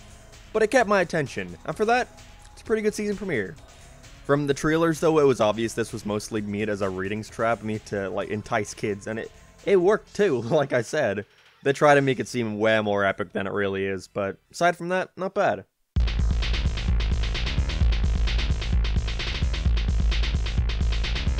Patton Oswalt, aka Remy the Rat, guest stars to answer the question that I'm honestly surprised they never acknowledged before. Who was the fry cook of the Krusty Krab before SpongeBob? This is a really good concept, with SpongeBob feeling insecure about the fact that Jim was simply better than him and moved on to bigger and better things. Watch and learn. No one watches Jim. Other than all the foot shit, this is a good one. I enjoyed it a lot. Not only for the idea, but also for the jokes. There's a lot of great moments here, such as Squidward's hair and the resolution being that SpongeBob would never get replaced because he's cheap. And I like the moment where Jim tells him that he'll never be a great fry cook until he quits the Krusty Krab. That one line itself could have made for a whole other episode idea. It's really interesting to me. Although the ending is pretty flat. She's a dump, alright. But she's my dump! Oh. Is that meant to be a joke? I have no clue.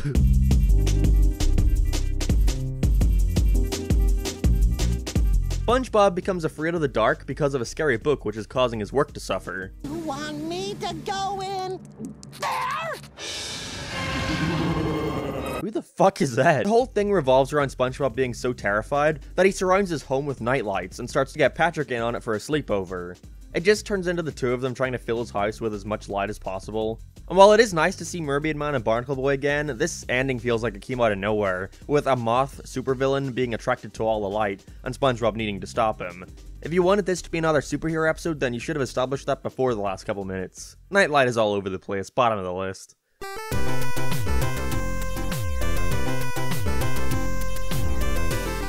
Oh wow, for the first time since Season 1, we have another 22 minutes that features 3 segments. Wonder if these will be in the same level as Reef Blower. The first one, Rise and Shine, is a quick 4-minute short showing us what Patrick's morning routine is like. Starting so many shows with SpongeBob's wake-up routine allows for this one to be a neat switch up, and there's a couple gags I like, such as his sand lamp actually fucking having electricity. It's decent, they fit a lot into this. First is starting off strong, let's see what the second brings.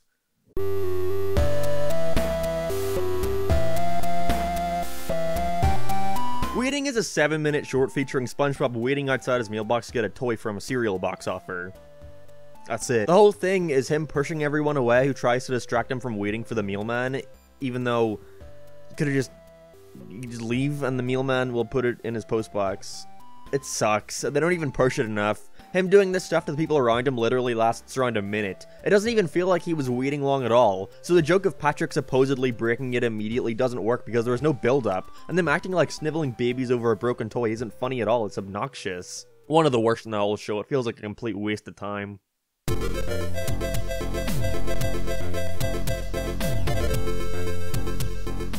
Okay, everybody. Get your jokes in now, I'll wait. Why does his house look like that? I think the windows are reversed. How did that happen? SpongeBob gets some weird fungus stuck to his head, and he starts to become more and more infected with it spreading all around him, becoming this big green monster. Much like every conflict in SpongeBob's life, this mostly just starts to become about him being unable to do his job at the Krusty Krab, and having to find a way around his rash while remaining in quarantine. Boy, did this episode predict 2020 or what? Like my post, guys. Share it. This sure is relatable. The episode itself isn't awful, but the visuals are really uncomfortable. Watching everyone in town be uncontrollably itchy, and by the end with SpongeBob's pimples popping everywhere, it's gross. Fungus Amogus is going under Rise and Shine.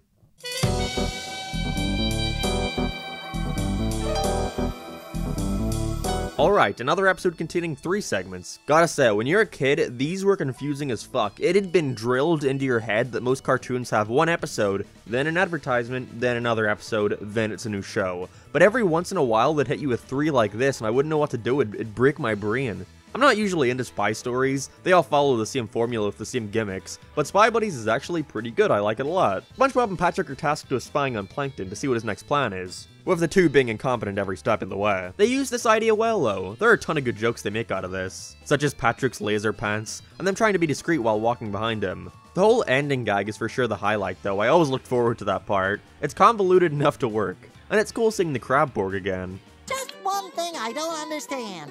What's that, Letty? That. Spy Buddies is a surprisingly good parody, top of the list so far.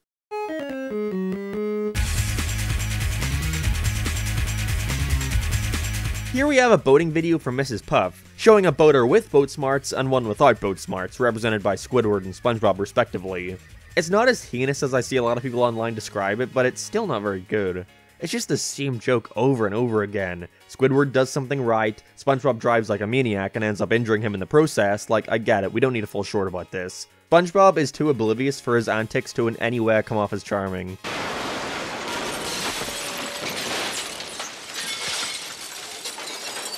Bottom of the list without a doubt, this shit's lame.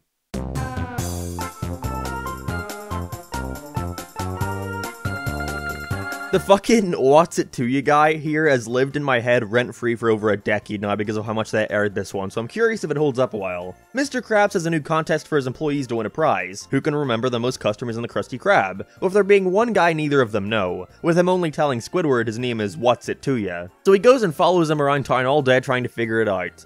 But get this. His name was what's it to ya. Get it? Holy sea cow! That hooligan ran a stop sign!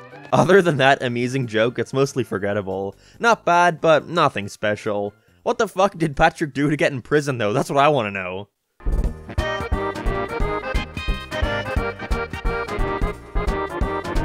After being late to work, SpongeBob decides to move into the Krusty Krab so he's never late again. I don't know what to say, of course that's gonna be a bad idea. I don't mind when they do that, you know, an episode where it's obvious how things are gonna work out, but they don't do many funny things with this. Well, they don't seem to mind.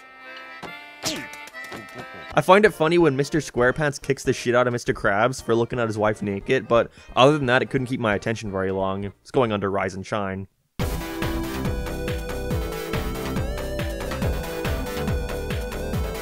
Plankton finds out that Mr. Krabs hates people changing his thermostat, and so sneaks in and makes it freeze overnight. Not much goes on beyond this, but they use it for a pretty decent episode. The Krusty Krab being frozen over is used to good advantage. It's nice to see a change of scenery with them trying to serve folks with the ice being a gimmick instead of a hindrance. One of my favorite episodes so far. Not amazing, but the idea is fun.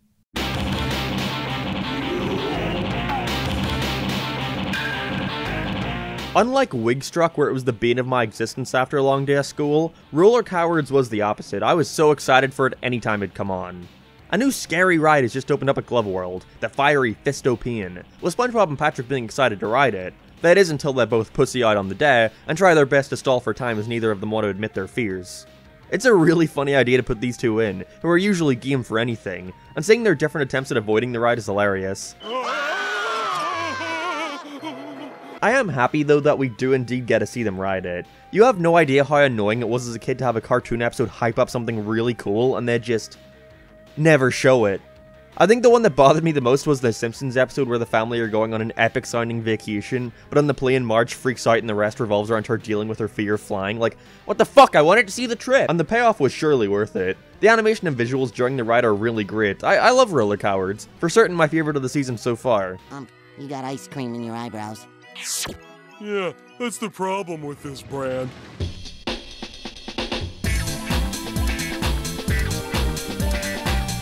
Plankton enlists the help of Squidward, SpongeBob, and Patrick to redecorate the chum bucket to make it look nicer. Everyone is strangely out of character here. It's almost like they don't even know Plankton, they don't question him at all. SpongeBob rarely calls him by his name, and comes off like he's just met him for the first time. Mr. Krabs, you returned from your vacation.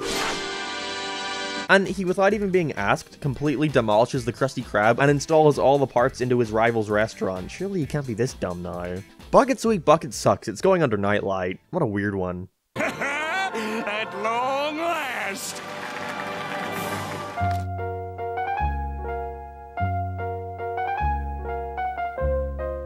So, SpongeBob makes a Krabby Patty and falls in love with it. Really running out of ideas by now, aren't we? It's just strange. He starts blowing off all his friends so he can take his burger out on dates and such. Even murders a bunch of innocent baby clams in order to protect his, again, burger. Or Junior.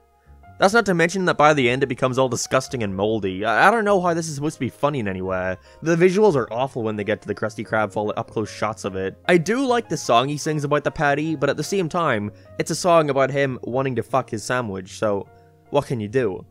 I don't think it's as putrid as a lot of people say, but I think it more so shows the writer's lack of new things to do with these characters, and have begun to put them in more and more outlandish situations that exaggerate their main traits. SpongeBob loves Krabby Patties? Well, what if he really loved a Krabby Patty? That'd be hilarious, right? Right, guys? What's this?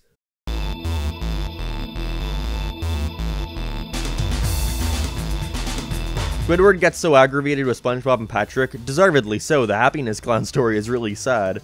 But after getting electrocuted by his new fence, his personality changes, acting more like the two of them. Did you notice something different about Squidward? New glasses? I actually think this is a good idea for an episode, because with him now acting exactly like SpongeBob, it allows him to see how annoying he can be, with SpongeBob getting so pissed off at Squidward being better at everything, where the fuck up is not having any kind of reflection on SpongeBob's part. All he does is understand that he was being rude and selfish, but doesn't realize that that's exactly what he puts Squidward through on a daily basis. Therefore, I don't care about his plight at all, and it only serves to make me dislike him more. I don't know, Breath of Fresh Squidward could have worked out, but more effort should have been put into giving SpongeBob a proper arc, where he realizes what he did wrong, so his arc would be more obvious. I get that it's an episodic show and all and you can't change that part of his character, but you can still do that sort of stuff within a single show. The series has done this before. Another bad one, it's going under waiting. Alright ending though.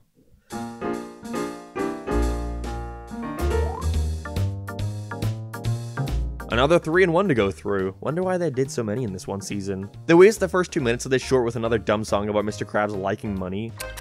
Oh, why don't you kiss me like that? Don't start. So, Mr. Krabs treats his soul to the Flying Dutchman in exchange for being able to talk to money, which he wants to do for some reason. Oh look everybody, it's the writer's poorly disguised fetish. It's an alright, more psychological show, with all the money wanting him to spend them on useless shit. You know, it's whatever. It's cool seeing the Flying Dutchman again, but that's about it.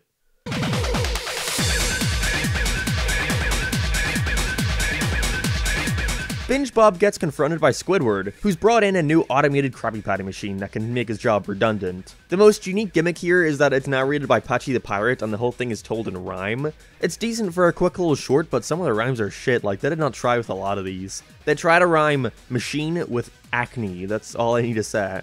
It's cool seeing the old Neptune design though, even if briefly.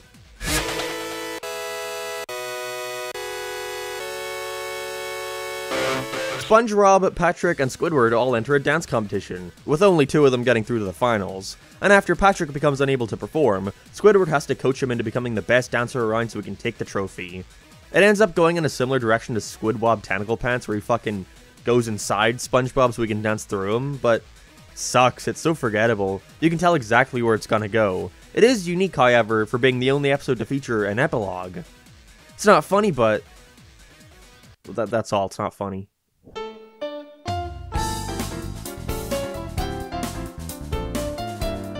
Hey, if I get some kelp fries, will you guys share them with me? Do we know you? After a food critic comes to the restaurant and ends up liking SpongeBob the most about it, Mr. Krabs starts shelling out Spongebob to the whole place, renaming it the Krusty Sponge. I actually think this one is really good aside from the ending where everyone starts turning yellow from rotten patties. It's mostly elevated here by the jokes. Thank you, Bob. This week, I visited... You're welcome, Gene. This most certainly is not true, but I could see this being inspired by how much Nick were running SpongeBob merchandising into the grind around this time. I don't know if they'd be that self-aware though. Still though, good episode right here, putting it under Roller Cowards. Only a complete moron would worry about what some critic has to say. Oh.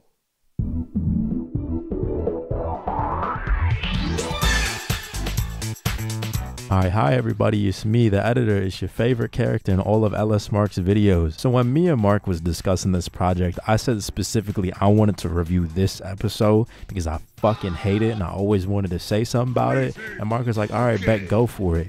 And then he sent me the audio for this season and he went and reviewed it anyways. So I'm gonna just assume he forgot about me. And that shit kind of hurts in my heart a little bit. But then I realized I'm the fucking editor. I can just remove his review and put in my own. So that's exactly what I'm about to fucking do, baby. God damn, I hate this episode. The way they portray Patrick is probably the biggest reason why, man. I loved how the first 2 seasons, he was just this chill-ass dude who would try to help Spingaling with his issues, even though they're both equally as clueless about things. Like, that's just charming to me. But now, he's just loud and obnoxious. Like, even when I was a kid, my ass was not laughing when he was being loud and annoying because, you know, that shit's loud and annoying. Even outside all that, man, this episode is doing way too damn much. Like, Patrick finds an ad inside of a comic book that says they can make any poem into a hit song. So with some help from SpongeBob, he comes up with a stupid ass song and it's so bad the whole town starts a ride over it. With such a simple concept, it amazes me how much shit is packed into this episode, man. I swear. The jokes are so poorly paced with them either coming back to back to back or just dragging on for way too damn long. I remember getting real annoyed at the part with Patrick chewing his gum at the top of the tower with the nasty ass noises. There's only one joke in this entire episode, packed to the brim with non-stop swings, mind you, that I think genuinely hits even to this day, and it's this one right here. Come on guys, we're gonna do this if it kills us. And a 1, and a 2, and a... And that song, man, I think a lot of problems SpongeBob has is that random equals funny mentality that's been played the fuck out for years and low-key wasn't even funny back then. And that song, or fuck it, the entire episode as a whole really shows why that is. There is not a single damn thing that could ever make me want to watch this shit again.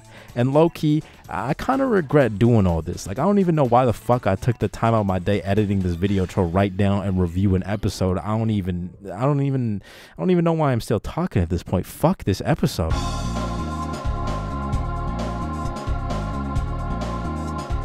After coming back from a science convention, Sandy has brought back fleas, and gets them on SpongeBob and Patrick too, and so they've got to figure out a way to get rid of them. Much like the episode of Spongebob getting a rash, it's just uncomfortable watching all the characters uncontrollably itch and be bitten by fleas. And the designs for these things are way too oddly realistic for a show like this. I really didn't need to see the thing shit out some offspring. It's not offensively bad or anything, but I always hated watching this one. Shit's just awkward.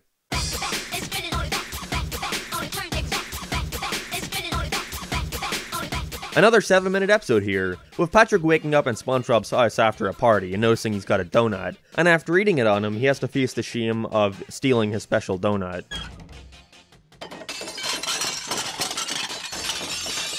It's decent, I guess. They do a good job at building tension throughout it, with the different ways of him trying to hide the donut. One of the better 7-minute shorts they've done, going above new digs.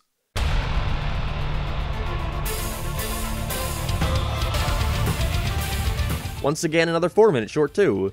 This time, SpongeBob isn't allowed to leave the Krusty Krab until every dish is cleaned, and goes to war with a single plate after a smudge in it won't go away. It's okay, it's got some good visuals like the maximum power lasers, those are cool. Especially the distortion effect they have, but that's pretty much it, he's cleaning a plate.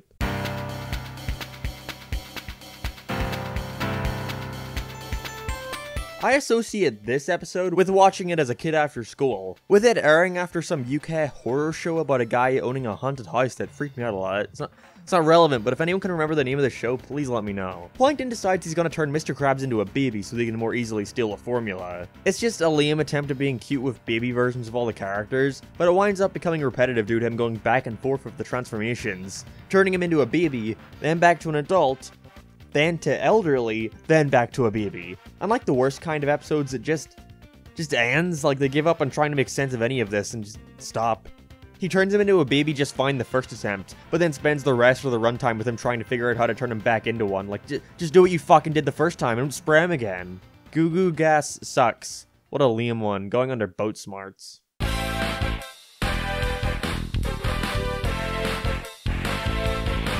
For a chef exchange program, Mr. Krabs decides to turn the restaurant into a fancy French place, with SpongeBob being replaced and having to be the chef at a new, more strict eatery. I enjoy all of his desperate attempts at making food other than a Krabby Patty, with the place eventually adopting the food as their own and selling it. One egg and...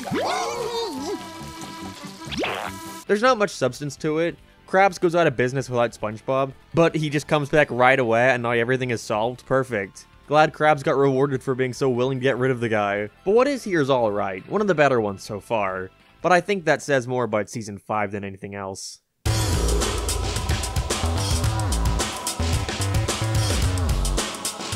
Here we are, the longest special I've done so far being 40 minutes long. After a poorly green-screened patchy segment, we're met with Atlantis Squarepants. I was so bloody hyped for this. It was my favorite episode of the whole show for a long time, when I didn't have any kind of standards and just thought the longer it is, the better it is. SpongeBob and friends find an amulet that brings the gang on a bus to the lost city of Atlantis, where they meet the Lord Royal Highness. There are definite good qualities to this TV movie, but overall it's pretty sloppy. First of all, it's our first musical, and while some songs aren't that bad, I like the first Bubble song despite the bad lyrics, and...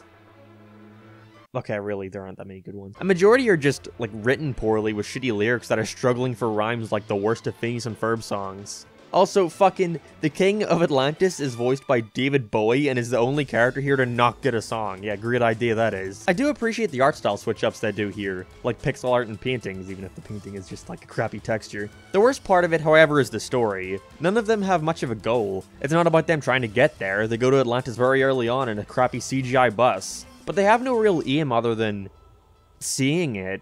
And they just sort of fuck around for a bit to sing songs until SpongeBob and Patrick force some conflict and they have to leave. This is the real deal. Plankton also has to be here too for some reason, and there's literally no setup. He's just also on the bus for some fucking reason, and he wants to take over the place. But nothing comes from that, they just give up on it. He gets the weapons, and then it shoots ice cream at them all, whoop-de-doo. I appreciate what they try to do here, and it's neat seeing this new setting. And not to mention, like I said, the art is good. But when you have no stakes, it's hard to care about anything going on. It's too formulaic. They come to a room, sing a song, one character sticks around, and then move on to the next. It's like fucking Charlie and the Chocolate Factory. Rinse and repeat until they run out. The best part about this whole special were the tie-in video games. I owned the PS2 and DS versions, and they fucking ruled. PlayStation version had each level be a different genre, and the Nintendo one was a fun 3D platformer. But the special itself is just fine. It can be fun at times, but it's nothing all that great. It's going under friend or foe. Patchy, it's me, SpongeBob Squarepants. Ugh.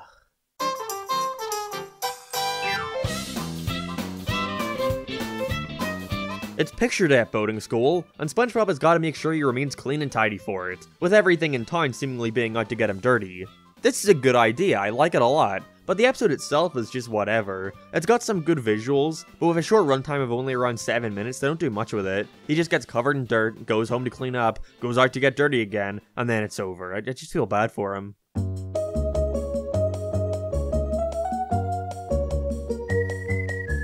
So Patrick eats a bunch of food at the Krusty Krab knowing that he doesn't have the money to pay for it. What? I thought you said you could pay for it. Oh, I'm paying for it all right.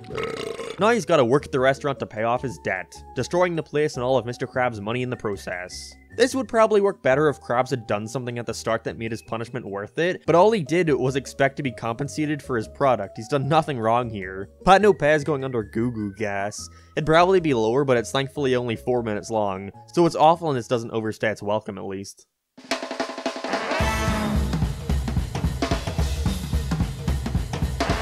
SpongeBob's cousin Blackjack is coming out of prison, and he's afraid he might kick the shit out of him or his parents. I must find out where they are after going to their house and saying they're missing. It's cool seeing more of the Squarepants lineage, such as his uncle and obviously his cousin, but other than that it's just okay. It's similar to The Bully in a lot of ways, with a build-up of SpongeBob having to face his fears, and the payoff is completely random but isn't bad, but the duration of the build-up isn't funny at all and in fact rather boring. Blackjack is going under new digs. It's a shame. Neat idea.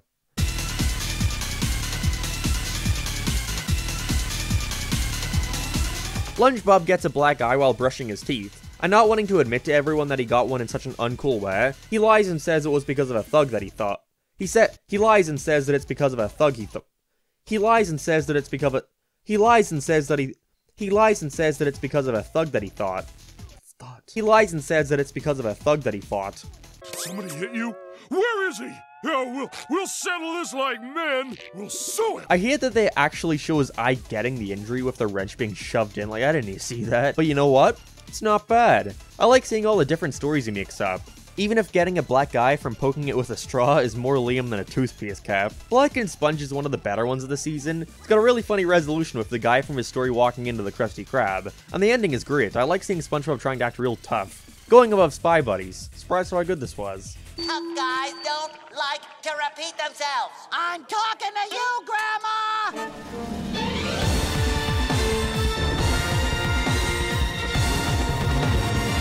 SpongeBob gets Mermaid Man and Barnacle Boy to work with the Krusty Krab, which gives Plankton the idea to mind control the two of them to bring Krabs down. Yeah, but it's so worth it when you get to work in these.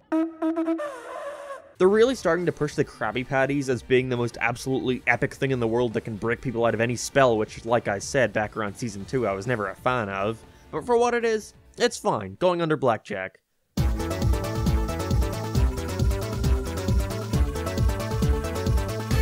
SpongeBob and Patrick are going to a children's summer camp, despite being adults.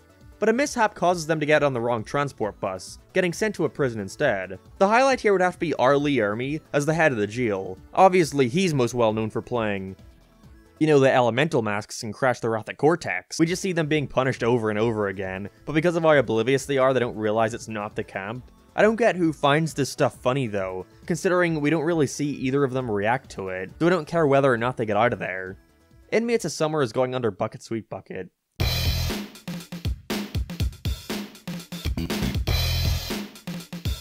SpongeBob and Patrick stow away on Sandy's truck to join her on a survival camping trip, and end up getting lost in the kelp forests. Speaking of kelp forests, Club SpongeBob this ain't. Here, SpongeBob is the one who doesn't know how to cope and is concerned about food and shelter, even though in the last episode he wasn't at all. But it ends up becoming about this old guy who's also lost, making SpongeBob believe that Patrick might try and eat him. I'm so hungry. I could eat anything. I could eat an entire sponge. It sucks. SpongeBob then tries to eat Patrick, and the two go insane trying to cannibalize each other, with Sandy congratulating them both for almost committing murder. Cool. Putting this one under the last. It sucks.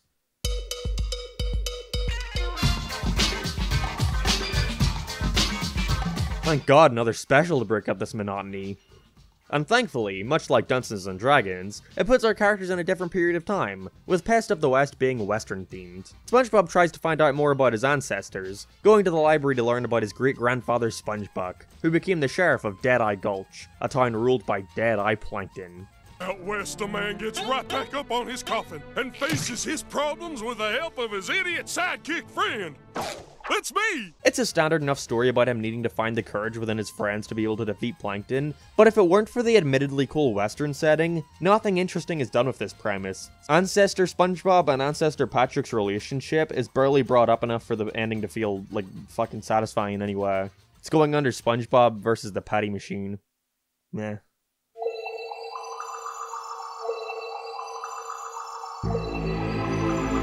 Bob, Sponge, and Patrick find an old submarine, with Mr. Krabs realizing he can use it to deliver Krabby Patties. Look at this, look at three minutes in. The cashier station is floating. No, it's back to normal. Great. Bye, Squidward. You said bye, Squidward, twice. I like Squidward.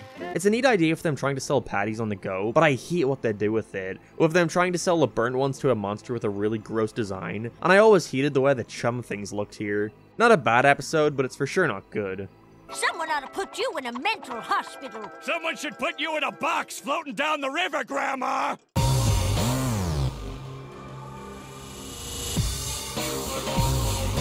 This episode is just gross. SpongeBob and Patrick find out about a war reenactment in Bikini Bottom, those who like to stay clean and those who are filthy, with SpongeBob and Patrick being on opposite ends in the debate, going at war with each other. There's some cool visuals with their fight, but the concept just isn't all that funny to me. I do like the moment with the shirt, however. Behind you! Excuse me, but this is coming. No!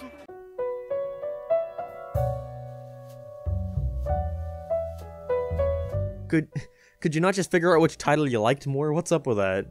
This was another that I really liked when I was younger, but upon rewatching I've seen how lame it is. I think me liking it so much was a result of how cleverly these ratings traps were, with the gimmick here being that SpongeBob gets amnesia, doesn't know who he is, and becomes mayor of a new town away from Bikini Bottom. And I linked in the script one of the trailers which you can play a clip of. It contains every bad thing you can have in an episode. All his friends are uncharacteristically mean towards him at the beginning, so that he'd have some dumb excuse to leave town. The town immediately goes into chaos and can't function without SpongeBob there to make Krabby Patties, and it's all topped off with the best plot device you could ask for: amnesia. Whatever happened to SpongeBob is near the bottom. It's not the worst thing out there on its own, but considering how blatantly it was just a way to draw in new viewers with a supposedly big shakeup like this, it's deservingly pretty low on the list.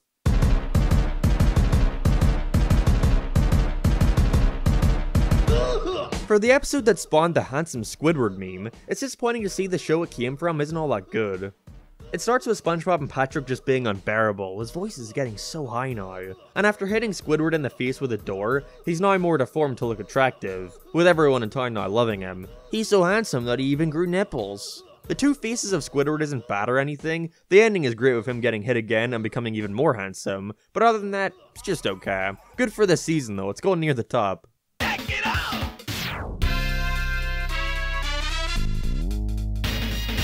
Spongehenge is just bizarre. My shift's over.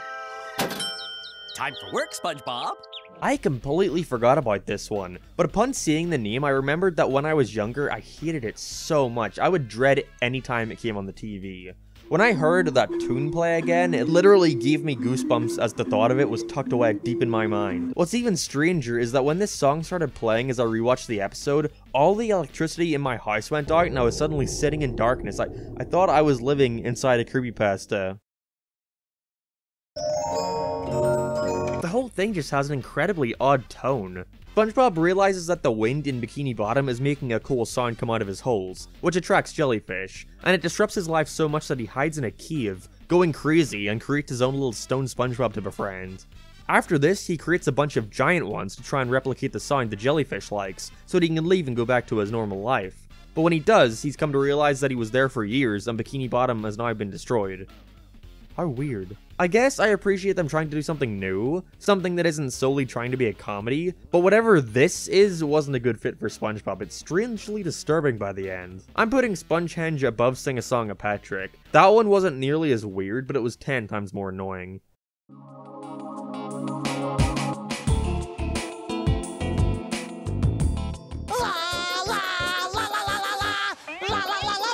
Glad to see we've gone back to normality. A bunch of old ladies come to the Krusty Krab, with one judging the eccentricness of SpongeBob. What a shitty close-up painting. I never realized that they started doing them way less. And when they do them, they're nowhere near as good as the early ones. So the ladies ban Krabby Patties in Bikini Bottom, and so Mr. Krabs has to open up a secret one in SpongeBob's house.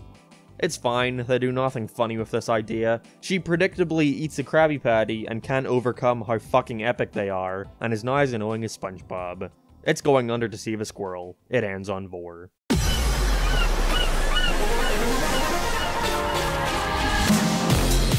Season 5 sure is obsessed with showing us more members of the Squarepants family, with this episode focusing on SpongeBob's cousin Stanley coming to live with him, as he's been chased away from their uncle for ruining everything he touches. It's nothing but them walking around to meet each of his friends looking for his calling, and fucking up stuff along the way.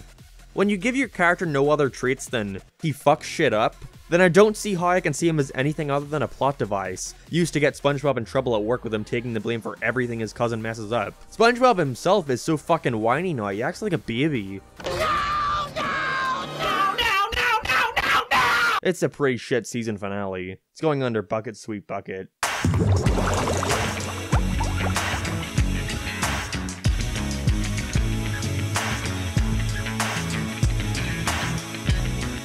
This season was so hard to get through. Usually I was able to watch through these things in a couple days, but this took me almost a week due to how unbearably shit some of these are getting. There were maybe 4 episodes here that I thought were good, with the rest either being unnotable or truly awful. It really does seem like they're just running out of things to do, further exemplifying the characters' main traits to the point of being barely recognizable, compared to their season 1 to 3 selves. But I can only hope that season 6 gets us back on track. I said, ow! Okay, it's on my foot. Now don't. Okay. I like the house fancy CG intro, I guess. So Squilliam returns after 2 seasons of being missing in action, and after appearing on a TV show about how fabulous his house is, and this guy having a fucking orgasm over his knob. Oh, lovely. Squidward challenges this by promising his house is 10 times more fancy, and I must fix it up before the crew arrives to film, and because of course, SpongeBob has to come in to fuck it all up.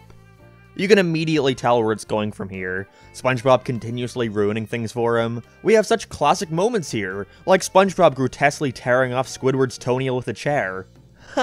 It's funny. It's so weird because in concept it's similar to Band Geeks or Squilliam Returns, but in that episode, SpongeBob was competent enough to realize how much it meant to Squidward, and actually tries to help him without being a nuisance. Sure, he assists in fucking things up for a bit, but he at least realizes how much it means to him by the end, and helps out.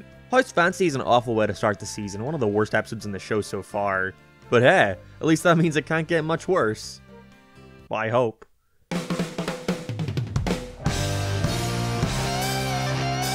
After escaping prison and getting kicked out of the house by Karen, Plankton overhears SpongeBob singing a song about the Krabby Patty formula, and so creates a fake band for him to join to learn what the ingredients are. Hey, Plankton, can our first song go like this? It's something different on the usual Plankton formula, I guess, with them getting prepped for their gig at the Krusty Krab, and I like Squidward getting all buff, but the payoff is so underwhelming. They get to the restaurant, and before they even play, SpongeBob catches Plankton trying to steal the formula, and it just ends. What was the point in any of this for him to get caught so easily? Krabby Road is going above House Fancy, but it wasn't exactly a high bar.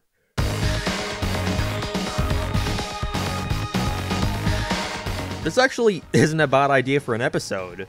While out at the store, Mr. Krabs thinks he sees Pinch Bob pick up a penny on the street, and starts to freak out about the fact that it wasn't him who got it. They always seem to do these more psychological shows with him, it's strange. This just leads to nonsense to fill out the runtime though. Like they just replay the clip of him picking it up twice? Or how about the scene of Krabs and SpongeBob running around trying to catch his brain that fell out? That sure was necessary. I like the little presentation that he gives in the charity night, but that was mostly due to Clancy Brown's performance. The episode itself was just whatever, although the ending is good. Hey, this isn't dumb at all. Going at the top of the list so far, but I'm really hoping we can get a good one soon.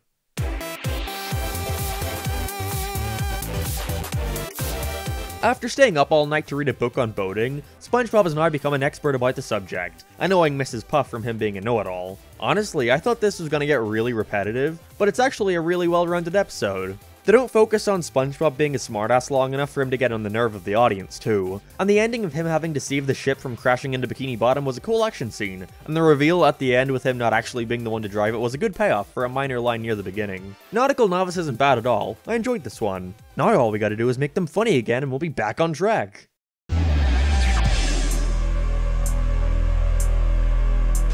I completely forgot this was a real episode, Jesus Christ. So Plankton opens a Coliseum across the street, with Patrick for some reason being up against a sea lion.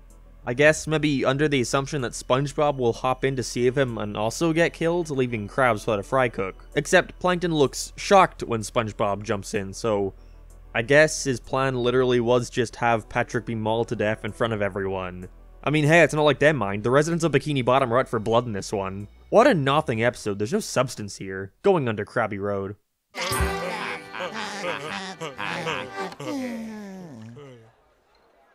Live footage of me watching the series and seeing what it's slowly become over time.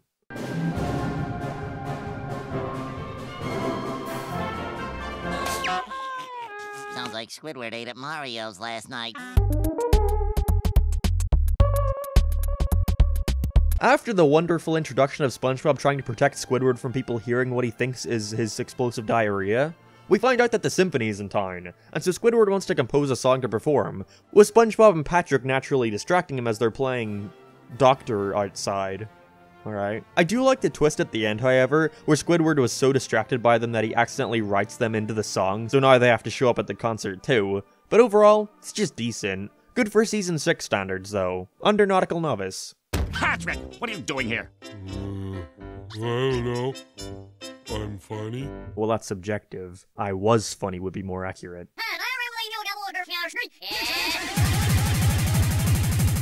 This is one which I actually remember really liking from Season 6, so I hope it holds up well. SpongeBob saying, "Hi, how are you?" lives in my head rent-free. I quote it all the time. Squidward tells SpongeBob that he's not normal, which for some reason really gets to him this time, and so tries to reinvent how he looks and acts to appear more normal. This is a really hilarious episode to me. It's fun seeing SpongeBob rework every aspect of his life to appear more boring, and his gradual transformation to being more rounded off and perfect looking is great. I love the design they gave him. I also like that Squidward starts to want the old SpongeBob back. It's kind of like Squidsville in a way, with him realizing that he likes a bit of chaos in his life. There we go. See? Looking normaler already. All around good one here. Definitely the best season had to offer so far. I hope they continue to keep it up. It hasn't gone completely off the deep end yet. There's still glimmers of something great in here.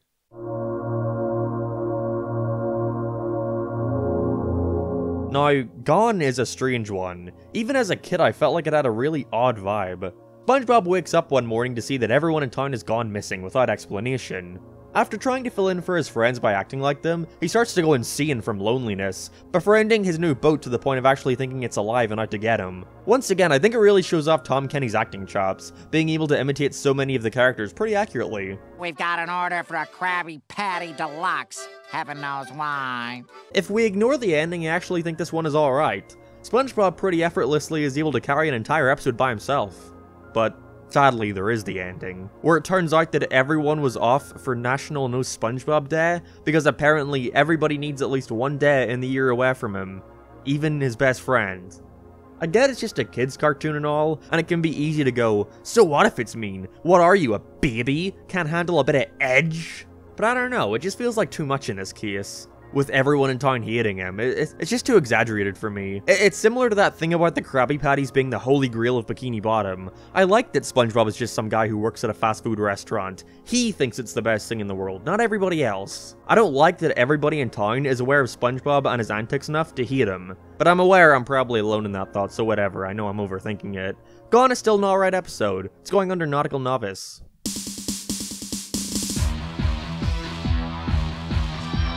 Oh boy, here we go. The episode that everybody refers to when talking about how terrible modern SpongeBob is. Which I'm realizing isn't even an accurate name anymore since these things are over a decade old. What do we call it then? Mid-SpongeBob? Yeah, you know what? Mid-SpongeBob actually works out perfectly. Here's another hot take for you. The Splinter is nowhere near the worst episode in SpongeBob history. I don't even think it's top 10. SpongeBob gets a splinter at work and tries to cover it up so he doesn't have to go home. It's just a lame excuse for gross out, with it gradually getting bigger and covered in pus. Honestly, I think Patrick eating shit was worse than anything else done with this one. Well, maybe except all the pus flying everywhere at the end. I didn't even see that. There's so much emphasis put on the splinter itself, with all the close-up, way too animated shots of it going into his hands and him trying to tear it out, with him announcing how painful it is, that I can't help but just look at this as a pathetic way of grossing out the viewer. And you know, I guess it worked out, with how many people claim to feel sick while watching it. But as a 7-year-old, I watched a South Park episode featuring close-up, live-action footage of a doctor doing a sex change. Spongebob Squarepants getting a splinter is nothing. The splinter is going under Spongekiss. Not as bad as others claim, but it's not good by any means. Just sad.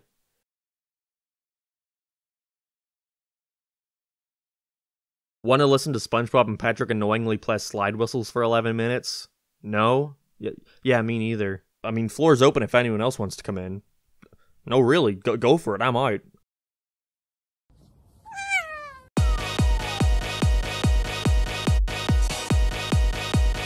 Oh yeah, here, this is the one I was thinking of. Patrick gets taught how to live like Larry, on the edge, with him getting SpongeBob in a bunch of dangerous scenarios, so they can be living like Larry. It's kind of just like pre-hibernation week with Patrick instead of Sandy, except SpongeBob doesn't even get in any of the dangerous stunts until near the end. At this point, the role is reversed, and now SpongeBob wants to live like Larry, with Patrick being against it. His reckless thrill chasing has left him a hollow shell of his former self. Just look. That lasts all of a minute, however, and then the episode is just over. It's fine, not the worst we've seen, but it's more middle of the road for the season, going under Penny Foolish.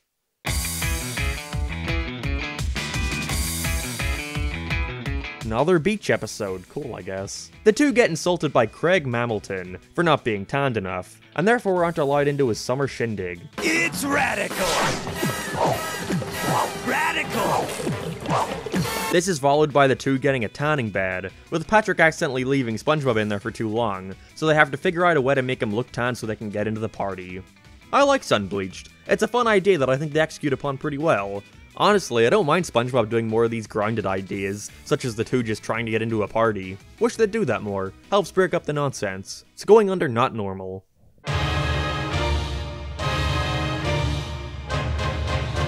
On the opposite spectrum of Mermaid Man 4, instead of shrinking, Squidward has grown using a plant spray to be a giant. What made that episode so funny was seeing SpongeBob's desperate attempts in trying to turn everything back to normal, but his character has regressed so much that here he doesn't really care about it, and wants to play games the whole time, with the entire town rampaging to kill Squidward. I liked the gag of the medieval hut in the middle of town, but other than that it sucks. He just starts having to do favors for everyone in town like the sponge who can fly, which ends up being pointless. He just plays a giant clarinet, and for some reason that makes him shrink again. Great. There you go, Mr. Krabs. You always wanted to make big money. Giant Squidward is going under a life in a day.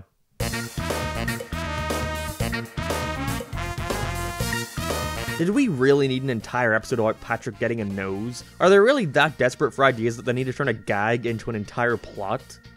Patrick, for some reason, just now realizes that he doesn't have a nose. Face? And now he gets a new one stitched onto his face, starting to go crazy over time about how overwhelming the smells are. If the concept of Patrick smelling things sounds like the funniest thing in the world, then have I found the episode for you. He becomes a clean freak to not experience any more bad smells. Hilarious. It's going right above the last. Well, I guess I won't be eating those. Why the fuck do you sound so weird?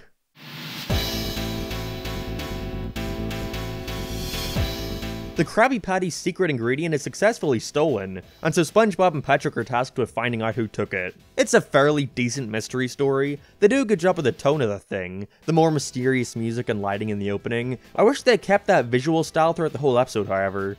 It was Squidward! I think that just may be the worst thing I have ever seen in my life. Patty Keeper is solid. I enjoy the conclusion that Mr. Krabs is the one who stole it to try and get the ingredient for free. Going under Nautical Novice.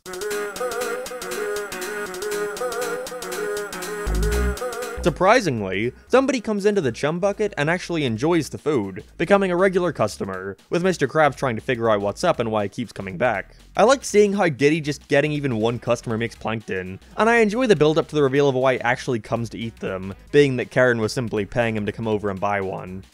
I like that he lives in a shitty-ass trailer, too. It's a subtle way of showing why he'd bother to want the money from her. Plankton's is my favorite breakfast, lunch, and dinner. I love Plankton's regular is going under Sunbleached. I'm not letting you have that soundbite out there of me saying that. Plankton's regular is going under Sunbleached.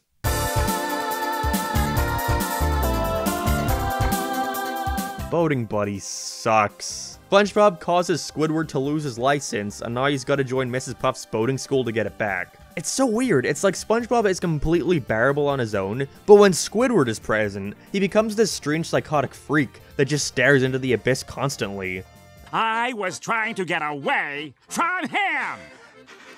It's so strange how they forgot the most important part about why these episodes worked so well, and it's that Squidward actually has to do something that warrants the abuse he's given for the next 11 minutes. Otherwise, you just feel sorry for him and hate who's meant to be our protagonist. This isn't even cynical old Mark talking either. Even as a brainless child, I wanted Squidward to succeed in episodes like this.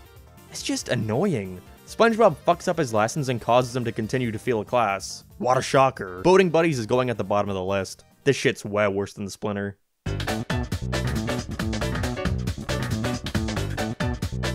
Look at SpongeBob, his feet have detached from his body. Mr. Krabs starts a newspaper, and enlists the help of SpongeBob to fabricate news around the town, so that more people want to buy it. Yeah, so SpongeBob learns how to clickbait. It's alright. Your average Mr. Krabs abuses his naivety for money until SpongeBob learns about how his lying is affecting people around the town. He even writes one about Sandy being an idiot. Glad to see he hasn't learned anything from squirrel jokes. I've had to go back to watching daytime television! The Krabby Chronicle is going above Suction Cup Symphony.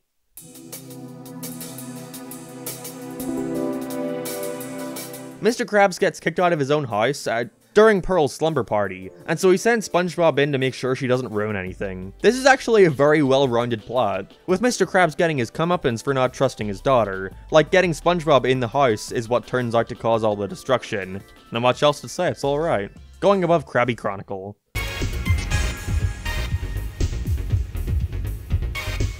Grooming Gary, oh no. SpongeBob has entered to Sneal into a show, and gets self-conscious about him not being fancy enough. It's like a worse version of the Great Sneal Race, with him pushing Gary, with him not being very interested. Except that one pushed it to such an extreme that it became funny. This one is just nothing. Gary just takes control of the whole thing by the end. Oh, it's so funny. Under a day in the life.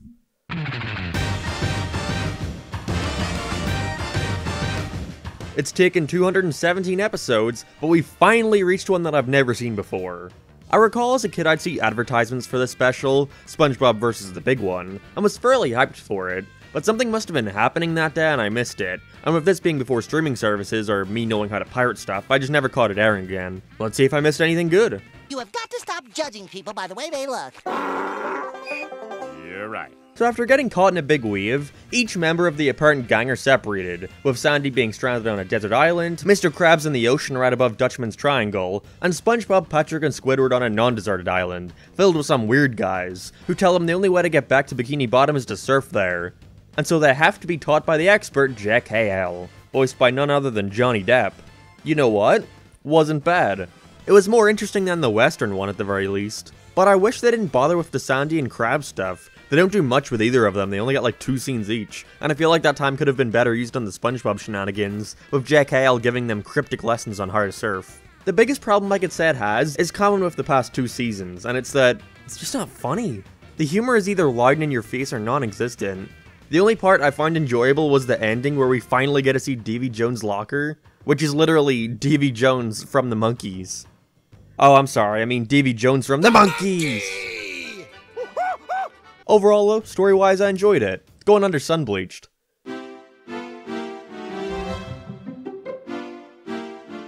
Sponge, Bling, and Pat become rich after finding a rare pearl, and SpongeBob of all people starts becoming an asshole to all of his friends, abandoning them for fancy rich folk. Off topic, but I don't really like the way they draw SpongeBob's face now, making his cheek go to the side instead of up around his eye. He oftentimes just looks lifeless now.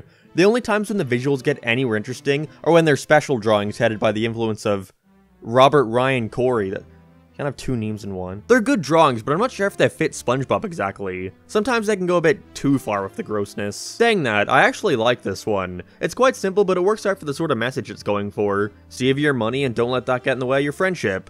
I like the ending of SpongeBob apologizing to Patrick a lot. Patrick, for some reason, briefly acts a lot like his early season self and acts rational for a bit. Porous Pockets is going above the last.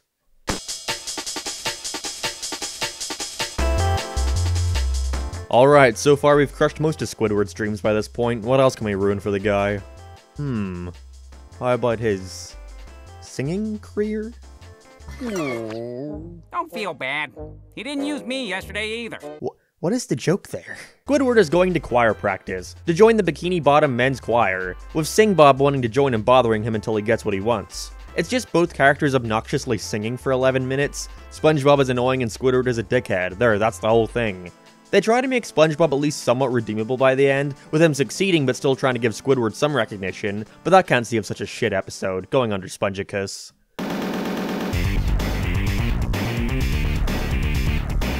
So that he can win $1 million cash prize, Mr. Krabs enters SpongeBob and Patrick into a wrestling contest against the two toughest opponents out there. See, the two of them act completely oblivious to what's going on around them, but unlike others, here it actually doesn't work out too bad. First of all, they establish early on that they would have been afraid if it weren't for Mr. Krabs telling them it's fake wrestling, easing their nerves. But also because these two want to basically fucking murder SpongeBob and Patrick, so you don't really want to see them win. Well, okay, I'm sure some of them would like to see them win, but you know what I mean. I still don't prefer them taking that approach on their personalities, basically just being two big babies. But if they're gonna do that, then this is the best way to do it. I can even do it in my sleep.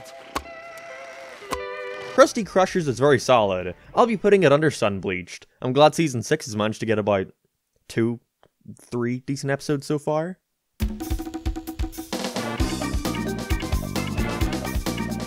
Oh boy, another episode where the gimmick is Patrick being an oblivious prick. SpongeBob and Patrick both buy Mermaid Man and Barnacle Boy cards, with Patrick getting the rarest one in the whole thing. It's all good though. Good friend Pat offers to give the sponge to Card Bob at the end of the day. And so the entire runtime is SpongeBob following him around all day to make sure that he doesn't ruin it with his stupidity. Patrick not really listening and putting himself in situations that'll destroy it. That isn't an inherently bad idea, but like most awful ones, the issue stems from the poor characterization and how exaggeratedly dumb Pat is. Or not dumb, as he basically admits halfway through that he's doing it all intentionally to fuck with him. SpongeBob, you can't always expect my usual brand of stupidity. I like to mix it up. Rule of Dumb is definitely the worst Patrick episode so far in my opinion. He's way more outwardly an asshole there. But the card is pretty close. Bottom of the list.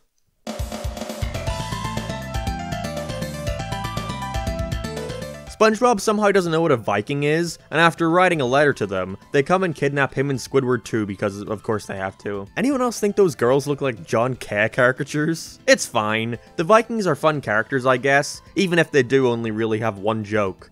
They're dumb. Not like we already have 5 characters with that personality trait. But for what it is, it's not bad. It's a nice change of pace to see them in a different setting like a Viking ship. Even if, again, it's another episode that just ends without any real conclusion. Now that's what I call a Viking-sized adventure.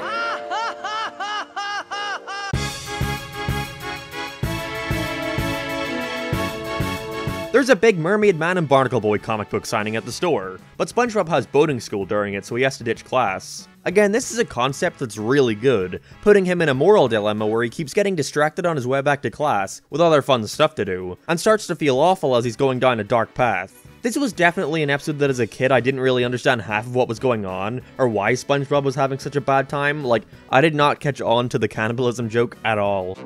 Is this how you have fun? By eating your own kind? This is probably one of the better ones in Season 6. Even continues the trend of Mrs. Puff getting arrested at the end for no reason. I like ditching. All around good one. It's going under Sun Bleached. I'll never ditch again. That's a good boy, SpongeBob. Good. Again?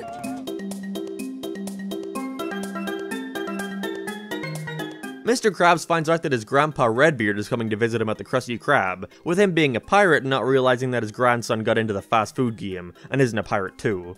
This leads to them trying to turn the restaurant into a ship with a crew to convince him otherwise. It's just lame, like no shit this isn't gonna work. They play wind sounds and spray water to make it seem like they're traveling the seas, but like, you can just look over the ship to see that they're not moving. I can only push my sense of disbelief so far before I question the intelligence of this guy. I do like the part where he wants to fucking shoot and kill Pearl though, and the conclusion that his granddad respects him because owning such an expensive shitty restaurant is the most real kind of piracy. Still though, Grandpappy the pirate sucks. You can tell exactly where it's gonna go as soon as they set up the plot.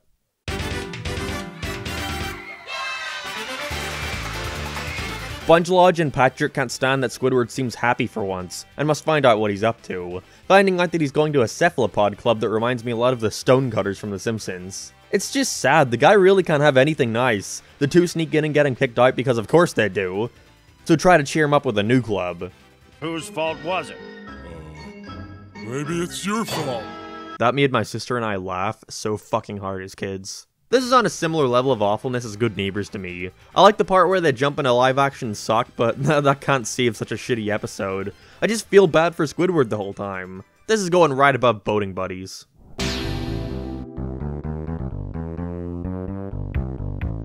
SpongeBob, for some fucking reason, really wants Squidward to come over to his house that night, and won't stop asking until he gets his way. Fucking shut up! And so he'll want to come over. SpongeBob starts stealing his things, and when Squidward comes to get them back, he sees that he's fucking psychotically recreated his entire home. Yeah, probably not. It's such a bizarre episode. By the end, Squidward goes crazy over seeing how his own home is burnt down while he's been running around looking for his stolen possessions.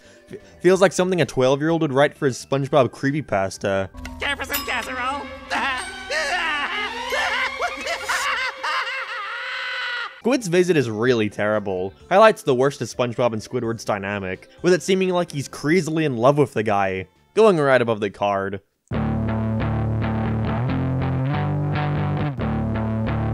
SpongeBob Squarepants changed his pants. I remember them hyping this up as a big special event. Oh my god, SpongeBob is gonna get new pants? What do you mean out of ideas? After ruining all of his square pants, he has to resort to wearing a pair of round pants, and suddenly nobody recognizes him because apparently his entire identity was tied to his pants. See, the joke with his name tag changing him is that he thinks it's a way bigger deal than it actually was. But here it's everyone else who can't recognize him. Not even Sandy, the only smart one. This is just a really desperate way of trying to make an episode seem like a bigger deal than it really is, when in reality it's the most uninteresting thing ever. Oh wow, he starts acting rude like Squidward, never seen that done before. Can I get a triple patty with cheese? Oh, I think you've had way too many of those. To Squarepants or not to Squarepants is going under Grandpappy the Pirate.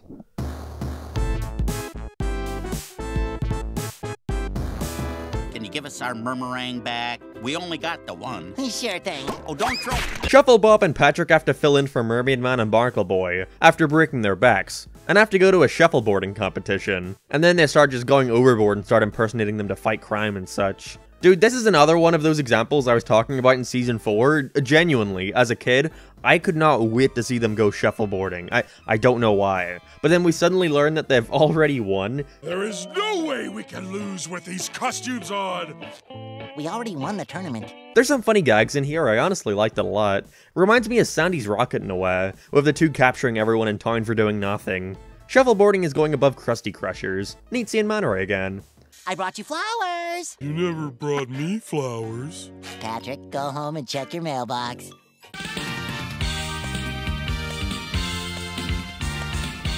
Squilliam returns. Not the episode, but like, he returns to the series. This time someone confuses Squidward for him, asking if he'll be the professor for their music college, with him taking it, pretending to be him. Why don't you come write your name on the board? We'll see how you like it. But because, of course, SpongeBob and Patrick show up to have him at risk of being exposed. We have a couple funny moments, like the tickling bit was pretty good, but other than that, it's just your usual idiots fucking up Squidward's life even further story. They do this for 10 minutes and then he gets caught and arrested, perfect. Under No Nose Knows. I would be very content if these three never interact for the rest of the season, it never goes well.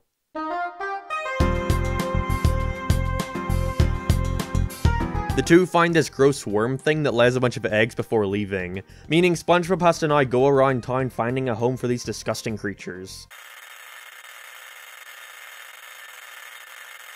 The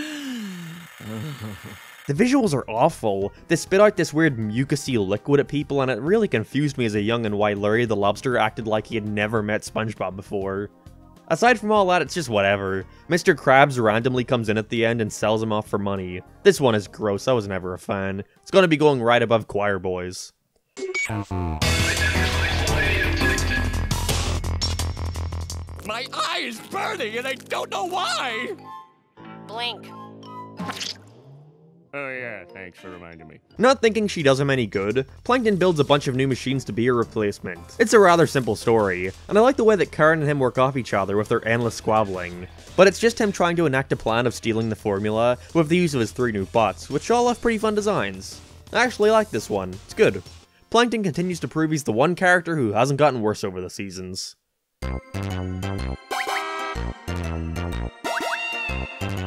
SpongeBob gets put in charge of the Krusty Krab for 15 minutes while Mr. Krabs is out, and Squidward starts to take advantage of his gullible so that he can fuck around on his shift. I don't know how they could make me so quickly feel bad for Squidward and then start to hate him in this one episode.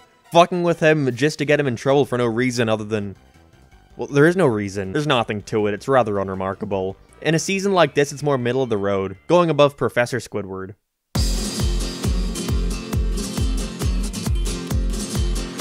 I like this idea too. It's strange, Season 6 has a ton of great concepts, but it seems to fail to execute on most of them. Being too nice, SpongeBob takes on too many commitments for the night, promising to test out one of Sandy's inventions, build a telescope for Mr. Krabs, and be at Patrick's birthday party. So it follows that formula where we see the character running around frantically trying to keep up the facade. Hi, I need a birthday cake.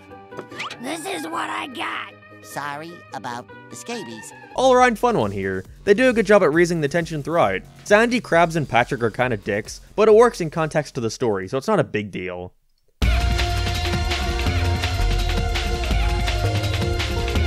Remember the classic Season 3 episode where Patrick goes to boating school with SpongeBob so they don't have to be away from each other? Well, what if we just did the same thing again, but with his job at the Krusty Krab? So Patrick has to attract more customers to the restaurant, and if he does, then he'll get the employee hat, which Mr. Krabs abuses for entertainment as for some reason having the hat causes him to fall over. You need to get their attention, boy. Okay.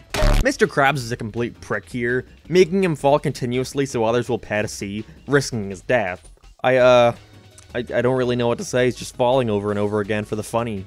No hat for Pat is going under Professor Squidward. Once again shows us that the residents of Bikini Bottom are out for blood.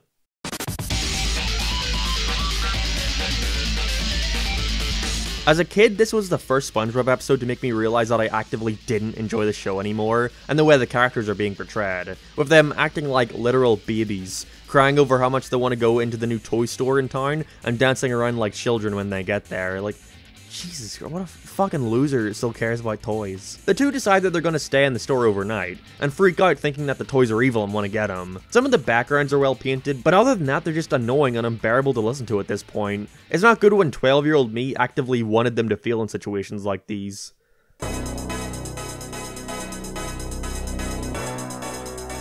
Sandcastles in the Sand is a surprisingly solid episode, featuring Sand Bob and Patrick going to spend the day with each other at the beach. It starts terribly, with the two just being their usual annoying selves, but once they're reprimanded and told to play in the sand, it picks up to become really fun, with them having an all-out war with each other, building creative structures and weapons to fight with. It works because it's clear they're just playing a game, so it doesn't feel like they're being too dickish to each other. And it going overboard and destroying the whole beach was gradually done over time. It's not groundbreaking or anything, but it's a very entertaining episode visually. I'd recommend checking it out. Seeing how far the two go with such a simple game is hilarious. Sandcastles is going above Sunbleached.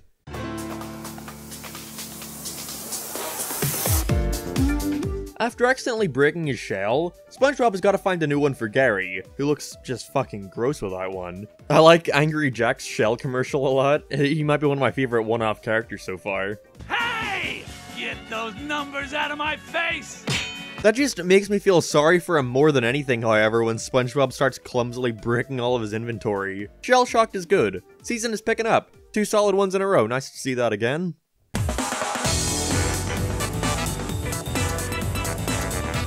Plankton hires Patrick to help with the new Chum Bucket slogan, trying to appeal to the common man. It's about your sign. These words make my head sad. I don't get it. It's okay. I like the little sequence of SpongeBob traveling into the Krusty Krab secret room, but other than that, yeah, again, it's just okay. Decent episode about the power of marketing. Chum Bucket Supreme is going under Patty Keeper.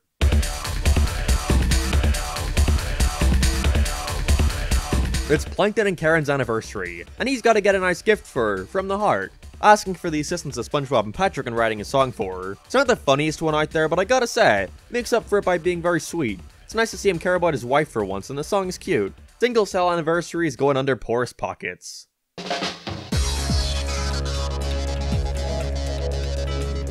Well, SpongeBob, for one, will be on the show. Oh, Tom Kenny, the voice of SpongeBob? Who? To celebrate 10 years of SpongeBob SquarePants, we have the big 1-hour special event, Truth or Square. Now this, when it aired, it overtook Atlanta SquarePants as my favorite episode of all time. It was even one of my main influences for wanting to get into art, as strange as it sounds. I was extremely saddened to realize how fucking bad this episode is. There are certainly aspects I enjoy, but overall it's a very apparent ratings trap. with the trailers all promising these big moments such as Sandy getting married to SpongeBob and Mr. Krabs finally revealing the Krabby Patty secret formula. Holy fuck.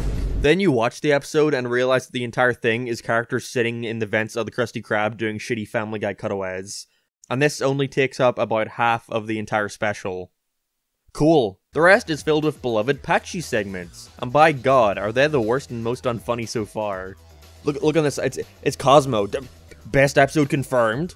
It's just him interacting with random celebrities I could find who'd be willing to come in and lend their talents, such as Ricky Gervais, Robin Williams, Will Ferrell, who they clearly couldn't get on the set and filmed out in public, and Pink? Remember Pink? I don't. I know this place. This is where careers come to die! Ain't that the truth? The only part I enjoy about this is getting to see the insides of a late 2000s Nickelodeon studios, and all the different parts where they shake up the animation style, like UPA and Rubber Hose. Not to mention the stop motion intro, that blew me away as a kid, I loved all that shit. And the song at the beginning actually that SpongeBob sings is cool too. It's got too much auto-tune with Tom Kenny, but I don't know, it's kinda charming. Overall, Truth or Square was an incredibly blatant ratings trap, to try and make SpongeBob's 10th anniversary seem a lot cooler than it really is. But a part of me will always have a soft spot for it, because of how often I rewatched it whenever I was younger. Still though, going under Patty Keeper. Didn't need to see Mrs. Squarepants pregnant though.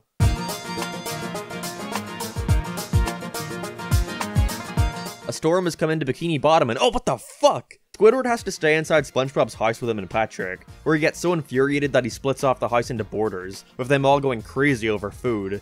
Boring. Along, suckers!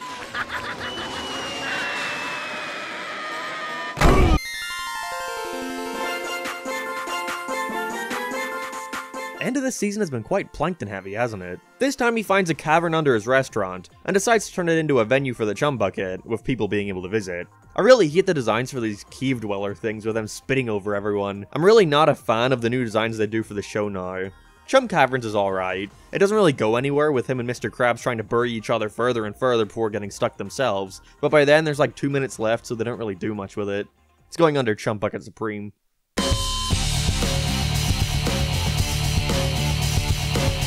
Another episode I've never seen, and it's a 22-minute special, featuring SpongeBob trying to find King Neptune's lost son, before his birthday party ends. I have the capability! Okay, that's enough, Patrick, thank you! It's pretty uninteresting. The first 11 minutes is spent setting up and explaining the story of him getting rid of his son, and stuff just happens from that point on for the purpose of moving the story. Like, we cut back to SpongeBob on his grand search and he's just sleeping. Also, if King Neptune misses his son so much, why can't he just go and get him? Like, he's the one who trapped him on the island. What's stopping him from doing that? Clash of Tritons sucks. It's going under Grandpappy the Pirate.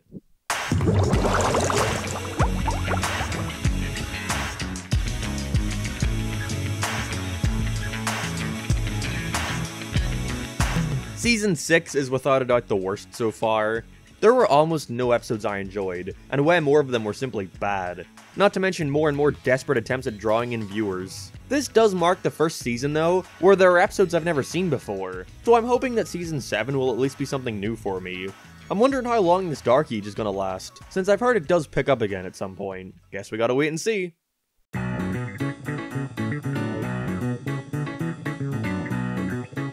After seeing that his favorite public access show has been cancelled for Zeus the Guitar Lord, I mean, can you blame them? He is badass. I don't have a guitar yet, but if I did, I would run a really killer one. Squidward decides he's gonna start up his own television series, where it gets overrun by SpongeBob and other residents of the town, ruining the integrity of his program. It's such a dumb thing that he was obviously being a prick about that I don't mind seeing this being ruined for him. I actually like this episode a lot. It's fun progressively seeing the show get more and more ruined, while all Squidward can do is sit and watch from his desk. Technical Vision is a great start to the season. I'm hoping to see more of this in the future.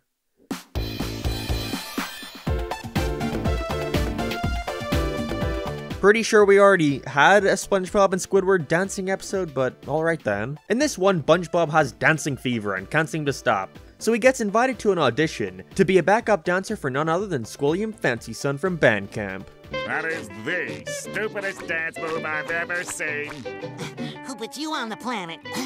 I think about that clip at least once a week. It literally does follow the same formula as the previous dancing one too, with Squidward trying to coach SpongeBob in his house about dancing, except here he's purposefully trying to make him as tired as possible before the audition. I like the ending here a lot, with him actually succeeding and passing the audition, before realizing who he has to dance for. Good twist that concludes it well.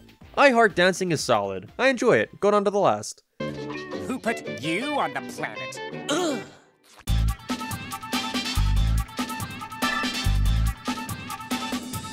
I remember seeing promos for Growth Spurt as a kid and thinking that it looked so weird.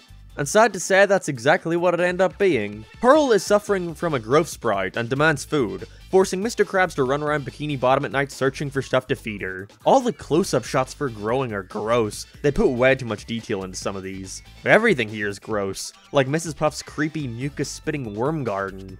It sucks. It's just him running around all night until SpongeBob reminds him at the end that he literally is the owner of a restaurant, and cooks him a special Krabby Patty to feed her. Perfect.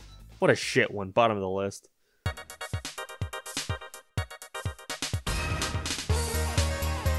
I guess Season 7 used up all its good episodes in the first couple, so now we're back to complete shit. And this might be one of the worst of the whole show so far.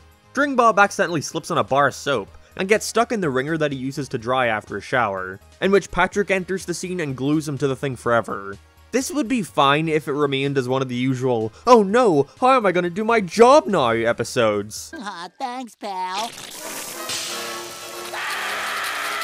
Instead, he quickly gets kicked out of work, and sadly, Patrick has to once again enter the scene, who keeps making things worse and worse. It was neat seeing Weenie Hut Juniors again, but that's about it.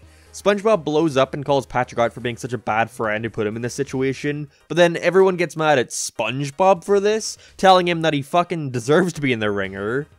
What the hell is this backwards ass logic? What a terrible one. It's clear that no thought was put into who you're supposed to root for here. Patrick being dumb and oblivious shouldn't be a free pass to let him do whatever he wants. Bottom of the list.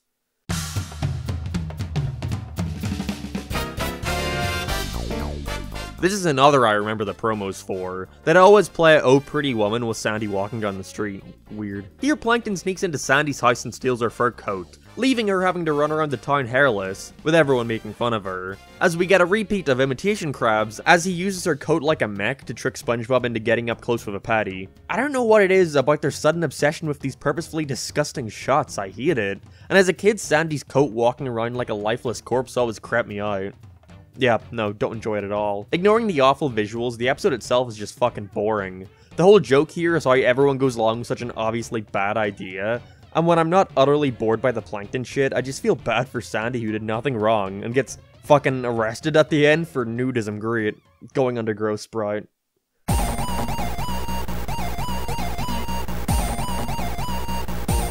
I never mentioned this before, but I'm just now seeing that they've fixed Plankton's mouth again. During Season 4, they made it this ugly looking purple color, which always looked odd to me, but now it's back to red. Yeah, that's a positive. He tries to go inside Mr. Krabs' head to find the formula recipe, but winds up inside SpongeBob instead. It's just him comedically inserting the device into different parts of his body and it fucking with the real SpongeBob in some way. It's whatever. There are some neat visuals with him turning into SpongeBob and Patrick at the end, but other than that, it's just rather forgettable. Middle of the list.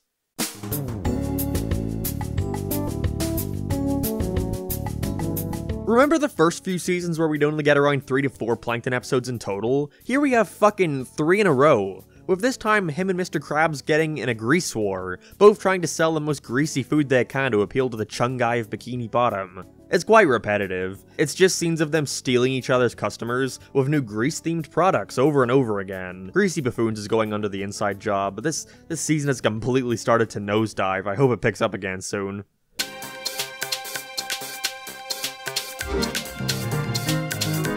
SpongeBob overhears Mr. Krabs on the phone and assumes that he's about to be let go over a misunderstanding, where he sets out for a new line of work. But oh no, he can only cook patties! Pretty sure we've already done that before. He then gets a job as a model and fucking like, the joke is that it's an adult gig, if you know what I mean. Lose the pants! The visual with the giant realistic hands is funny, I guess, but other than that, it's just fucking whatever. This modeling gig lasts all of a minute before he grovels to Mr. Krab asking for his job back. Model Sponge is going above Greasy Buffoons. That's near the top of the list, but I assure you, it still sucks.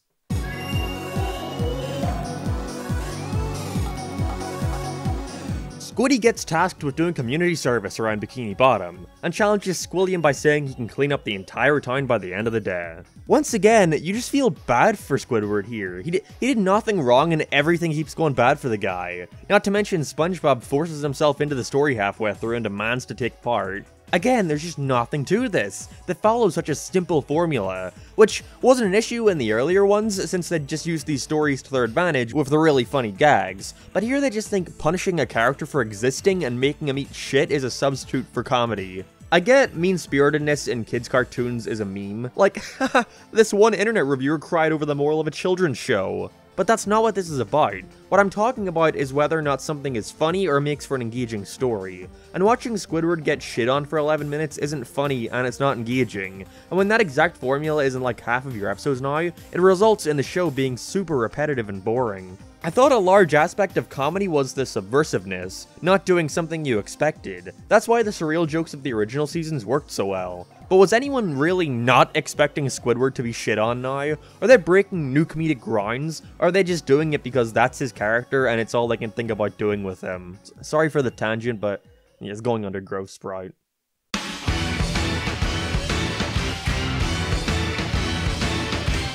See? This is what I'm talking about with subversiveness. Instead of SpongeBob here being oblivious, he's an outright dickhead. He's worrying that Gary might get too lonely while he's at work, and so he goes and gets a cute looking thing off of a mysterious old lady in town, not heeding her warning about how they react around other pets. I'll be right back. It's the same fucking joke over and over again. The thing tries to eat him, Gary calls out for help, and for some bizarre reason SpongeBob thinks that Gary is the one being rude to him even when he's literally in the process of fucking eating him.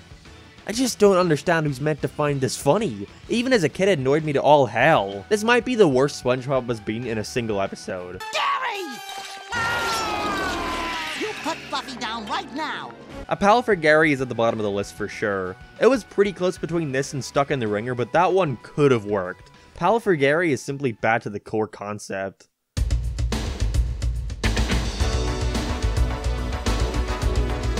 Oh boy, another one that I absolutely loathed as a kid. Patrick can't afford his meal at the Krusty Krab, and so SpongeBob offers to share it with him, which, you know, Patrick eats the whole thing. Yeah. I'm familiar with the concept of sharing. And after, once again, SpongeBob pays extra for the toy to be included, which Patrick now demands is also his, now they have to manage sharing it, with Patrick keeping it and not wanting to return it to SpongeBob. It's funny? Again, it's just fucking irritating. Imagine you have the ending of Waiting with them crying like babies over a toy and extend it out for an 11-minute runtime. I don't even see why these two are friends to begin with. All their episodes now just feature them squabbling with each other. This time it's on me. Yours, Mine, and Mine is going under Stuck in the Ringer. Fucking hell.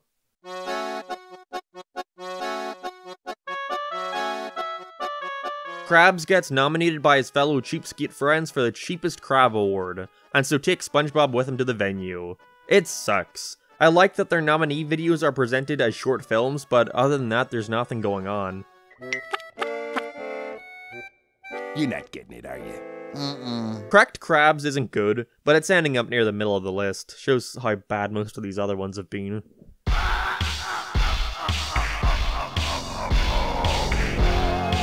After SpongeBob and Patrick accidentally shave off the Flying Dutchman's beard, he curses them by turning the two into ghosts. We're mermaids! You're ghosts! For such an out-there plot, you'd think they'd do something other than the usual, oh no, how is Spongy Bobby gonna do his job now? It takes way too long for them to even become ghosts, to where it doesn't even feel like they utilize it well. Like, this could have been an interesting story, but they waste way too much time at the beginning with the gardening shenanigans.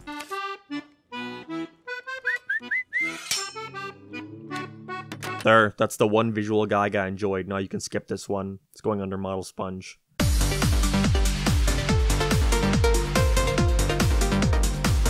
The Krusty Krab gets a locker to share between its employees, for Squidward to store his clarinet, with him worrying about SpongeBob touching it. I love the visual of SpongeBob turning the thing into a giant warehouse, causing Squidward to worry more and more about the safety of his instrument, and having to travel all around the place following clues to find out where it's been stored. Now this is an actually creative episode idea. I like it a lot. It's still not funny at all, but the concept more than makes up for it.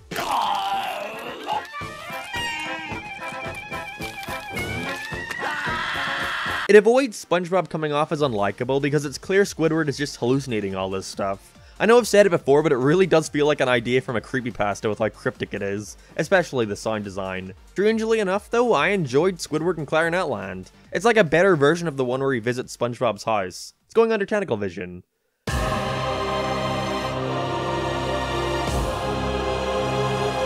First 22-minute special of the season, SpongeBob's Last Stand. That's right, pal, but that's not all. Sandy Squirrel! I think we all know that's not her last name, what the hell? Here we see Plankton trying to build a highway over the Krusty Krab to run it out of business, and needs to destroy jellyfish fields for it, with SpongeBob and Patrick trying to put a stop to it by rallying a team, with ultimately nobody being interested.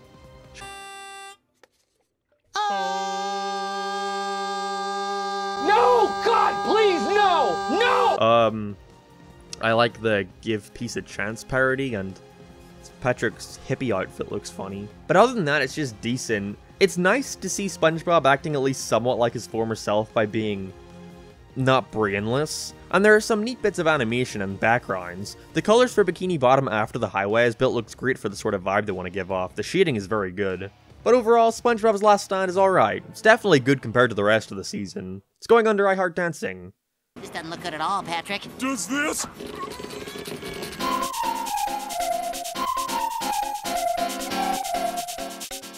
Mermaid Man and Barnacle Boy accidentally use their time machine to take SpongeBob and Patrick back to the past to play the shitty games that suck ass, where they meet younger versions of the heroes. Don't worry, Mermaid Man and Barnacle Boy are always here to help the elderly.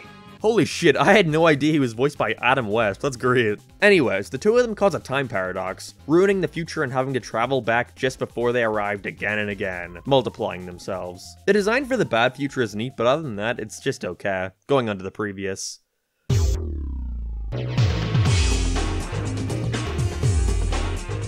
Okay, so apparently the last one was 15 minutes long and I didn't realize, so this one is only 8. Being a look at the in-universe television series Mermaid Man and Barnacle Boy.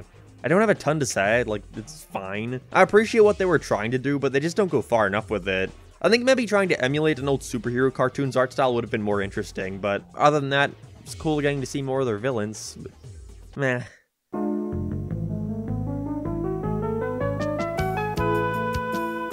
Oh no, that title doesn't sound good. So, after a fucking grueling 2.5 minutes of SpongeBob crying like an infant, and then another minute of it, Squidward challenges him to go the rest of the day without tearing up. I don't know why that has to be a challenge, but okay. What now?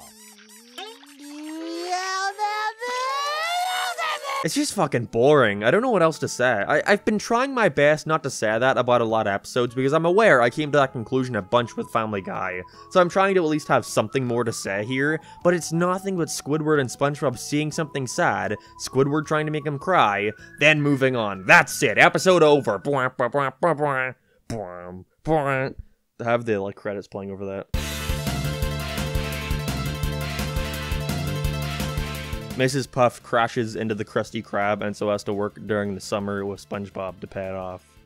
Once again, it's at that point of plot desperation where they're just plopping random characters anywhere they think they can create a story out of. It's just SpongeBob trying to teach her how to work at the place. How fun. She gets arrested at the end. Couldn't have seen that coming. Oh boy, I sure do love SpongeBob. It's going above bad guy clubs for villains. I'm getting really, really tired.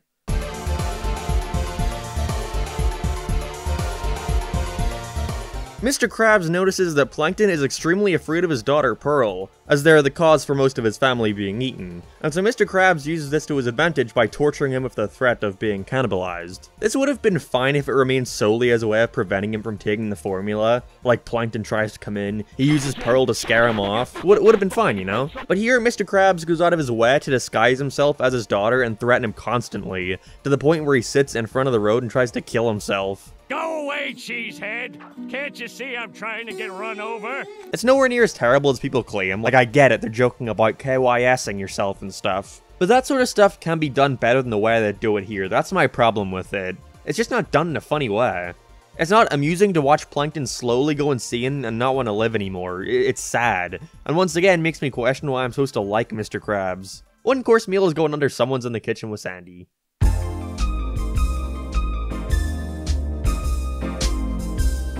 Gary goes to a snail park and falls in love with this girl snail called Miri, making an enemy out of another guy who likes her. I like the bully snail designs a lot, those are cool. The episode follows SpongeBob having to search for his pet who snuck off in the night to go and find her again, thinking he's been taken for ransom. You know, for season 7 standards, it's decent. I didn't mind that at all. Gary in love is going above Back to the Past.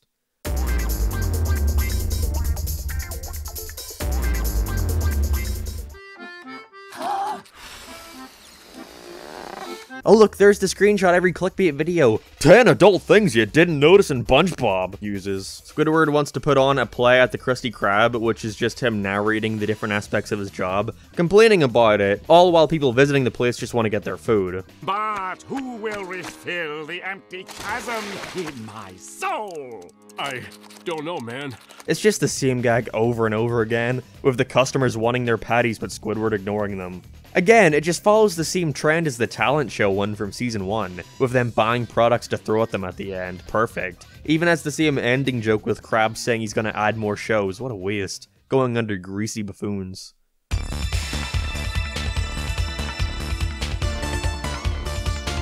Sandy gets a letter from Texas inviting her to go back up to defend her title in Rodeo. I never liked Sandy's Rodeo song. The weird tweened cow heads was always ugly looking to me.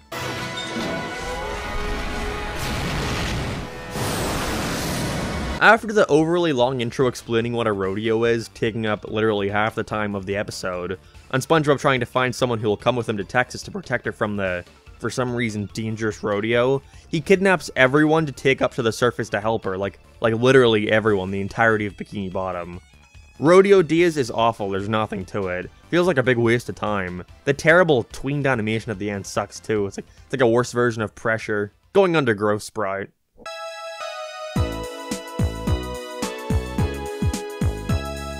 On part 3 of the epic formula of Plankton disguising himself as someone to get the Krabby Patty off of SpongeBob, this time he's pretending to be SpongeBob's great-grandmother, which he believes because he's brain dead. Here's a picture of me when I developed my first appendage. A majority of it is just boring grandma antics, going to different places you would with a grandma, like out for tea and knitting. Doesn't that sound funny? Grammy's secret recipe is going under the last. How has the quality gotten this bad between seasons? Season 6 wasn't even good in the first place. How did it get that much worse?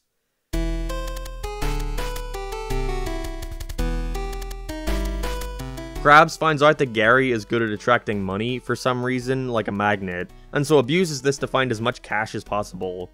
It's okay.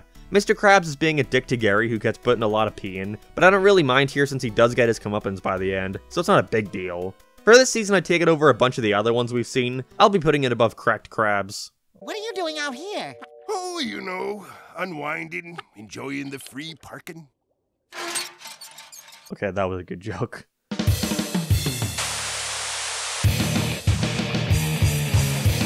Patrick finds this big, gross-looking monster that's just as dumb as him, and nothing really happens. They desperately try to fill up the runtime as best they can. There's a point where they do a Family Guy cutaway gag like, "This is even worse than yesterday," but completely fail to understand what makes those funny, you know, the snappiness to it. Giving the cutaway like a 30-second setup of a guy asking around different employees of the Krusty Krab to inform them there's no ice. Like, the gag there is just that it makes SpongeBob scream. Like, they spend so much time setting it up that it's no longer funny. It would have been way better if it just cut to the guy already asking SpongeBob, then he screams, then a hard cut back. Like, that's just a nitpick about the current writing, though. It doesn't ruin the episode or anything. Just felt like it was worth mentioning. Anyways, this episode sucks. It starts destroying stuff and they have to get rid of it. Wonderful. It's going under Model Sponge. The only redeeming quality is the ending gag being a payoff for the cutaway.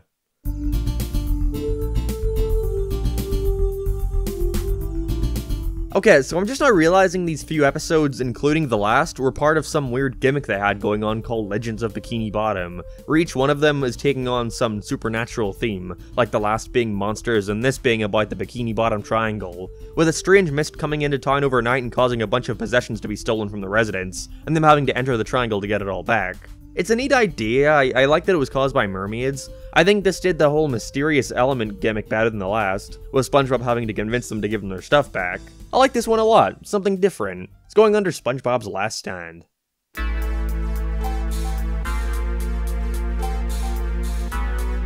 In this entry, we see special guest star Kristen Wiig play an old haggard witch, cursing the Krusty Krab after not allowing her to get a Krabby Patty after hours. And now they can't get any more customers. Oh, you too, SpongeBob. Have a good... It's also decent. I think this one gets down the vibe the best, with the dark backgrounds and more ominous tone, with the two having to visit her to try and get them to lift the curse. The episode itself is alright though. Mr. Krabs only feels remorse for what he did because all his money goes up in flames. It shows that he doesn't really deserve it being lifted, but still, it's entertaining enough. I actually like the series of gimmicks they're doing. It's new at least, but this one's going under the previous.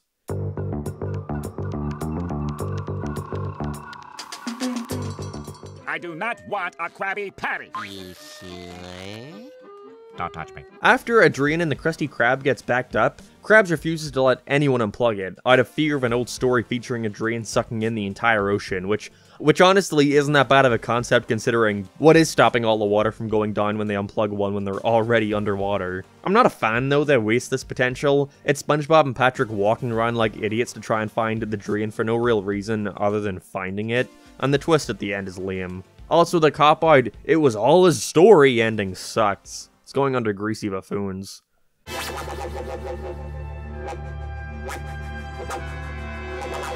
French Billy's also sucks. Mr. Krabs says it's now or never. When does he say that? Usually on his way into the men's room. Sponge and Pat wind up in a trench, inhabited by a bunch of hillbillies, and the two have to prove to them that they're worthy of not being killed. This is one of the ugliest episodes so far in terms of animation. Like, all the slow-motion shots of the two hitting each other, and the designs for the hillbillies are awful, I hate them. Trench Billies is one of my least favorites. Again, it's cool seeing a new location, but when I don't even want to look at it because of the designs, I don't care.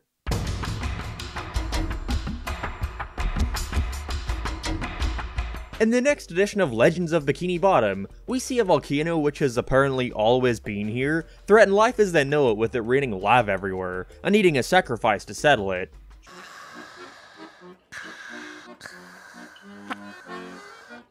Why do they think him breathing is so funny? They've done this gag so many times. I really wish they would have used this opportunity more to try and switch up the art style, or get more out there with these what-if scenarios. Apart from the Hex one, these could have all just been regular shows. Sponge Kino isn't great, it takes way too long to get into the plot, they waste way too much time at the beginning with SpongeBob's gratitude song, even if I did enjoy it. Sponge Kino was going under Cracked Crabs. I'm getting kinda tired of this gimmick now, I hope they give up on it soon. They aren't using it to their potential nearly as much as I thought they were gonna.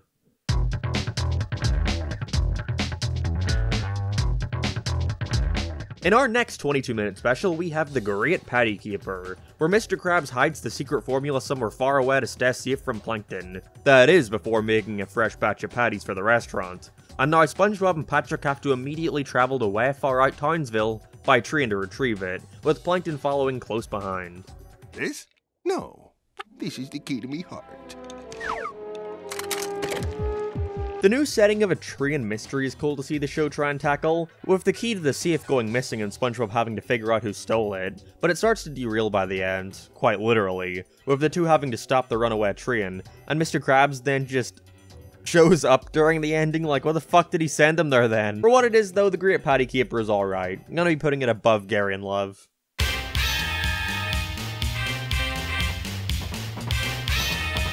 Look, it's the meme!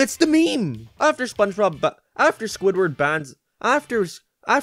restricts Patrick to his own yard and SpongeBob to his own one, the two dig tunnels underground to get around this, although I don't know why they couldn't just play in their backyards. Come on, Pat, whip out the barbecue again. It's just fucking annoying. Surprise, surprise, they make things infinitely worse for Squidward by burying his house underground too. How many times can we do this? Honestly, there is nothing here to set it apart from other episodes with this exact same dynamic, other than the background. That sinking feeling is going under the play is the thing. I'm really sick of these ones.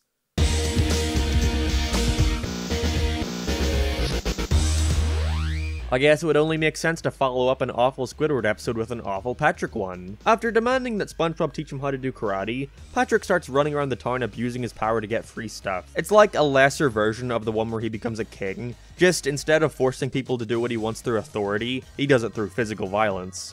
I bet I could jump anything! They try to get around this by claiming, "Oh no, my arm has a mind of its own." But even before then, he was consciously being an asshole about it, so I ain't buying that shit. Karate Star is another terrible Patrick story to add to the collection. I'm gonna be putting it above A Day Without Tears.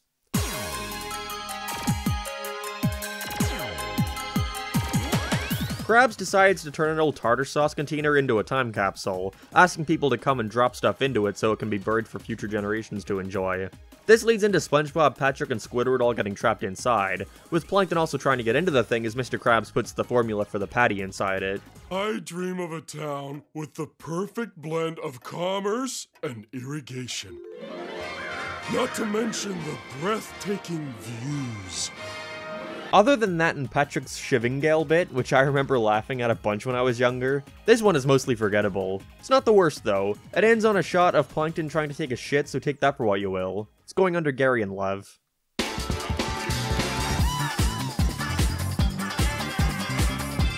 I saw the Squidward Tiki Land song from here receive a massive resurgence in popularity recently due to TikTok, so I was curious to see if it was some hidden gem, or anything that had people coming back to it all these years later. It isn't, but it's not to say it's bad. After another Gwigward torture montage for the first 5 minutes, bringing him to the point where he's fucking crying to himself under a chair, the two buffoons decide they're actually gonna try and do something nice for the guy, and create a tiki paradise for him to relax. Gotta say, they turned me around. It's nice to see Squidward get something nice done for him this time, for no reason other than just doing something nice for him. Almost makes up for the first half. Almost. Enchanted Tiki Dreams is one of the best of the season, and even then, it's only for the last 5 minutes, which is rather embarrassing. It's going under I Heart Dancing. I appreciated the return of the eel from Walking Small, though. Nice to see you again, buddy.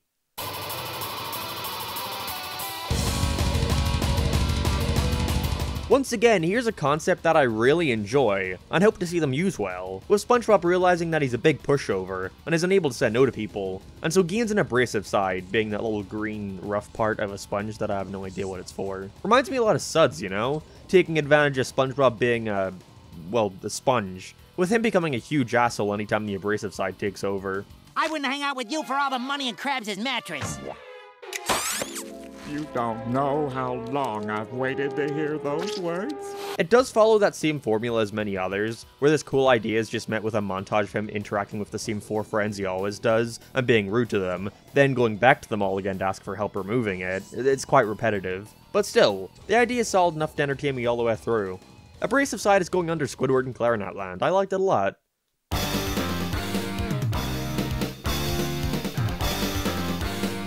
SpongeBob can't get this new song out of his head, which starts overrunning his entire life, growing a literal earworm. It's great how they managed to actually create a really catchy song that I think about often. I hadn't seen this episode in years, yet still knew all the words. I like that it's such an upbeat song, but the lyrics have more sinister undertones when in context to the show. I don't like that, like so many other new ones, it has to involve every single one of his friends by the end, but still, it's not bad. Honestly, the song makes it go near the top, I like it way too much. I don't know though, maybe others find it annoying, I'm not sure. Oh shit, maybe I have the earworm. Hold still, buddy!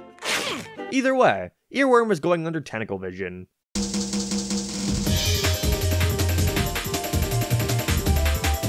After deciding they want to play hide and seek, and a minute-long waste of time of SpongeBob explaining to Patrick how to play, SpongeBob runs all around Bikini Bottom searching for him, not realizing that Patrick forgot they were playing and went back to his house. I can't believe we've gotten 3 in a row, but I guess it bears repeating. I'm getting really tired of this formula of setting up the scenario, then just having SpongeBob go to each member of the cast with the payoff being the exact same.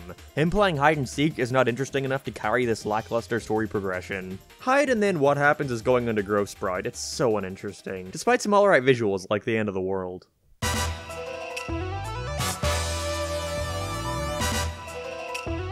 Tomorrow is Bring Your Pet to Work Day, so SpongeBob is taking Gary over. Tomorrow is Bring Your Pet to Work Day. I don't need a special day for that. Squidward's here every day.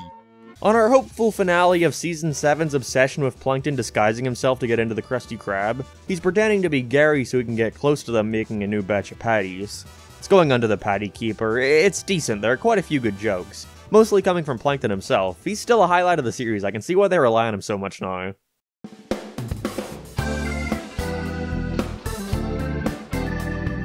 There's a new chicken shack in town, and so to attract customers back to the restaurant, Squidward is enlisted to create a statue of Mr. Krabs because for some reason that makes people want to come. Someone with a vision. Oh, boy. Someone among us. The masterpiece sucks. It feels like one big long first act. He doesn't even finish building said statue until there's literally a minute of the episode left. Seriously, what's the point? Masterpiece is going under that sinking feeling. So pointless.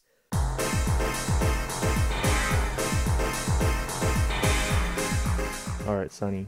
I didn't want to write about this episode, but thankfully you've been watching them with me, so tell me what you thought about Welk Attack. That episode kind of sucked, honestly. I kind of just zoned out halfway through. It was literally just a bunch of fucking big snails came around, and they shit on everything. They just came on everything. And the whole episode revolved around just SpongeBob sucking it up, so... There you go, there's the review. There's the review, guys. Thumbs up. Pat and Sponge do a best friend quiz, with him realizing that Patrick really doesn't know as much about him as he thought he would have. Sorry, Patrick. I have an outie. Ugh, yuck. It's a decent idea of him not wanting to be friends with him anymore, but realizing that he misses him, but nothing is done with this. SpongeBob just sees that he doesn't know much about Patrick either, so that makes all of Patrick's faults alright. Perfect. It's going above the monster who came to Bikini Bottom. What a crybaby. I know, right?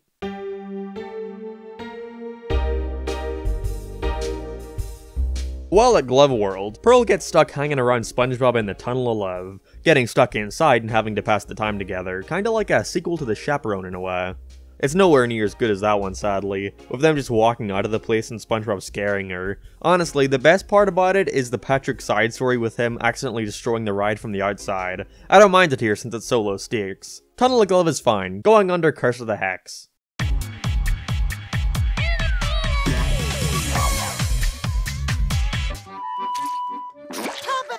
To ya. I find that offensive. After accidentally making a hot dog out of Krabby Patties, it becomes a big hit at the restaurant with everybody wanting one. Hey, I'd like to request a wiener. Me too. Me too.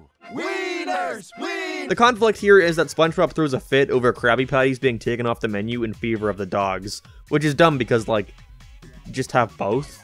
But really, it's not that bad. I enjoyed it. All the characters simply saying wiener is funny enough to entertain me. Okay, that didn't work at all. It only seemed to increase their appetite for wieners. Krusty Dog is going under SpongeBob's last stand.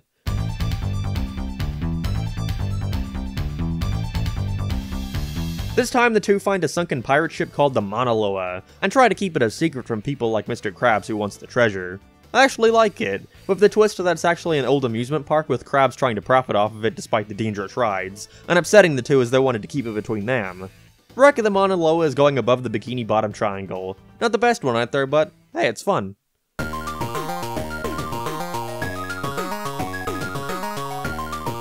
Okay, here's another that I enjoy the concept of, with Patrick renting out his front yard to a guy called Howard, who turns out to be really normal and Squidward starts to bond with him, not wanting him to interact with the two to scare him off. It's like a different take on Opposite Day. I can't believe it's taken them so long to give Squidward another normal guy to befriend and play off of, but they use it to good advantage here. I like this one well enough, with his desperate attempts of avoiding the three meeting being what starts to scare him off, and eventually becoming like the two himself. It's solid. New Fish in Town is going under the abrasive side.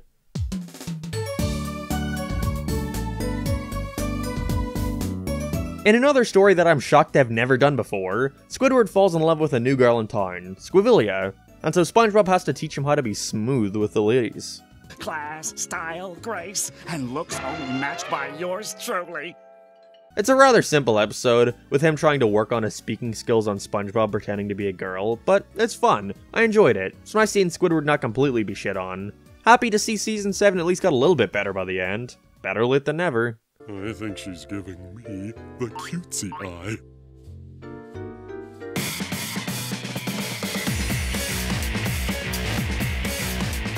Patrick's long-lost sister is coming to visit, who's this giant brute who destroys stuff like Spongebob and Squidward's house, with Patrick being in denial about her ruining everything. This one sucks hard, it's really annoying. His sister is so unlikable with no redeeming qualities. She's barely even a character. She could have just been replaced with that giant monster from earlier and nothing would be different. I don't want to waste any more time here. Big Sister Sam is terrible. Under one course meal.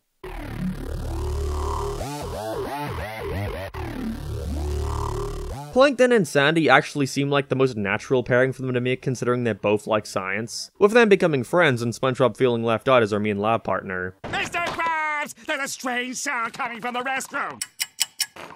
For crying out loud, Squidward! What the heck is wrong with you? See, the joke is farts. It's fine, it goes right where you think it would. He wants to use her stuff to steal the formula. Great. It's more middle of the road. Going above Sponge Key&O.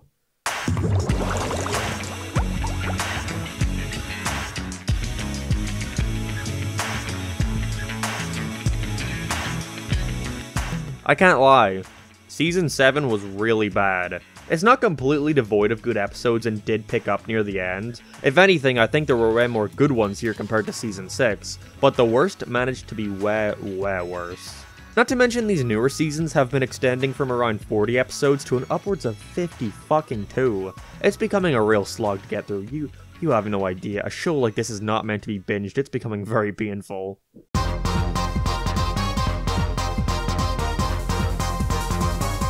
To kick off Season 8, we see Squidward getting hurt in the job, and makes Mr. Krabs do anything he wants or else he's gonna get him in trouble. I actually like the way this one progresses a lot, with Krabs obviously not believing him and having SpongeBob sleuth around with Patrick to try and find the truth.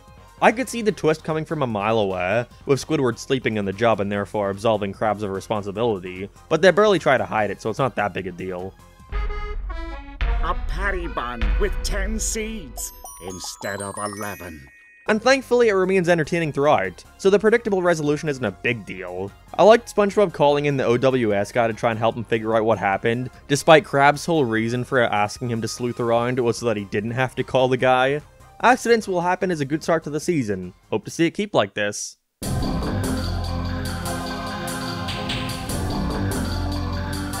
A brand new restaurant opens up next door to the Krusty Krab and Chum Bucket called the Flabby Patty, with Mr. Krabs and Plankton deciding they're gonna team up to steal a recipe to get— wait, haven't we done this before with the Kelp Shake episode? Here, though, there's a lot more emphasis put on their pairing, with SpongeBob trying to convince the two to work together instead of being against each other, which I honestly think works better here. Shows more of their rivalry better with them trying to achieve the same goal. I wish they could have done more with who actually owns these challenger restaurants, though. It's always just some faceless place. Wish we could actually see someone try to overtake the Krusty Krab and actually be successful with it, to pose as a true threat. But the ending here where it turns out to have been SpongeBob works within the episode. Still though, the other patty is another solid one, going above the last. I want you to... I'm sorry, do you mind? Let's go someplace more private.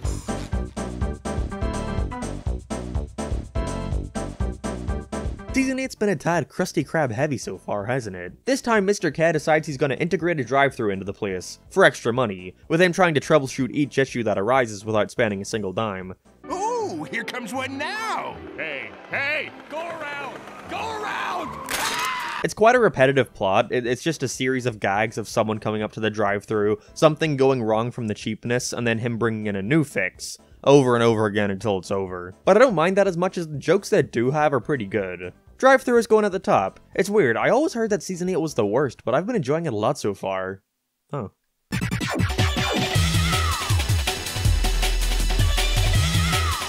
Thank God, a break from the Krusty Krab. This time we get another boating school story, featuring the son of famous race car driver Tony Fast, Tony Jr., becoming a student in Mrs. Puff's class and trying to teach SpongeBob how to drive.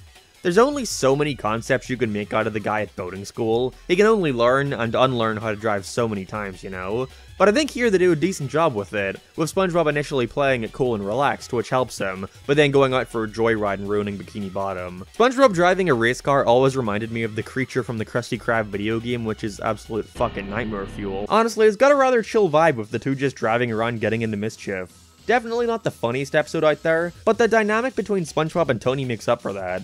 I'm gonna be putting the hot shot at the top of the list so far. Season 8 seems to keep topping itself.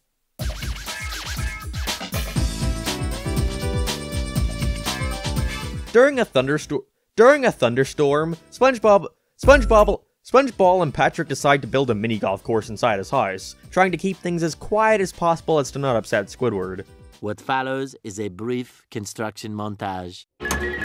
We hope you enjoyed this brief construction montage. Unlike the others, I actually find this one to be a good idea, on top of just being funny. I love all their little minor ways of getting at each other with their competitiveness, like Patrick subtly cheating or trying to distract SpongeBob, and the design of the Butter Squidward.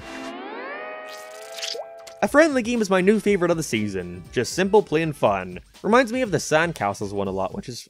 Reminds me of the Sandcastles one a lot, which is for sure a good thing.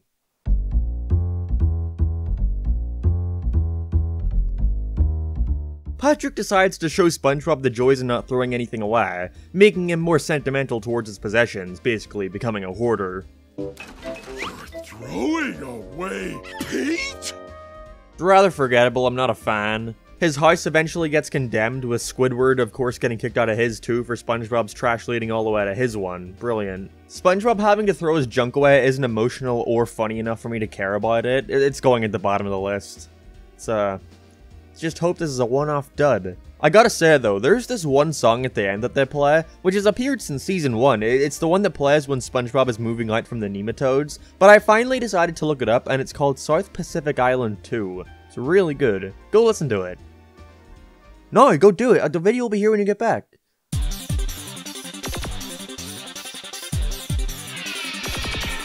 Fittingly enough, the show's 300th episode is a special, Frozen Face-Off. They get right into it too, opening on a big Bikini Bottom sleigh race, which everyone is partaking in for a grand cash prize. It's got a rather quick pace, with each of the main cast quickly losing their sleigh and having to hitch a ride with SpongeBob, so they can all get there together, but wind up trapped in a chasm surrounded by snow.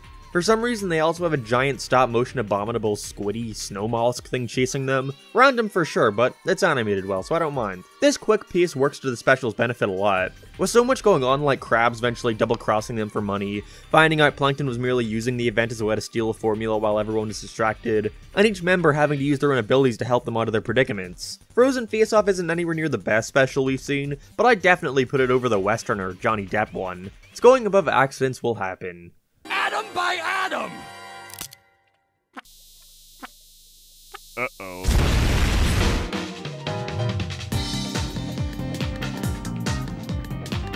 After 2 minutes of SpongeBob and Patrick screaming at the top of their lungs, Squidward tries to teach them how to act like grown-ups. Yep, we're really at that point. They think Patrick's grown a beard, which Squidward thinks makes him more adult-like, making SpongeBob feel like he's too immature to hang out with them, sorta like Patrick Smartpants again. That's weird. I thought I was gonna get tossed out on my... It's rather uninteresting. I liked SpongeBob's opera singing, but other than that, it does just follow that exact same story as Smartpants, except this time Squidward is also here. Squid's School for Grown-Ups is going above Sentimental Sponge.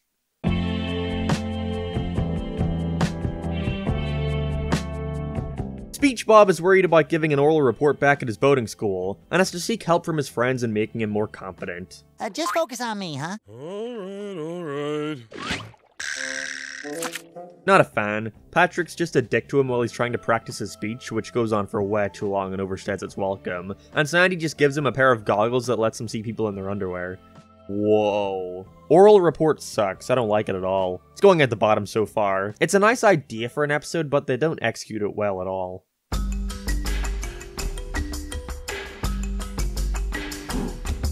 After the writers realized that they've exercised every other dynamic at their disposal, we see Plankton trying to befriend Squidward, as he's the most willing to get him to the Krabby Patty formula, appealing to his interests by talking to him about his music. They don't do a whole lot here. Plankton's song he sings about his friend is really bad. His voice actor cannot sing for the life of him. I usually like amateur singing in cartoons like Family Guy, but here it's terrible. I don't have a lot to say. Squidward doesn't even know the formula, so it was a big waste of time. Wonderful. It's going under Squid School for Grown-Ups.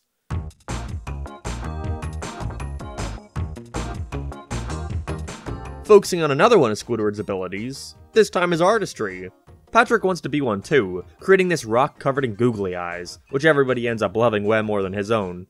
I like the one guy that comes off like an addict who is in desperate need for some art, but apart from that, it's alright. If we ignore him being an asshole who lets the fame go to his head. I'm gonna pretend that part didn't happen. It's going under accidents will happen. I'm a critic. I don't make things, I judge things.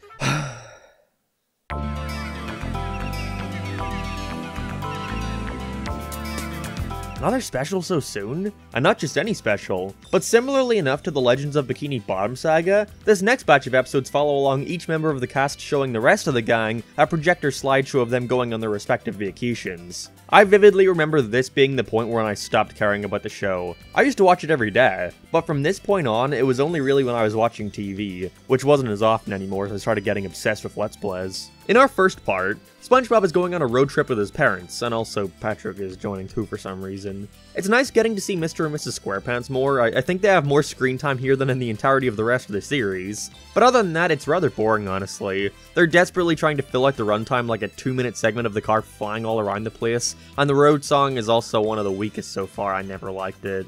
The gimmick is that they don't actually go to their vacation spot and end up having all the fun they would have at the service station they get stuck in, eventually getting lost deep in the ocean, which has a pretty neat aesthetic. I like that part a lot. But overall, the episode itself is just meh. They don't even follow up on the start with him showing the slideshow. What was the point of that then? Squarepants' family vacation is going above googly artiste.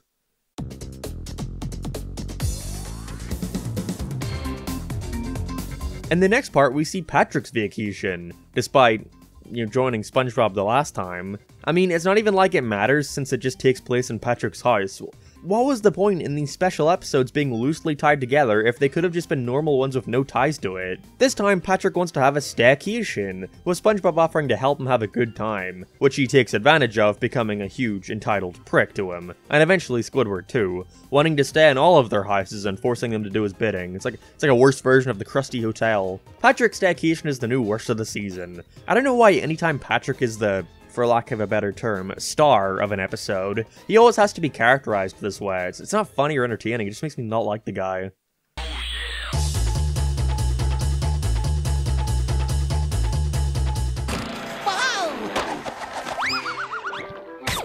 That was animated oddly well. I haven't mentioned it in a while, but I will say, if there's one thing I can give the show in these middle seasons, it's that despite not liking the way they draw SpongeBob most of the time, and a lot of the secondary designs they do, the show is still very well animated. Anyways, after noticing that Krabs is taking the formula on his cruise, Plankton takes Karen along with him to join, not wanting his wife to find out that it's just a way of getting the recipe. It's okay, probably the best of this vacation series so far, but other than the unique setting of a cruise, it's just your standard Plankton trying to steal a formula episode, with not much being done here to separate it from others, other than him just trying to hide it from his wife, which was definitely its best aspect. Walking the Plankton is going above the SpongeBob one. Karen does the Ahigo face, I didn't even see that though.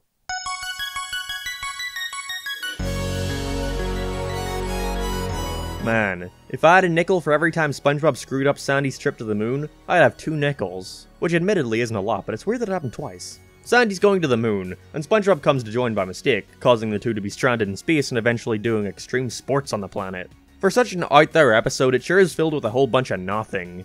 By the end, they try to up the stakes by having them running out of fuel on the way back and needing to brake as much as possible, but that's really the only interesting part, the rest is just whatever.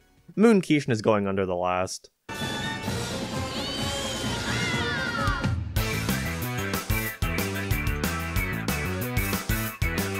Did we really need another Mr. Krabs vacation? He just went on one 2 episodes ago. Well, he's going on one anyway, taking Pearl and SpongeBob along too for some reason. Oh sorry, did I say for some reason? I meant for no reason. They go to this place where all the money is made and struggles to contain himself at the sight of all the money.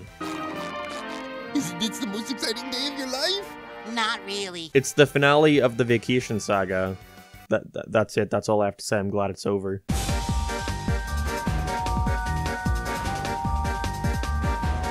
Special number 3 for Season 8, Ghoul Fools. Patrick, don't you love staring at clouds and thinking about what they look like? Yeah, it really calms my inner demons. Here a haunted ghost houseboat invades Bikini Bottom, with the two deciding to go inside and investigate the giant place. I like the setting here a lot. I'm shocked they've never tried to dabble in this sort of horror before, beyond the usual Flying Dutchman stuff.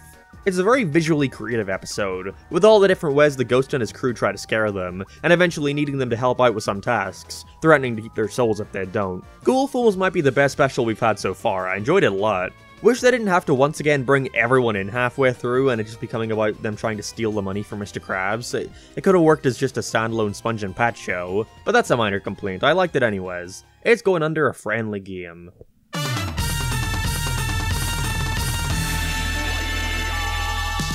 For the third time now in recent seasons, we get to see the past versions of Mermaid Man and Barnacle Boy, with the heroes telling Yellow and Pink about their origins. It's cool getting to see them as actual humans above the surface, with them just being regular guys who got stuck in the ocean before being given superpowers. Sadly, not voiced by Adam West, though. And for what it's worth, I enjoyed it more than the previous episodes they did with their past selves, even if it is a little weird seeing them try to do a more realistic style up on Earth. But the actual reason for them becoming superheroes is really funny. I loved how drawn out that sequence was. Mermaid Man begins as going under Frozen Face-Off.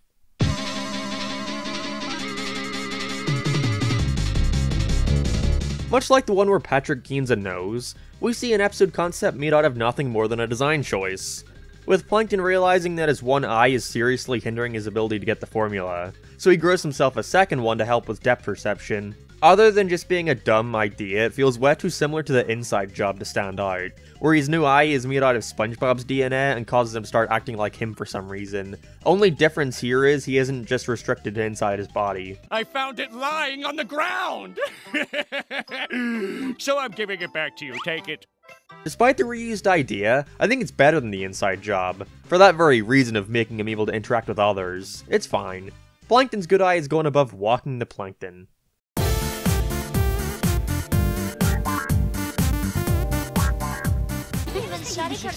Hello. There's a big dance on at the Bikini Bottom High School. Alas, Pearl has a giant barnacle on her face. Really didn't need the close-up shots of a dripping puss I was eating. SpongeBob has to help her in getting rid of the pimple, with more and more of them growing. I like the twist that the soap Mr. Krabs had been getting for the house was made using Krabby Patty grease. Honestly, if we ignore the ugly visuals, I actually liked it quite a bit. Once again, I don't mind these more grounded episodes they occasionally do. Barnacle Feast is going under Mermaid Man Begins.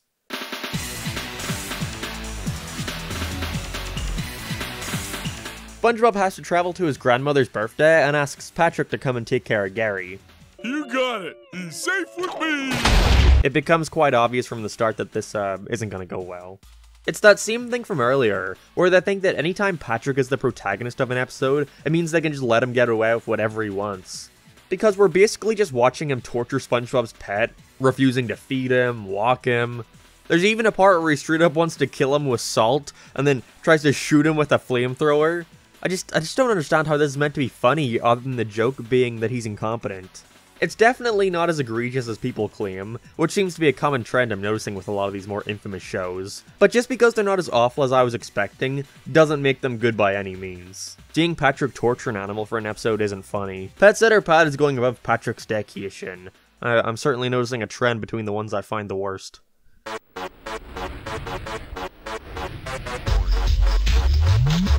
On the opposite side of the spectrum, we have SpongeBob house-sitting this time, for Sandy while she's in Texas.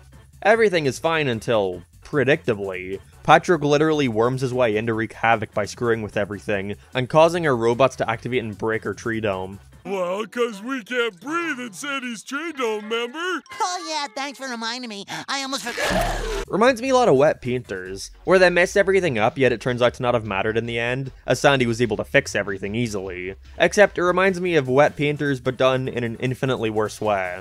In that one, they both cared about the repercussions of their actions, but here Patrick doesn't give a shit about what happened, so it's nowhere near as funny when Sandy comes back to see what happened. House sitting for Sandy is going under Squidward's grown-up school for whatever the hell that episode is called.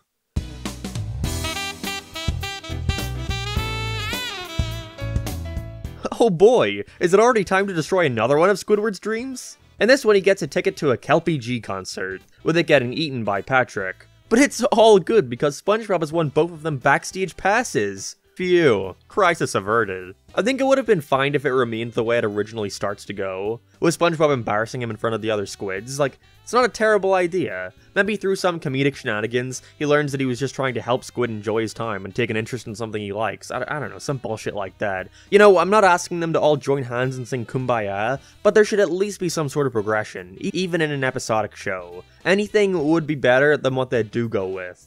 Because of course he has to. Patrick randomly shows up and eats their backstage passes for no reason other than to do it, I guess, getting them kicked out of the venue. It's just annoying. Patrick is without a doubt the worst character of the show in recent times. I hate it when he enters into these episodes right prompt now. Smooth Jazz at Bikini Bottom is going under Pet Sitter Pet.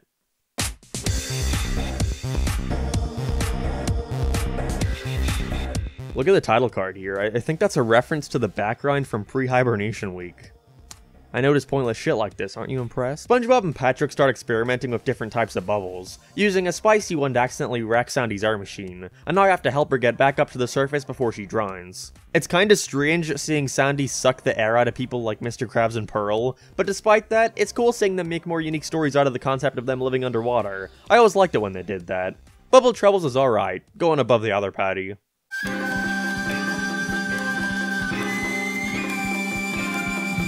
SpongeBob meets a karate expert who's trying to judge whether or not he and Sandy are worth a karate belt. I don't like the voice they gave the karate guy, it does not fit him at all. I would have assumed he'd have some kind of Master Shifu voice from Kung Fu Panda, not regular old Joe. Yes, Sensei. The way I have the sponge is shit. He doesn't think SpongeBob is worthy of a belt, but then gives it to him after seeing how great he is at making Krabby Patties. Seems like such a shitty cop-out way to have some sort of positive resolution. It's going under Mr. Krabs Takes a Vacation.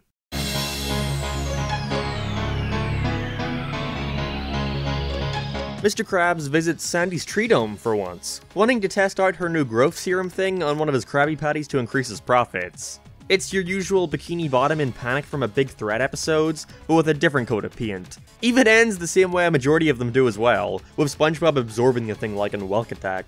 The Krabby Patty that had a very long episode title is going above House Sitting for Sandy. It's rather forgettable.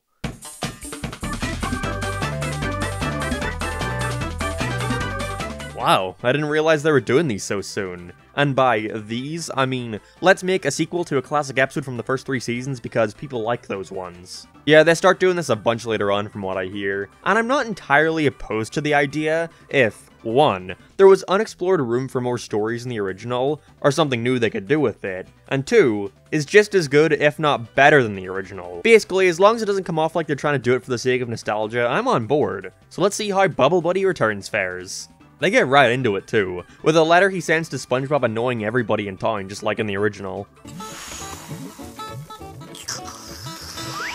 I like that they do indeed do something different though, with SpongeBob having to take care of his kid, Shiny, who he has to avoid from touching any sharp objects and popping. I actually like Bubble Buddy Returns a lot. Since he doesn't talk and is barely a character, him mindlessly floating around and getting into trouble manages to be pretty funny. There's a lot of good slapstick in here. Say hello to Shiny, Gary. Bubble Buddy Returns is going under a friendly game, hoping the other sequels stick to this level of quality.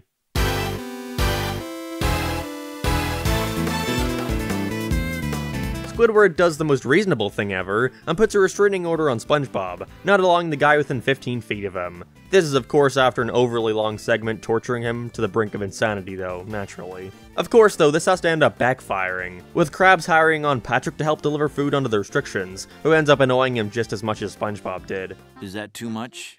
That depends. On what? How long do you want to live? Restraining SpongeBob is going under Pet Sitter Pat. Again, it's just nothing but shitting on the guy, and that's the only joke. No, Patrick! You! What the fuck is even going on anymore?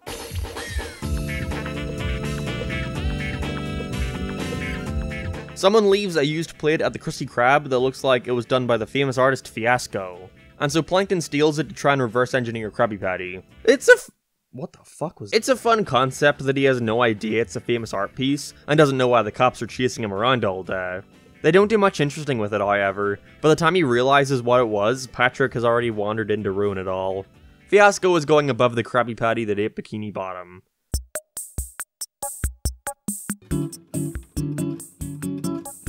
After, quite depressingly, realizing that he can't remember the last time he was happy, Squidward gets in a slump, with SpongeBob making it his mission to cheer him up. So, what's your happiest memory, Squidward? It's just, like I said, depressing. After failing to cheer him up over and over again, he just sadly walks around his house where they make a bunch of KYSing jokes. I still don't know if I can say that word on YouTube. They make gags like him sticking his head in the oven and supposedly tying a noose, and I just don't really know what the joke is. I see a lot of people claim that SpongeBob is just meant to be nothing but a comedy, therefore you shouldn't expect anything more out of it, but what part of them being depressed is supposed to be funny at all? I guess Nick realized this too, as they've pulled the episode from syndication since 2019. Are You Happy Now is so bizarre. It's going above Oral Report.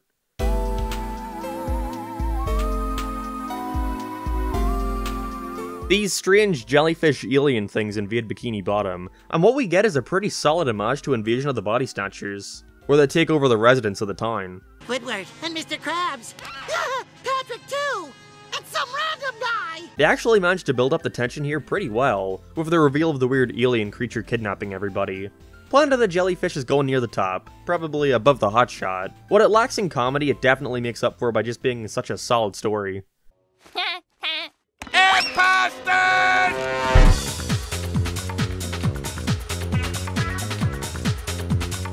Plankton starts offering free samples of his chum, claiming that they're Krabby Patties so Krabs will get the blame. It's actually a smart idea, forcing him to have to give away patties for free so that people want him again.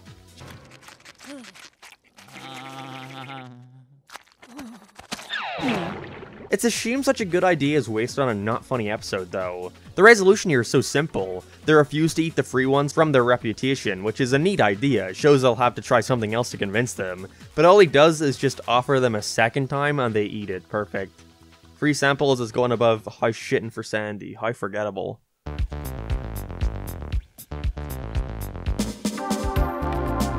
Bob's house starts to go in shambles, with his pineapple quickly rotting. Once again, that's a good idea.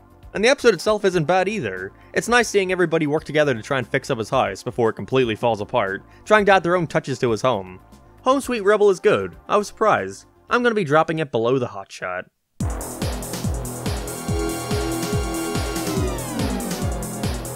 More Karen and Plankton relationship troubles, oh yeah.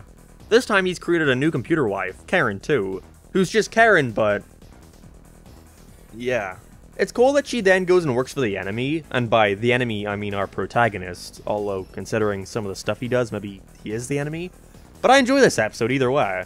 It's nice seeing them actually do something with Karen being a lot snappier in they's newer seasons. I'm glad they've started giving her more of a character. Did you know she's voiced by Tom Kenny's wife? Cool, ain't it? Karen 2.0 is going under Mermaid Man Begins.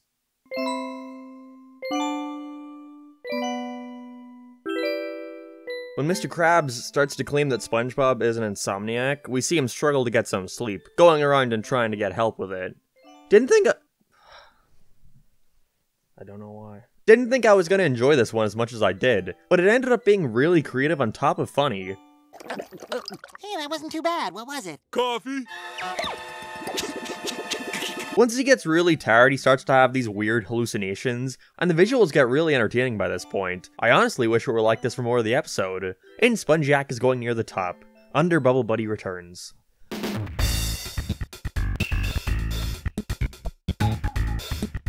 Boy, I hope you enjoyed Hooky, because what if we just did it again, but, you know, infinitely worse? So this time, instead of Mr. Krabs warning the two about playing with hooks, he warns them about making faces, with them being scared and going off but not being able to resist it, and what do you know, they get stuck that way, and now I have to avoid being caught by him. Except here the only joke in the entire episode are the faces they make, which are less funny and more ugly. I can acknowledge the fact that they're very creative and well done expressions, but when you have like 30 seconds of uncut back and forth with the two just making these exaggerated faces at each other, there's nothing much I can get out of this other than going, yep, those sure are some ugly faces. These phrases going under Oral Report. Honestly, I could have just pled this and their review would have sufficed. Look at the funny face! Doo-doo-doo-doo-doo! Look at the funny face!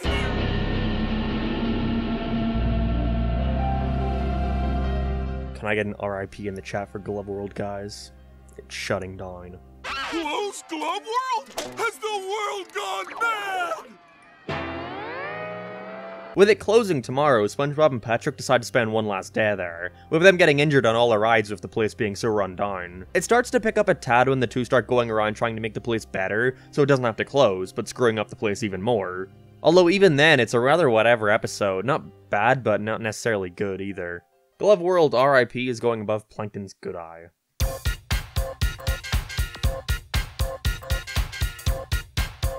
Somehow not realizing this before, Squidward finds out that if he's sick, he can take off work and pretends to have Squid's disease. I wouldn't have minded if they just stuck to him trying to convince Krabs to let him go home from being sick, but after he does halfway through, SpongeBob starts to think that he's also caught the meat-up disease too. And from here on out, it's just uncomfortable to watch his different ways of bettering himself, like boiling his legs and proceeding to further burn them again and again. Squiditis started alright, but the more it went on, the less interested I became. It's going above free samples.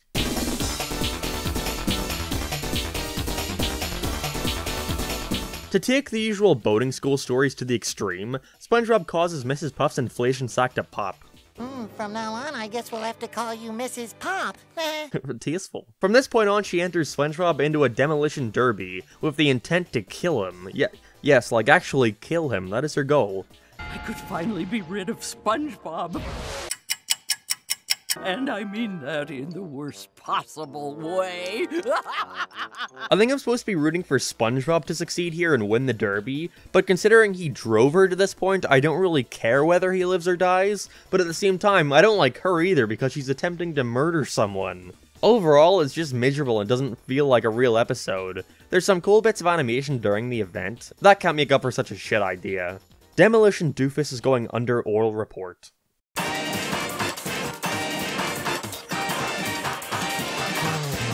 After a minute of just repeating the word snail bites, which is very funny I assure you, Gary gets obsessed with the things and won't let SpongeBob rest until I get more. If you want to hear Gary endlessly meow for an entire episode, then you are gonna get a kick out of this one. I, for one, find it incredibly annoying. Well, you could try going to the factory where they make them. Thanks a lot. It's just obnoxious. I like the ending of SpongeBob simply saying no to him and that being the resolution, but they should have built up to that better. There's a neat idea here, but the execution is pretty poor. Treat is going under Squiditis. We find out his full name is Gary Wilson Jr., that was my main takeaway.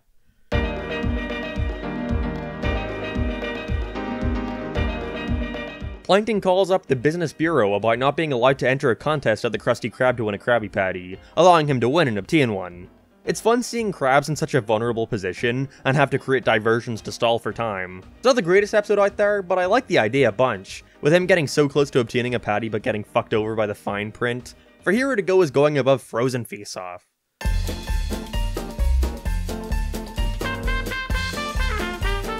Even though I had stopped watching the show by this point, I for sure remember tuning in to watch the second Christmas special, mainly due to the unique stop-motion style of animation, with the entire thing being done using this medium. Even the Patchy segments, that's the first. I love the shitty-looking edits they give to the intro too, zooming in on it and adding Christmas stuff everywhere. The animation here looks wonderful, and enhances the show tenfold. There are some segments that look a little off, such as Santa's design. But overall, for TV grid stop motion, it looks really good. It was nice seeing John Goodman star as Santa, too. The story isn't the greatest in the world, with turning everyone in town into a jerk to make him look better in comparison, so we can get the formula for Christmas, but still, it's fun. I enjoy the special a lot. Nothing can top Christmas Who, of course, but It's a SpongeBob Christmas was a unique follow-up that stands out for sure. And the song ain't half bad either. It's going at the top of the list.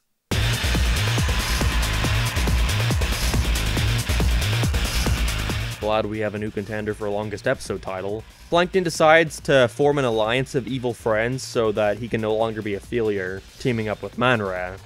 It's great seeing him again. I love that he works as a guy who fucking stocks up vending machines, but it's a decent episode overall, with SpongeBob having to sneak into the old folks' home to get Mermaid Man and Barnacle Boy before they take over the Krusty Krab. I would say what it's going under, but I don't feel like reading that title out again. Moving on.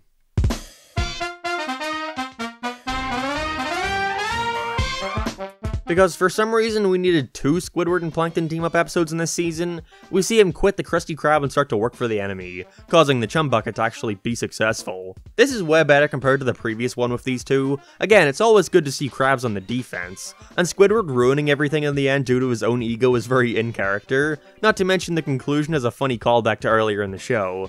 Not much else to say. If you haven't noticed, these reviews get a lot shorter by the end of the season, mainly due to burnout. I know I'm just watching a show, but this is taxing, I'm telling you. Going above the one with the long title.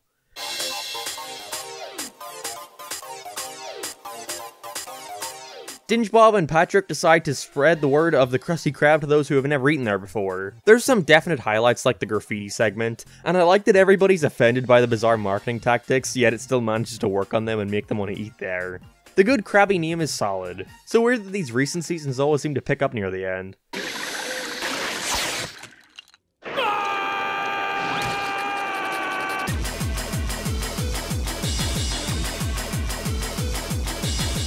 With the new city ordinance claiming that 2 restaurants can't be within 100 feet of each other, Mr. Krabs and Plankton have to decide which of them has to get bulldozed down. With it being the 5th Krusty Krab related episode in a row, which is getting very repetitive at this point, I'm not that into Move It or Lose It. It's a race between the two trying to get enough signatures, with Plankton selling off his inventions to pay people to sign. It's a pretty smart plan, honestly. But of course it turns out that none of this has to matter in the end, and everything just ends peachy. Meh. It's going above Plankton's good eye.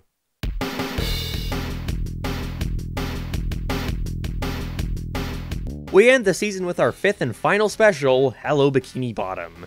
Here we see SpongeBob and Squidward get noticed by special guest star Andy Samberg, who wants them to team up and go on a tour around the ocean as a musical duo, which Mr. Krabs then sneaks in and takes over. It sucks that the clarinet and ukulele sound so good together because for a musical episode, the songs really aren't that strong. I only enjoyed the final one that happens at their low point, but other than that, they're just super forgettable with forced lyrics and the animation is way too slow. I personally think for cartoon music videos, the Fairly OddParents did it the best with the visuals. They're very frantic and varied and perfectly complement the songs. Other than that, it's your standard rags to riches story, with them going to each shitty place to perform and feeling at their dreams, having the big breakup, and then coming together in the end to put on the performance of a lifetime. The story is way better than the songs, thankfully. Predictable for sure, but the characters elevate it. It's nice seeing SpongeBob and Squidward have a positive conclusion together. I can appreciate the effort here. It's alright. A decent finale for the season. Going under in Spongiac.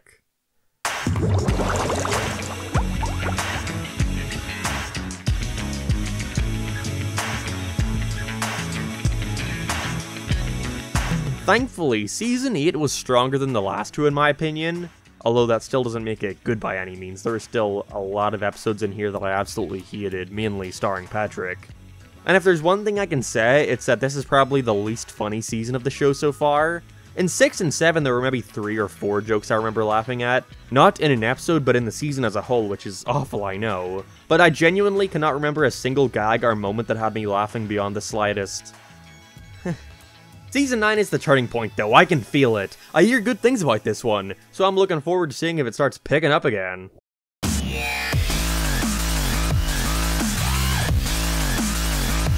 Hey, what's up? Before Season 9, I'm in LA now, so if the mic sounds different, that's why.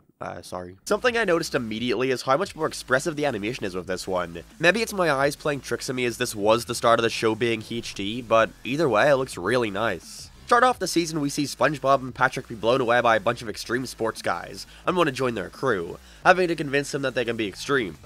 It's cool that the main guy is voiced by Johnny Knoxville, but other than that, I noticed a serious differentiation in the way it's written. The whole episode takes place with the characters standing in one location and there's not much of a story to speak of. It's just a series of gags related to extreme sports, which definitely isn't a bad thing for sure. It's just way more focused on slapstick instead of cleverly written jokes. Not that slapstick can't be clever, but you know what I mean.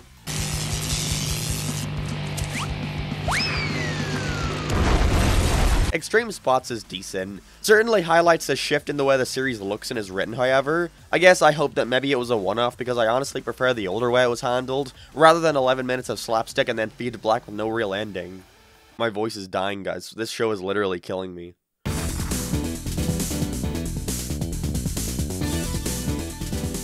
Someone threw away a book. You shouldn't throw away books. Why was that delivered so awkwardly? So Sandy vows to defeat every single record in a record book for no reason other than to do it. Nobody is even around to judge her on this. She's just doing it for the sake of an excuse for slapstick, I guess. It's like a worse version of pre-hibernation week, where SpongeBob gets sick of how dangerous it is. It's that similar thing again, where the plot is more so just to drive along slapstick. Establish what's going on in the first minute, and then the rest of the episode is making jokes related to it. I can understand people liking this approach, but personally, I prefer a more balanced take between writing and slapstick. I'm really hoping it's not going to remain this way until the end of the show. Squirrel Record is going under extreme spots. They're both of a similar quality, but at least in the previous there were some new characters to see them interact with.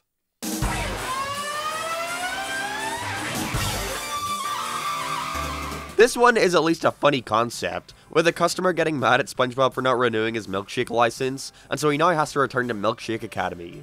It's cool getting to see SpongeBob in a new setting, and it's fun getting to see all the creative ways of them trying to make milkshakes as complicated as possible to confuse him. But again, the main issue is that it just feels to be funny at all. I don't know if it's just me, but I really am not into the way it's written now.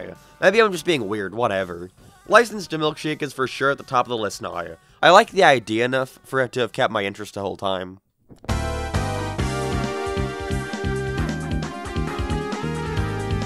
You know what, after seeing this shit, fuck, no, just go back to it being boring. My face! Also my leg, but mostly my face! What a clever reference that made complete sense without knowledge of memes. After SpongeBob and Patrick start acting like babies and playing with literal baby toys, I remember when both of these guys were adults. But Squidward then gets hit in the head and starts to think that he's also a baby. So the two now have to baby him and dress him up in a nappy where he shits himself and cries a lot. Yeah, so it's the writer's barely disguised fetish. Am I wearing a diaper? Yes. Is it full?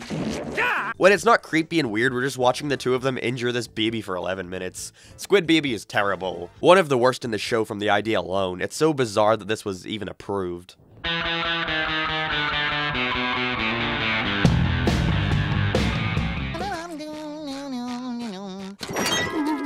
I suppose the best part about the last one being so terrible is that anything will look better in comparison. While SpongeBob is at work, Patrick is bored and creates a superhero alter ego to fight crime. Patrick Man. The best way I can describe how poor the writing has gotten is to describe a scene in full to you. Two kids come out of class asking about their grades. They both aced the test and want a high five, but Patrick rushes in and gets in the middle. Patrick says violence isn't the answer and runs off. Like, what is the joke? Seriously. There's an idea there, but not enough effort was put in to make it flow well to make sense. Patrick Man is going under extreme spots. It's a full episode of scenes just like that. Why does every Patrick-focused one need to revolve around him being a menace to the town?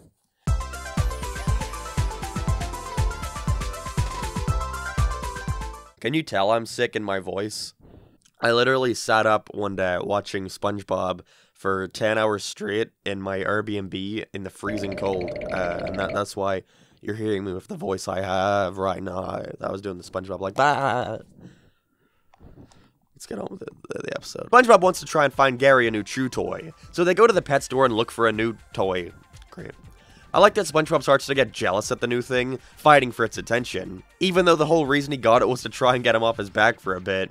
Also goes in a neat direction by the end, with it actually having control over him in some way. Even though I don't like that Gary only wants to get SpongeBob back because he feeds him, probably could have shown a better connection between the two. But either way, Gary's new toy is probably the best of the season so far. Not amazing, but solid enough.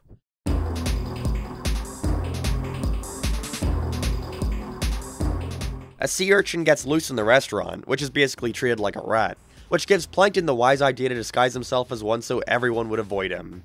Actually, no, that would make sense. Instead, Plankton teams up with Krabs to get rid of the thing. It's a fun idea, the only one so far that feels worth being so simple considering they can do a lot with the concept of trying to get rid of a pest in the place. But even still, it's nothing above decent. Econ Urchin is going under license to Milkshake.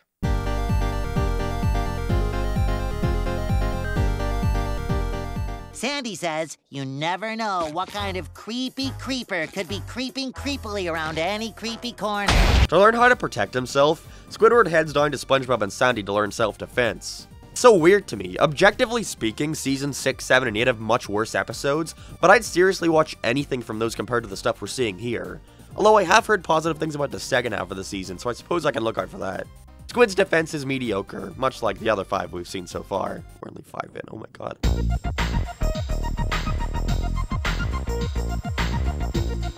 Squidward finds out about SpongeBob's diary and wants to read it so he can humiliate SpongeBob. This one is just sad. All SpongeBob did was mind his own business, and he's getting shit on so much for it. The worst part, though, is that all the residents of the town are going along with making fun of the guy, fully knowing it's his diary, but the second Squidward gets called out, they start to turn on Squidward like it's April Fool's. Except it's like April Fool's if all the people in the Krusty Krab had a part in the prank that caused him to cry. It sucks. Diary reader! What? You read it too? Oh, sure. Blame everyone but yourself. Little Yellow Book is going above Squid Baby. Its legacy is spawning that shitty chicken SpongeBob meme.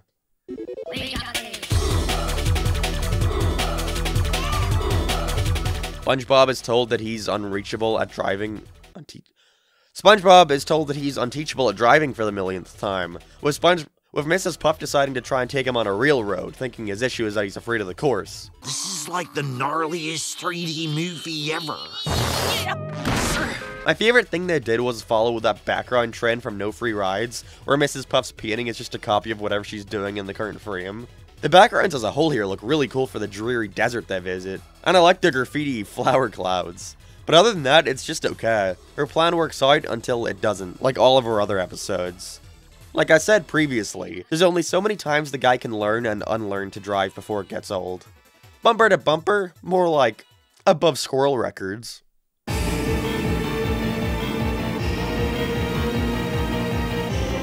Like the Rock Band one, it starts with Plankton already in prison, except here he's plotting his escape while trying to avoid SpongeBob, who's interning as a guard to keep him there.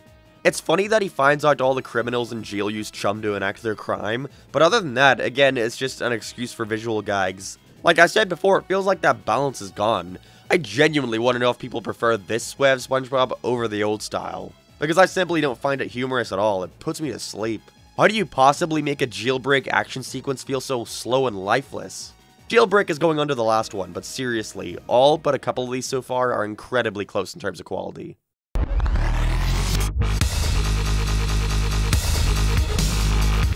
Because we apparently needed another Plankton episode, he breaks SpongeBob's spatula, which, you know, was already a story they've done from Season 4.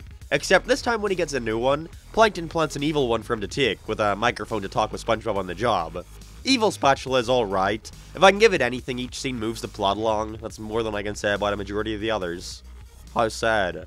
Putting it at the top, but it does not deserve that title. I'd be very disappointed if nothing tops it.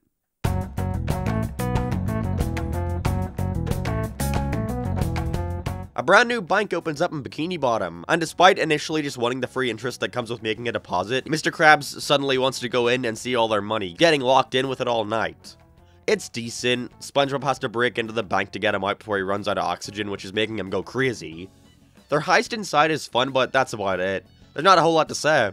Something interesting I noticed though, is that the episodes here have way more writers compared to the older ones, which is really weird to me as the writing is possibly my least favorite aspect of the newer ones. I hear they're script-driven from this point on, so maybe that explains the difference, with the older ones being board-driven. Anyways, Safe Deposit Krabs is going under license to Milkshake.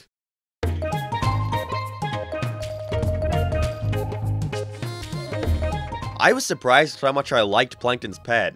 To try and get his mind off stealing the formula, which, fucking thank God, Plankton gets, well, a pet. I feel like that's obvious.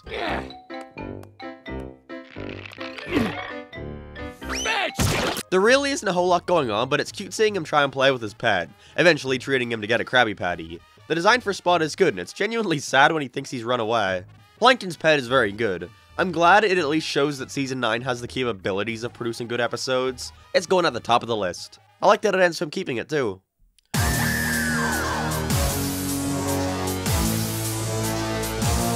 Sponge and Pat go to see a horror movie which frightens them, so now they've got to get home in the dead of night, terrified of being taken away by the fishermen.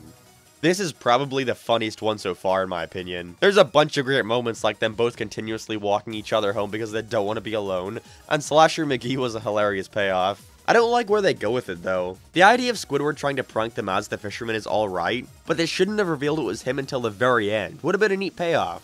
Even still, I enjoy Don't Look Now. 2 good ones in a row, it must be a miracle. It's going under Plankton's pet. They played the theme from Now That We're Men by the end, which was also nice to hear.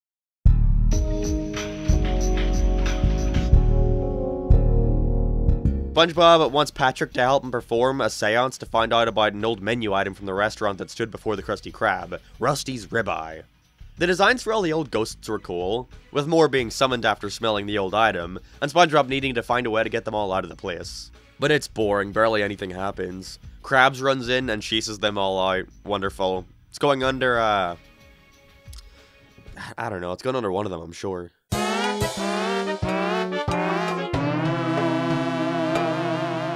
SpongeBob, You're Fired was a big deal when it was coming out. They were reporting this shit on the news. SpongeBob is fired from his job. Mr. Krabs gives him the pink slip so he can save a nickel. But his lazy co-worker, Squidward... After a few minutes of filler, SpongeBob finds out that he's been fired for no reason other than that Krabs can save a nickel if he's gone. Despite in every other instance of this happening, it's shown to destroy the town. But who cares about that? Don't you want a 2-minute scene of SpongeBob crying and screaming? Isn't that hilarious, kids? You know, if you didn't want to make a 22-minute special, you didn't have to. It's way too dramatic, and there's not even any stakes. As soon as he's kicked out, the two of them learn that cooking is going to be a disaster without him, so you immediately know he's going to learn to regret that decision. And the rest is just filled with SpongeBob bumming around with Patrick, trying to learn the joys of unemployment. So yeah, it's awful. It could have been good, though. There was potential. There was a segment where SpongeBob finds out that he can make really good snail food. Dude, think it'd go into him going into business for himself and not eating the Krusty Krab. But no, they do nothing with this. SpongeBob You're Fired is an obvious ratings trap meant to intrigue a viewer with a story they're obviously going to go back on. But that didn't mean it had to be bad. But there's just nothing going on here. It's going above Squid Baby.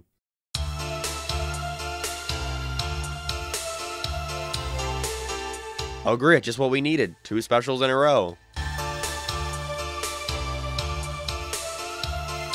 I don't even know what to call it. Paramount Plus says it's SpongeBob versus the Goo, but the episode title card says it came from Goo Lagoon, so fuck me, I suppose. The two of them find this weird purple gooey stuff in Goo Lagoon, which turns out to be toxic bubbles of super goo that can explode at any minute. And you, sir, what's your opinion? Sir? It's awesome. It's an interesting concept. The chasm at the bottom of the ocean has a cool aesthetic and all, and the visual of the goo is animated really well, but other than that, so whatever. I really don't have a lot to say. My friend, The Right Opinion, has watched this entire season with me, so here he is describing what happens at SpongeBob versus the Goo. You, as a big SpongeBob fan, you have watched this Goo episode before, yes? Yes, avidly, lots of times, many times. Yeah? What do you think of it? What happens? Yeah, it's kind of wild, really, kind of, you know, out there, very abstract, all these goo bubbles coming from everywhere, and I really do think it takes inspiration from the earlier classics, from horror and so on, and really gives it a new meaning. Yeah, true? Yeah, very true. So if you were to give it a score out of 10, what would you give it? It's hard to really class art like that. Yeah? You can't put a number on it. Not really, no. It's fair. Difficult to say. It's good. Yeah, I'm sorry if I'm tearing up a bit. It's just, it was a very emotionally riveting episode. I know, when Patrick almost died at the end. I was bawling my eyes out. Well, everything worked out for them, so yeah, it's all I'm good. so thankful that they're still here to make many more seasons, and I bet you are too. To make us laugh and cry. Yeah. Well, great. Thanks, sir.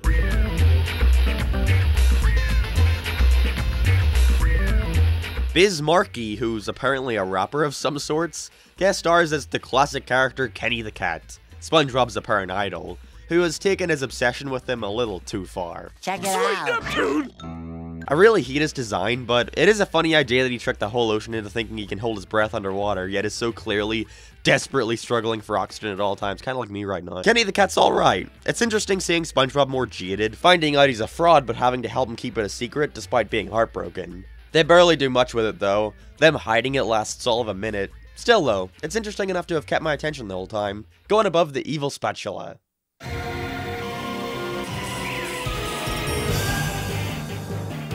Mr. Krabs tries to convince Squidward to start doing work around the place, telling him the story of a Yeti crab that comes to eat lazy workers. Really good thing that then, by sheer coincidence, an actual Yeti crab comes to the restaurant, making SpongeBob have to pick up his slack.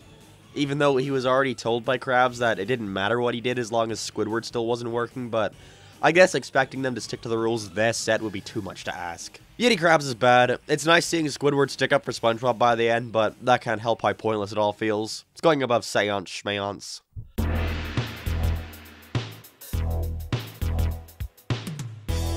I feel like I'd be... Fuck.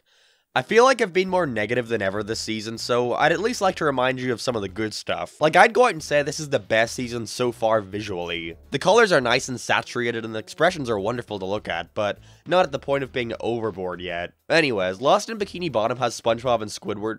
I spelled it Spongebob. They have to race to work, with Squidward walking in a straight line and SpongeBob wanting to take a shortcut to beat him there. In this case, I actually think the simple story works completely in their favor, and gives them the opportunity to do a lot here, with him eventually getting lost in the rundown part of town and not knowing how to get home. It's a fun one. I like the guy who's really mad at SpongeBob judging him for drinking soda in the morning, so it's a very subtle allegory for alcohol, you see. It's like adult humor. It's going under Don't Look Now.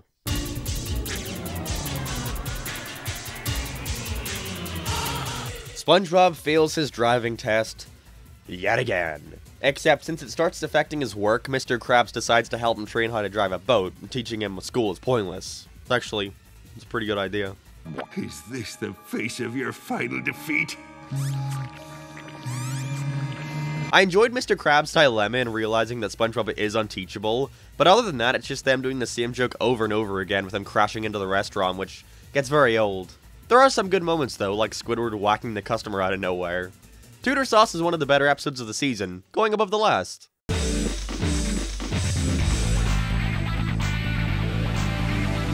Squidward gets invited to a party, and has to find a +1 to take so he avoids appearing like a friendless loser. I like how much they expand upon the classic character of Mealman here. He's for sure the highlight. I just wish they'd do something here, instead of moving on to go back to him looking for someone else and repeat it all again. I actually liked when Squidward starts bonding with Larry though, but they're just doing a complete copy of what happened with the Mealman, so it all just feels pointless. Squid +1 never gets off the grind, it sucks. Going under Squirrel Records.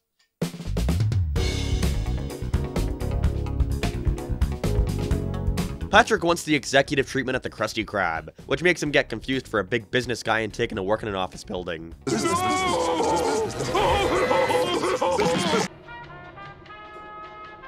It's something new, I suppose. You know, he gets in and pisses off the boss, I guess. Why, if an imposter were to be caught in here?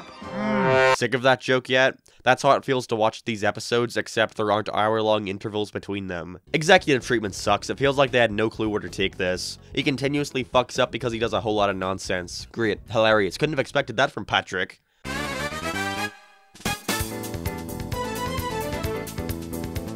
To increase productivity, Mr. Krabs takes his employees on a company picnic, which convinces Plankton to throw a better one as competition, trying to poach SpongeBob and Squidward with all their fun activities. His plan makes no sense though. Krabs goes to sign the contract to be employed by him, which is apparently a big deal of some sort, but how would that even matter, because it's not like that automatically gets him the formula. You might ask why this matters, to pick apart something dumb, but that's all there is to it now. There is nothing going on. It is so unbelievably lacking in substance. I'm gonna fucking pull my hair out.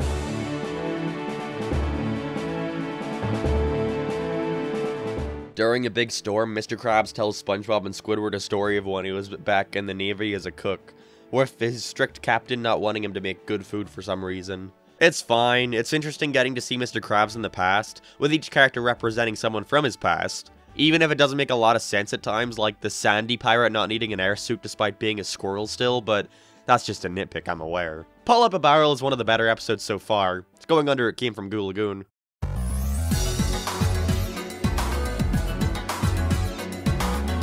Bob Barker, the former host of Price is Right, guest stars here as a snail protector. Cool. SpongeBob finds a stressed snail and starts to pick up any that he finds without a home, becoming like a crazy cat lady and letting his life fall apart.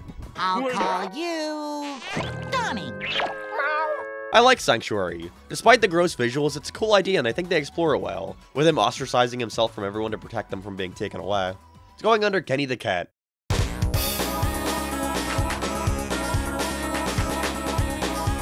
Mr. Krabs wants Patrick to compete in his Krabby Patty eating challenge against this expert eater who was called McNulty, which is really funny to me for some reason. Like, why did they give him such an Irish surname? What is Oswald McNulty not doing? His taxes? I enjoyed this one. It's nice seeing Patrick try for once, and the Rocky montage was good. But I already ranked every Rocky movie in the Family Guy video, so I won't tell you that again. 21543.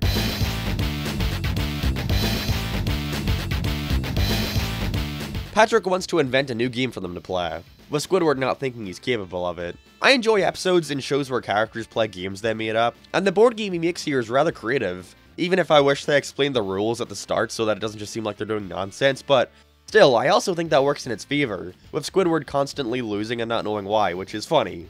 Patrick the game is very fun. I enjoyed it a lot, going under Plankton's pet. It's a very casual feeling, but it works well.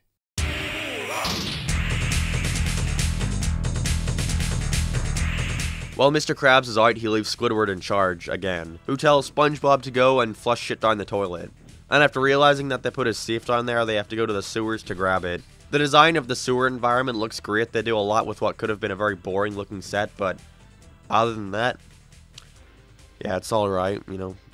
It's a fun little sewer adventure. Yep.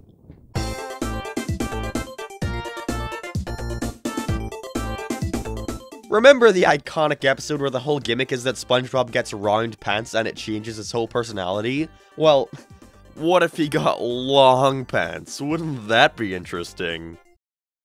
They waste no time either. He gets these pants right away, and it starts to make him want to act more mature and cocky. What a fucking needless episode. He leaves the Krusty Krab and goes out on his own. Didn't they make a whole episode a while back about him getting depressed from not working there anymore? It's called The Table. SpongeBob Long Pants is around the middle of the list. It's just the round pants one over again, but affecting him in a different way. I will say, though, he does look pretty good in those pants.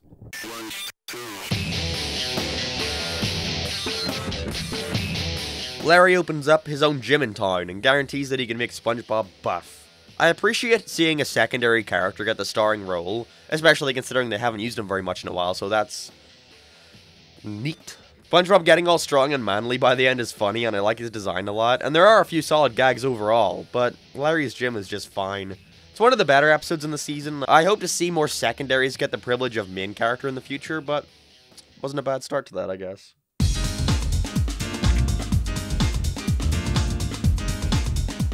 Aubrey Plaza and Betty White, for some reason, are our special guests this time, as Pearl's mall friend and boss. Her buddies are all busy, leaving her all alone, meaning she wants to go and get a job there too. I like the first half, especially the design for the bottom of the mall being all run down and shitty, but once her friends for some reason want to physically assault the old lady for being old and it's suddenly a big action scene, I stopped giving a shit. It's just nonsense for the sake of raising stakes. In an episode that was way better when it was focused on being more grounded. Mall girl Pearl was going near the middle. Wasn't a fan. Sucks though, I heard good things about this one.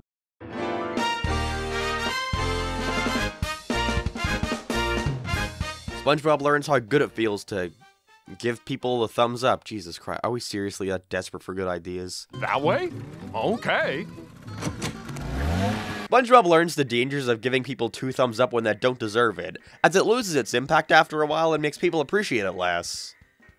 Oh wait, never mind, that would have made sense. Instead, he breaks his fucking thumbs from doing it too much and can't use them for work.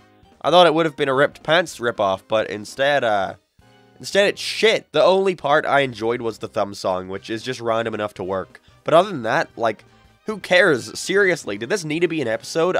Like I said, I'm in LA right now, and I should be enjoying my time with friends, but instead I'm sitting in my Airbnb watching fucking SpongeBob Season 9. Kill me.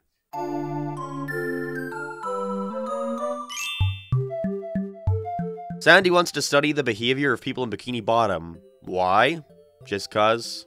She suddenly loses all brain cells and acts oblivious to the fact that she's pissing everyone off, and just resorts to using Sponge and Pat as her subjects. This is just an excuse to watch the two of them act dumb for a while, with Sandy introducing a bunch of variables to create conflict between them, which just causes Patrick to be a prick to SpongeBob. God, I sure did miss Season 8, so this was a nice callback.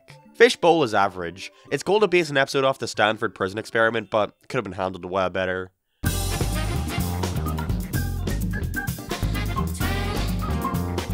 cool seeing a sea bear again. Plankton realizes that Mr. Krabs would literally marry money if he could, and so creates a fake talking wad of money persona for him to fuck. Again, it's that issue where Plankton already reveals what he's gonna do before he does it, so you're just waiting for the moment where his plan gets exposed. At least attempt to have some kind of reveal that might surprise someone. Probably a dumb person, but still. Married to money is just fine. They don't get divorced at the end, so I guess Krabs and Plankton are legally married from here on out. High progressive.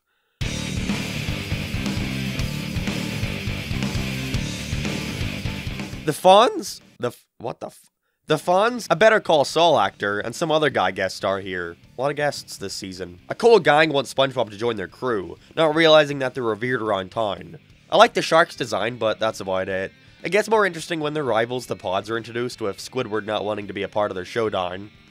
I mean, SpongeBob, fucking Sharks versus Pods is alright. Squidward coming into it was unexpected, but the reveal of it being a dance showdown was a resolution, I suppose. The backgrounds during the dance numbers at the end were cool, and the animation during SpongeBob's dance part was fucking amazing, super fluid. One of the highlights of the season so far. It's going under Don't Look Now. For Johnny, we saved the rec center!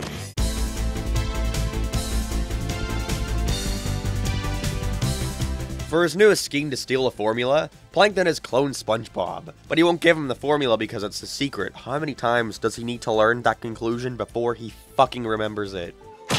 I heard you like your patties ground. Copy Bob is a good idea. I always love the concept of cloning. Gravity Falls did a really good episode with that concept too, but I wish it wasn't used for your average steal a formula idea. Copy Bob Ditto Pants is going above Married to Money.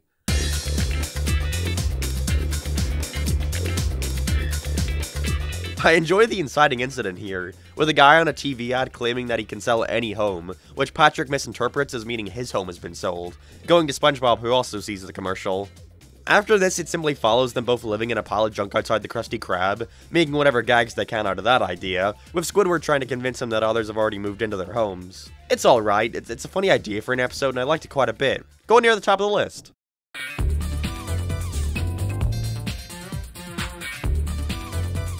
A crate falls in the ocean containing a bunch of fortune cookies, which end up coming true. You will soon injure your legs. My legs! How clever, it's like another reference to the meme. I'm shocked they didn't take it in a monkey paw direction, with customers getting pissed that bad fortunes start coming true too. Instead, Plankton just writes his own to replace with them, featuring insults.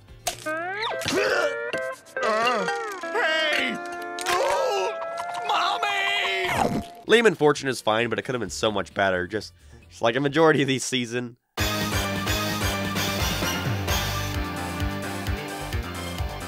Another trying to steal a formula episode? I hope you said yes, because that's what you're getting. This time, Krabs stores the formula inside SpongeBob's house, so Plankton has to find a way to come inside to look for it.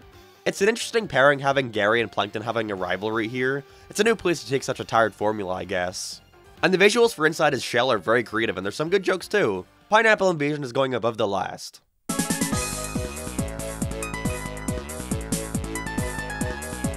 It's not a good sign that it starts with Plankton getting kicked out for trying to steal a formula again. I literally shouted again when it began. Plankton makes a sauce with Patrick's DNA so we can make Krabs as dumb as him, but accidentally causes everyone to get infected by it. I think I prefer the boiling underpants. It's basically just like the baby one again, except Sandy becomes the star trying to reverse the thing, after Plankton also becomes stupid. It's cool seeing a Sandy and Karen team up, and I really like what they do with it here. They take everyone to university to try and become smart again. The school setting they go to is fun, with Plankton being the bully who doesn't want to learn again. It's going near the top. They took what could have been a forgettable episode and made it alright.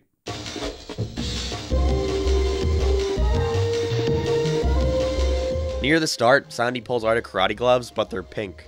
I always thought they were green. For a show so obsessed with referencing its past, you'd think they would have gotten a detail like that right. Sandy realizes that her tree is dying and has got to use science to fix it, with it producing thousands and thousands of nuts that she doesn't know what to do with. I'd say you've certainly got a real nutmare on your hands. I enjoyed this one too, with her using them to make a butter that everyone in town gets obsessed with, challenging Mother Nature by scientifically making her try and produce more nuts. It's one of my favorites from the season so far. The different art style they used for the shaman speech at the end looked very good too. Glad to see him switch it up more frequently. It's going above Pineapple Invasion.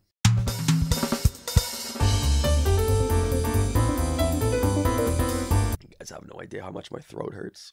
I'm doing this for you guys. I'm doing this for you guys. For SpongeBob. SpongeBob invents Twitter by putting a bulletin board in the Krusty Krab, which folks start using anonymously to throw insults at people. What's with the censorship? The community bulletin board is for everybody. You can't just take something down because you think it's bogus. Like, literally Twitter. Bulletin board might just be my favorite of the season, and one of my favorite post-movie episodes in general. I love how everybody in fact likes the guy being such a dickish nitpicking asshole for keeping it real.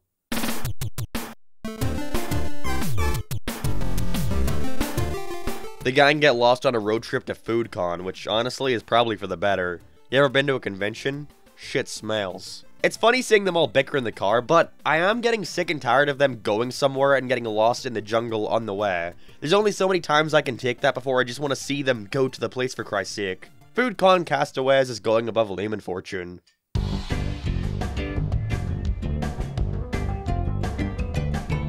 With Patrick out of town, SpongeBob gets a pen pal, who claims that they're dying, which caught me so fucking off guard when it came up, for about 2 seconds before I said, oh wait, he didn't read the full letter and took it out of context, and also, it's probably Patrick. Guess which of those came true? The answer is both. SpongeBob promises him that he can fly, and must learn how to do so before the Bikini Bottom Air show. Episodes about SpongeBob flying, 2 nickels and such. Weird, right? I like the idea of him getting a pen pal, but this wasn't the way I'd wished they'd go with it. Middle of the list.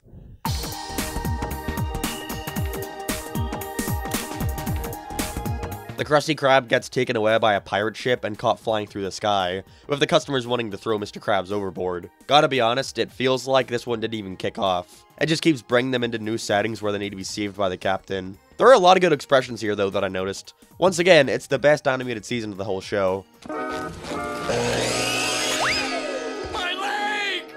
Gets even funnier the 3rd time. Can you tell this is the season where people who grew up with the show started working on it?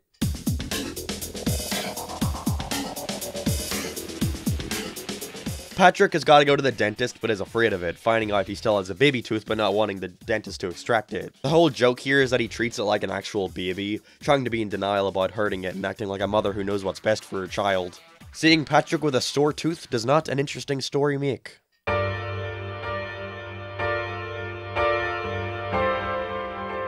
And we end the 9th season on a special, Goodbye Krabby Patty. The idea for it is really good too, with the Krusty Krab deciding to put their patties in stores as microwavable dinners, which seems good at first, but starts to ruin the integrity of their brand when they're forced to cut quality, by changing the formula to save money.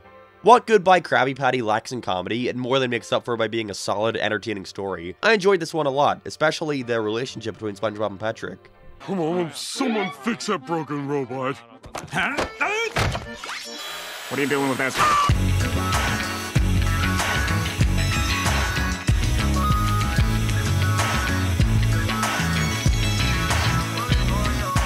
And there we have it, the end of Season 9, and by God is it the most different season by far. I was not expecting the change to be so drastic, and in a lot of ways, it feels like a new show.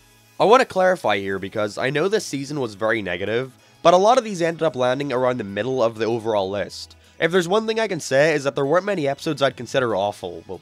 Well, maybe Squid Baby was one of the worst, but a lot I just had nothing to say about because there was such little substance. Painfully average is the way I describe Season 9, and in a lot of ways, that's worse than just being straight up bad. Let's just see where it goes at this rate. Also, midway through the season, they released the second SpongeBob movie, which was the first SpongeBob-related thing I'd ever seen since I stopped watching the show, and honestly, I really liked it. Not only is the animation fantastic, the 2D and 3D, but it's also just a really fun story between SpongeBob and Plankton. The first is without a doubt miles better as a movie. The issue with the second is that it feels like 5 or 6 episodes slammed together, but if you're looking for a good-looking movie that's just dumb fun, you should check it out. Now on with the show.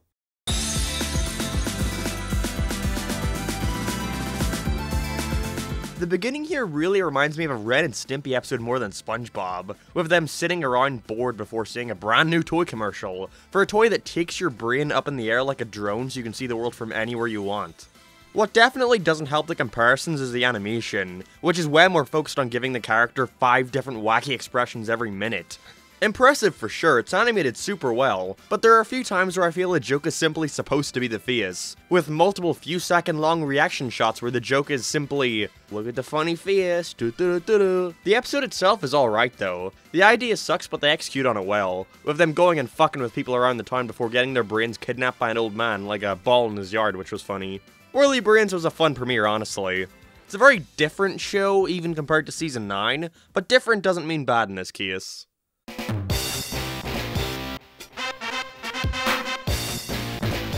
I guess they heard what I said back in Season 1 and made their outfits more accurate. So Spongy and Pat are for some reason really into role-playing as Mermaid Man and Barnacle Boy today, where we find out that Mr. Krabs is also really into comic books, with him and Squidward role-playing as supervillains trying to defeat them. Why? I don't know, for the funny, I guess. They just don't feel in character. SpongeBob forces Krabs to rob a bank so they have something to fight against, and Krabs just goes along with it, wasting money on a whole set. It just doesn't seem like something they'd do. Mermaid Pants is a really good idea with everybody role-playing, but a better job should have been done at justifying it, especially with Squidward literally attempting to murder them by the end. It's going under the last, I didn't like it.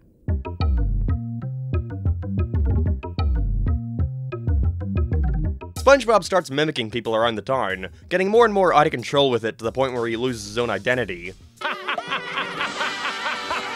I said eat your penny! Tom Kenny really shines here. I think this might be his best performance yet in an episode. He does super spot-on impressions of his fellow voice actors, and the animation here is deservedly expressive. It has a purpose to highlight him shape-shifting into the different characters, so it doesn't feel distracting.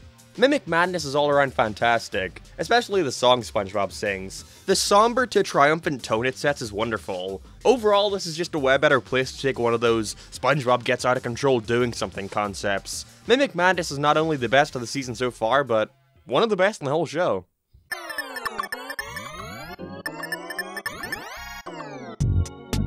A worm wiggles his way into SpongeBob's hole.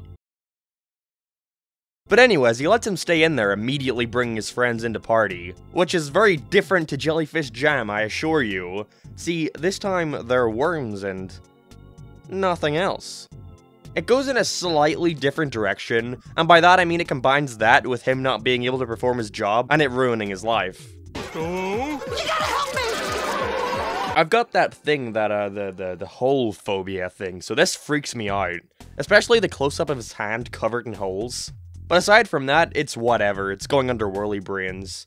It ends in a little few-minute segment about the worm Pickles being annoyed by a clam, which it has its own title card and all saying clam up or something like that, but I'm not gonna count it as an episode, there's nothing to say.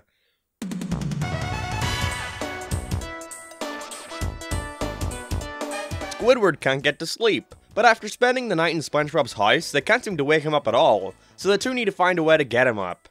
It's a funny visual when they're both riding inside of him trying to take him to his clarinet recital, but other than that, it's pretty mediocre, despite a few fun gags like the bus driver charging them for 3 fares immediately seeing through to the skies.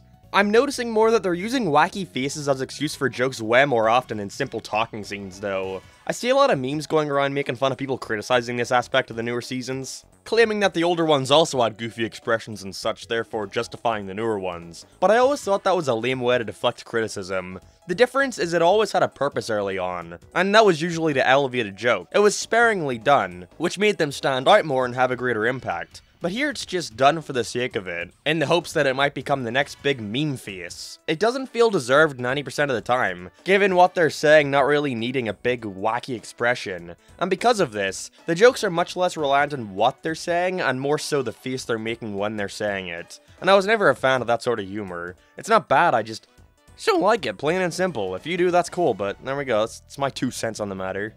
Snooze You Lose is going above house warming. Ugh.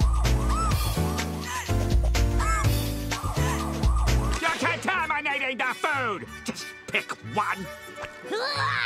The Krusty Krab starts a catering business, employing SpongeBob and friends to deliver food and entertain, pretending to be real high-quality fancy people for a big mansion party. There's no real story going on beyond this, it's just each of them fucking up a different aspect of the party in their own way. Krab stealing her money, Patrick eating her food, Squidward playing music poorly, and then it's just over. It feels quite directionless, you know? There's no goal to work towards. He got the money before he went in, so nothing matters by that rate. It's just an excuse for boring gags. It's going under, you snooze, you lose. This video is gonna be the death of me.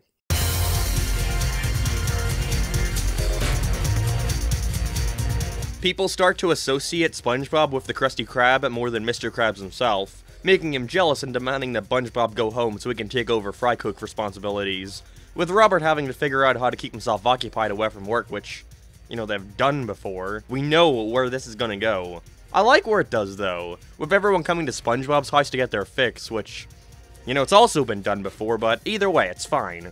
One of the more forgettable ones of the season so far. Ending is sweet, though. I sure do hope that this time, Mr. Krabs actually remembers that he needs to keep SpongeBob to keep his business a success, though. But it's been 10 seasons and we're still doing this shit, so I ain't gonna count on it.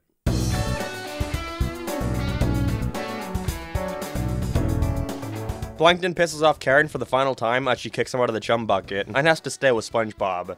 It's a similar idea to the anniversary one with Patrick and him having to help him make a gift, except here they're teaching him to be nice, which is a dynamic I enjoy, so I wasn't pissed about that retread. Especially with him going somewhere new in the ending of it, with him trying to make her jealous. Nowhere near as good as that one, but still, I enjoyed it well enough. Going under whirly brains.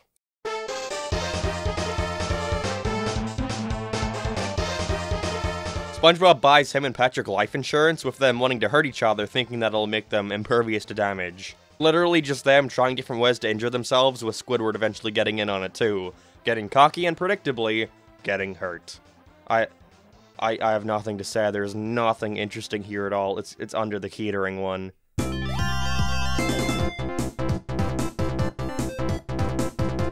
Whoa. SpongeBob is, once again told that he'll never pass his driving exam, and so to get around this, he makes a car out of Bubbles to drive, which everyone in town wants one. It feels like they didn't know where to take this one and kept adding shit to create conflict. Mrs. Puff now has to go to Bubble boating school taught by SpongeBob, despite his whole reason for making the thing was so you didn't need a license for it. I understand that the idea is a role reversal with him teaching her and her being the fuck up, but they could have handled it way better. Again, the humor is just miles worse. It's 90% reliant on slapstick, but when your animation is constantly so expressive, it causes it all to feel weightless, and therefore your slapstick has no punch to it. Burst your bubbles going under SpongeBob's place.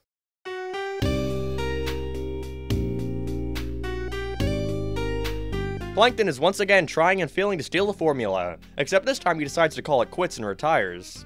This doesn't come into it until halfway through, however, as the first half is just a montage of him trying to get it. I guess they must have thought the technique was rule of sevenths because this shit goes on. After that, it's just Krabs and SpongeBob spying on him in his retirement home, thinking he's up to something. Plankton retires is fine. It does nothing to stand apart from the other formula stealing episodes though. I like the designs of the robot at the end, but that's about it.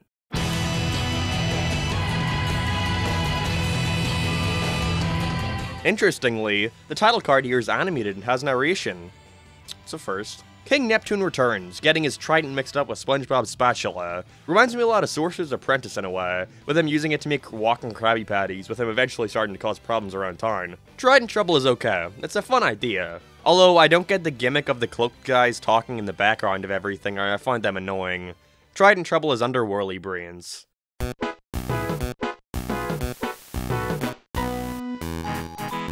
Squidward somehow convinces SpongeBob that he's allergic to pineapple so that he'll move out of his own house. The sequence of him trying to find a new one and then recreating the intro every time is funny. I think it's a pretty creative one all around, with the different types of homes they create. The castle with a moat and everything. It's a long way from Bikini Bottom. Unreal Estate is pretty solid. One of my favorites of the season. I love that Squidward then gets jealous of his new place and wants to move in instead. It's going under Mimic Madness.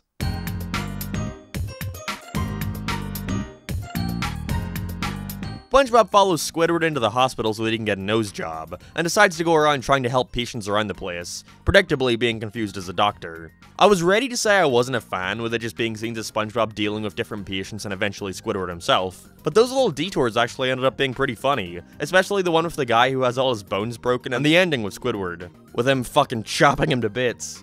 I was surprised by Code Yellow. With the gimmick being SpongeBob fucking around in a place he shouldn't, you'd think it would have been awful, but that surprised me. It's going on to the last.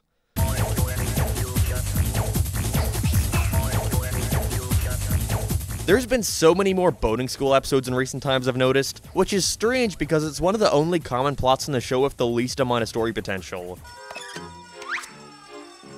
Student driver, that's me. I like the idea here though, with SpongeBob accidentally picking up an escaped convict from prison, with Mrs. Puff chasing him down with the original getaway driver voiced by fucking Steve Buscemi. That was surprising. It's nice seeing Mrs. Puff actually enjoy herself for once, falling for the driver and fucking touching his feet at one point. But I enjoyed the getaway. I wish more shit were going on other than them just driving around through different locations and getting hurt, but still, it's alright.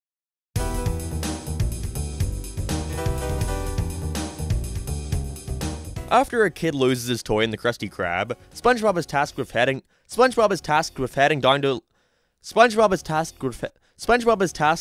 down to Lost and Found to find it. I really like the set they create here, especially the backgrounds, with the giant endless warehouse filled with junk.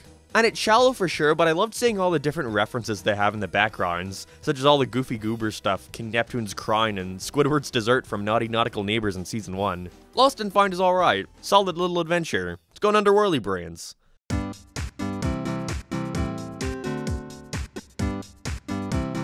Patrick finds a coupon for a free ice cream to get for SpongeBob, and has to get through town and back without messing things up. Not really. Look at him. Yeah. The scene where he realizes that people might try and steal his coupon and he gets all worried is great. It starts to fall off again when he meets the Ice Cream King. I don't think two Patricks makes him any funnier, but still. I enjoyed Patrick's coupon a ton. It's going above Unreal Estate. Was surprised how much I liked it.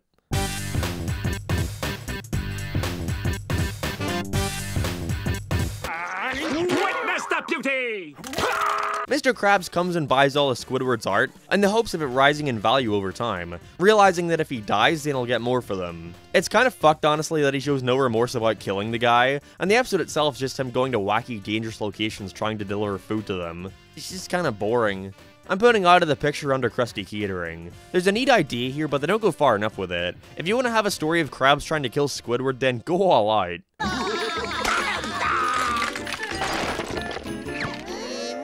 Get you home.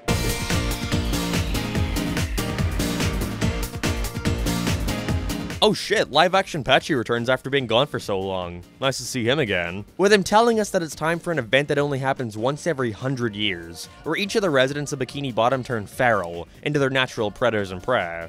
They really love pushing Mr. Krabs and Mrs. Puff being in a relationship. Now, it's so strange how that just happened off screen. Anyways, this is a really cool idea for an episode. Seeing all the characters actually drawn anatomically correct as actual fish folk, it's a very meta episode. Like when we actually see the French narrator who's been in the show since season 1 floating around in a submarine. Although I think that one was a little too much, honestly. Feral France isn't all that funny, but the idea alone carries it. It's a really cool one, I enjoyed it a bunch. Gonna be going above Unreal Estate. Didn't need to see them naked at the end, though.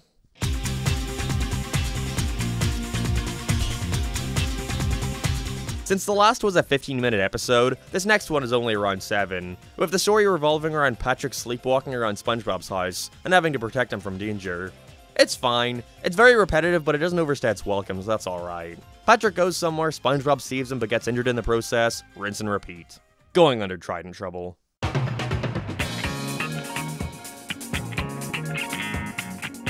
While working at the Krusty Krab, SpongeBob accidentally uses the steam from the grill to shrink himself. It's not the best. It's just shenanigans of him running around the place and getting into tiny SpongeBob predicaments. There's a lot of cool animation and visuals with the towering kitchen surrounding him, but other than that, it's just alright. Going under the getaway.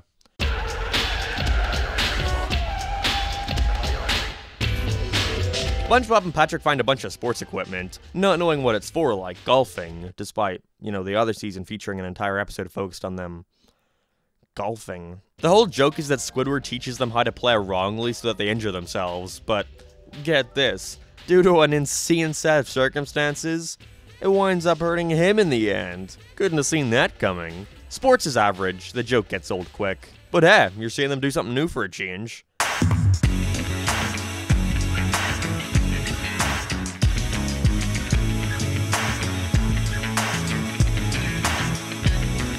Gotta say, Season 10 was a huge step up from Season 9. Maybe since it was so much shorter, it meant there was less time for the monotony to get to me, but there were a handful of ones in here that I find pretty good, especially Mimic Madness. We're back to the usual 52 episode seasons next, so let's see if they can keep this up, or if it returns back to its regular mediocrity.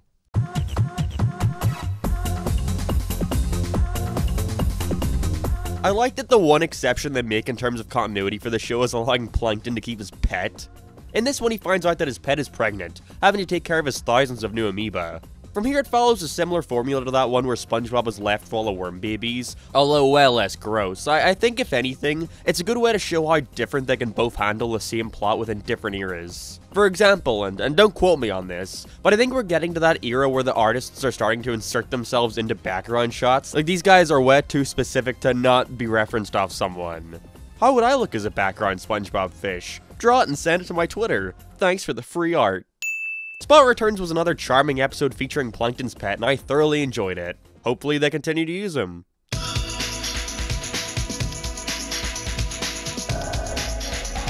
Fill this, please.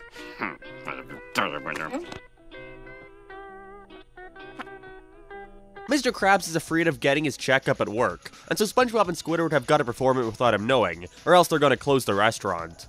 Wasn't as into this one. It's a good idea, but I just didn't find any of the gags funny. It's just them doing different tests on Krabs and injuring him in the process, and then by the end becomes about trying to whip him into shape like they couldn't commit to a story. The only good part is the ending, but other than that, it's nothing special. Going on to the last. My name is Mr. Krabs, and I love money.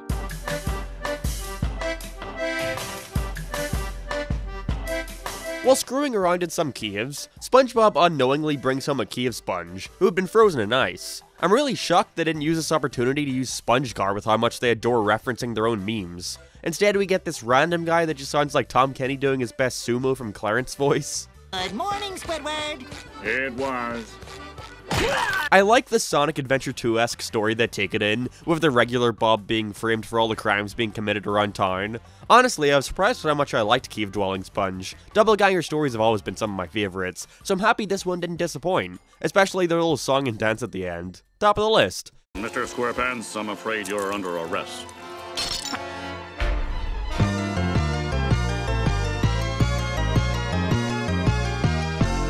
SpongeBob attracts a bunch of clams to his house who start shitting everywhere and following him. Could you possibly predict what happens next? They follow him to work, and say it with me, he's unable to do his job. However, from this point it just follows him traversing around Bikini Bottom, getting into different predicaments with them. There's nothing going on here. Will you stop feeding those clams? Why, Squidward? Because they're making a mess. The Clam Whisperer is going above the checkup. At the very least, there's something different in every scene, and it isn't just the same joke over and over again.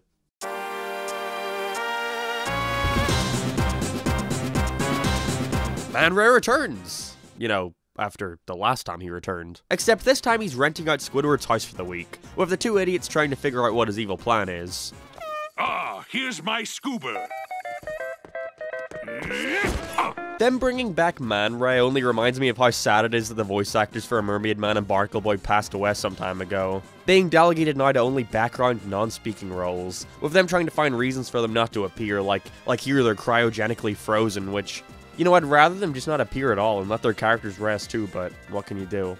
Anyways, Man Ray Returns is decent. The battle I have at the end is sweet, and this part right here is animated super fluidly, but still, doesn't manage to match with the voice. And, yeah, I kinda bummed myself out with this one. I'm gonna move on.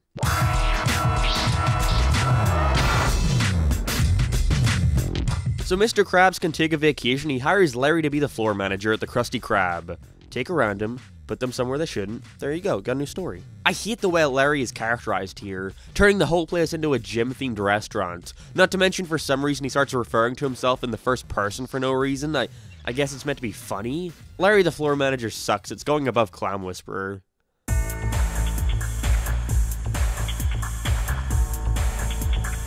I was so fucking confused when I started this one and saw the stop motion intro to Truth or Square, until I realized that this is actually not only our second Halloween special, being the first one since all the way back in Season 1, but also our second stop motion special, being animated by the same team who did the Christmas one, so we should be in for a treat. It follows a similar idea to the first one, which is a shame, with SpongeBob being a scaredy pants and needing to get over his fears. But it's really amazing at how much of a step up in quality the stop motion is. There's way more variety in the shots and different puppets they use here. Even if you don't like the show or modern SpongeBob, I think these are for sure worth watching for the visuals alone. It's a sight to behold. I can only imagine the work that went into this. Legend of Bikini Bottom is going at the top of the list so far. Go check it out. This is an example of what I'd want to see done more of these type of shows that go on for ages. Start to just experiment and let other studios take over every once in a while and do their own thing.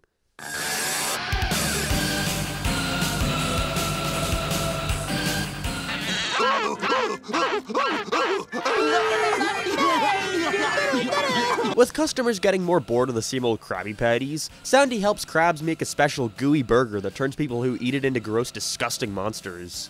You know, for a body horror episode, this here ain't that bad. It's animated super well at the very least. Maybe I'll be safe in here till this all blows over. Moments later. I'd say this is a better version of the Planet of the Jellyfish one from a while back, which was already a good episode. I'm putting Krabby Patty Creature Feature under the last. Very good, despite the awful opening.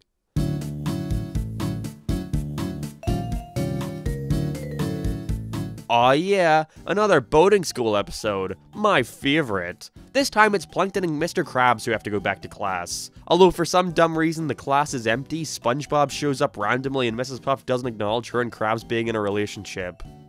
Cool. It just becomes them fighting over who's better at random stuff like getting the most good noodle stickers and getting through the track the fastest. It's not the worst in the world and more middle of the road compared to the rest of the season, but I wasn't all that into Teacher's Pests. How many more characters can possibly go to boating school at this rate? I think we just have Sandy left. Hey guys, I finished that.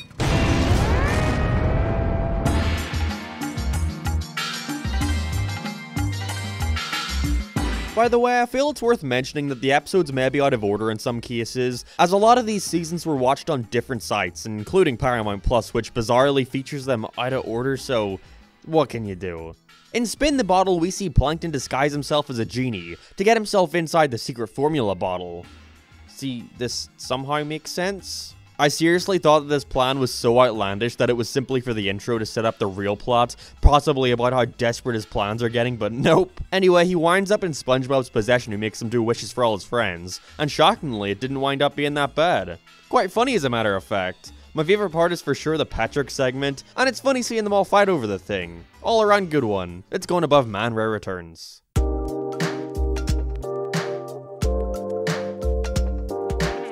In a strange parody of The Twilight Zone, we see Patrick take a tourist around Bikini Bottom, where some slightly strange stuff happens. I'm not sure where the parody fits into all this. I vividly remember this part right here being the first time I saw a new episode of the show, on Twitter be praised for the animation and thinking it looked amazing. You know, which it does. The whole thing is animated beautifully. Even if I don't like the way they draw Patrick now, I can't deny it looks wonderful. I'm not a fan of the episode though. An actual purposefully bizarre episode of the show could have been interesting, but nothing is done weirdly here up until the last 15 seconds. We really are just seeing Patrick give a guy a tour around town. There are a couple fun gags, but that's about it.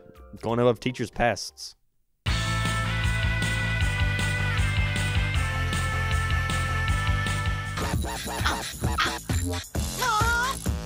After a Krabby Patty is stuck in the chimney, we see SpongeBob having to come out and get it, eventually showing his fear of heights by not wanting to get off the roof. For such a basic idea, they do a lot of funny and clever stuff with it, like him using a flashlight to pretend to be in Squidward's house, and trying to recreate his workstation up there, eventually just fucking rebuilding the old Krusty Krab. Stuck on the Roof is one of my favorites for the season as of now, going above Krabby Patty Creature Feature.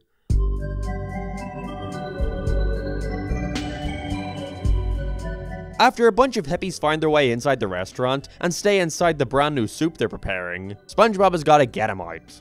I really don't know if making fun of hippies was this popular in the late 2010s. I thought that had started to die long before, but either way, it's pretty uninteresting. The hippies are annoying. It's cool seeing the designs again from the Jellyfish Fields episode, but that's about it.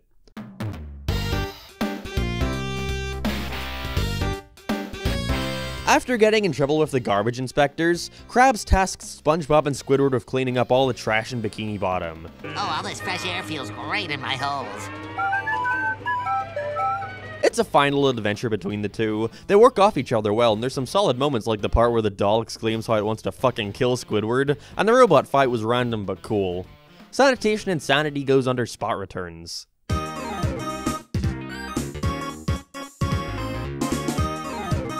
Squiddy finds a sea bunny in his garden, in which we follow him in trying to get rid of it in different comedic ways before SpongeBob comes in and adopts the thing. It was really annoying to me. I don't know why SpongeBob is so protective of this guy, especially after not even interacting with the thing until he takes it in. Bunny Hunt is going under the Clam Whisperer. It's nothing but slapstick, which isn't necessarily a bad thing, but I just didn't find it all that funny.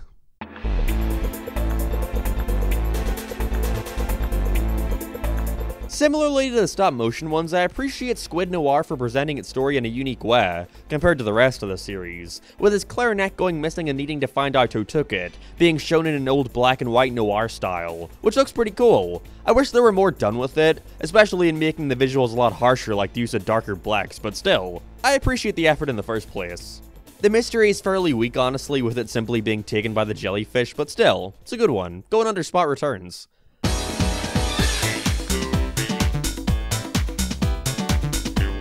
To get them away from his house, Squidward sends SpongeBob and Patrick off on a scavenger hunt around the ocean. Look, they've redid the meme!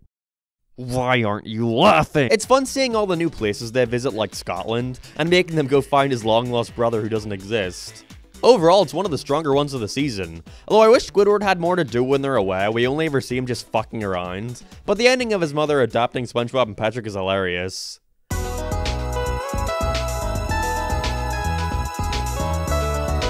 SpongeBob starts to see this giant furry hamster, Cuddly Hugs, voiced by Jeff Garlin, who has a good voice, but Jimmy Timmy Power Hour 3 will always feature his best performance in a Nick cartoon. Fight me. Okay, let's go. I don't like how obvious the twist here becomes, with him clearly being some hallucination that he sees after eating a rotten Krabby Patty, but when he starts to get all creepy and deranged, it makes up for it. That part was really cool. This one honestly seems like a better Twilight Zone kind of episode compared to the actual one. I enjoyed it a ton, going under Legend of Bikini Bottom.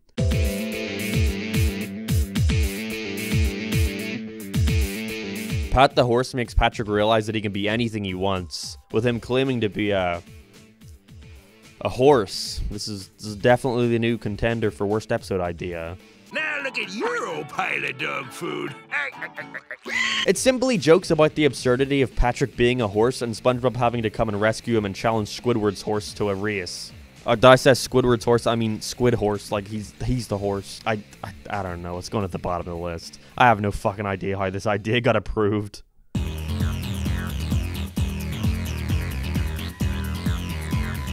SpongeBob buys Gary a collar that allows him to talk, which Squidward replaces with a microphone so that he can annoy SpongeBob to the point where he'd want to take it off. It's fine, completely decent and nothing more. Don't have a ton to say, really.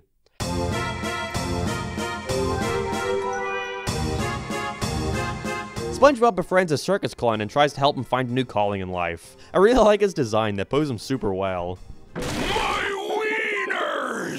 Despite that, though, it also just feels pointless. I don't really care about this clown or where he gets a job. All they do is present a job and have him mess it up by being a clown. Don't feed the clowns is an alright idea, but it doesn't really fit SpongeBob, but it could have been good. There just should have been more of a reason for me to care about what's going on. The idea of treating the clowns like wild animals is funny and all, but that's all there is to it. It's going above Bunny Hunt.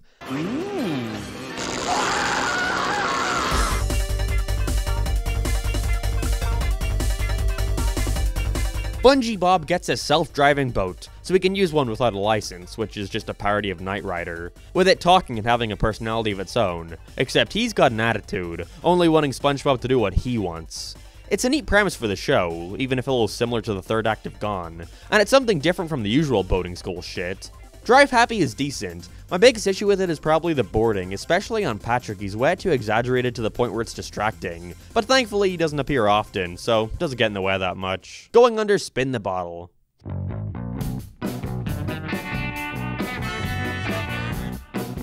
We've seen Patrick be a horse. Now how about an old man? Boy, what'll they think of next? Now you've got water wings.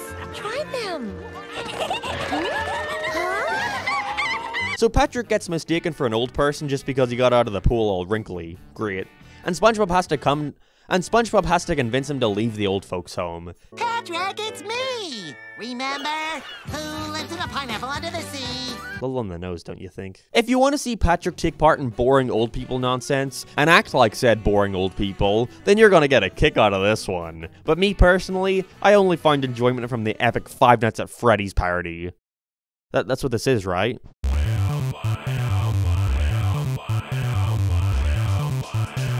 In what's actually a really clever idea that I like a lot, Sponge and Pat take advantage of the fact that their limbs can grow back to create tinier versions of each other to always be around. It's hilarious how awkward this makes them around each other, with the tiny versions also getting sick of the bigger one, although this could have gone in a very dark direction with how much Big Patrick fucking tortures tiny SpongeBob. Fun-sized friends is really good. Smart idea and great execution, 2 for 2. Going under Stuck on the Roof.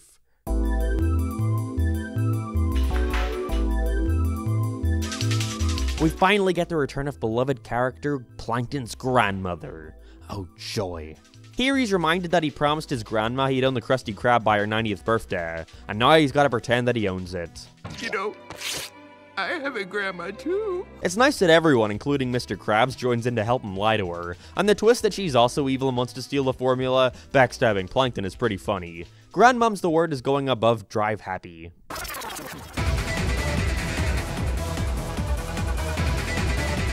In our next example of Golden Era sequels, we see another featuring the Doodle gimmick from back in Frankendoodle. Although sadly, unlike Bubble Buddy Returns, I wasn't all that into Doodle Dimension. You're gonna hear Doodle a lot. The whole gimmick here is that instead of Doodlebob invading their world, they're invading a Doodle world where they can create and do anything their hearts desire.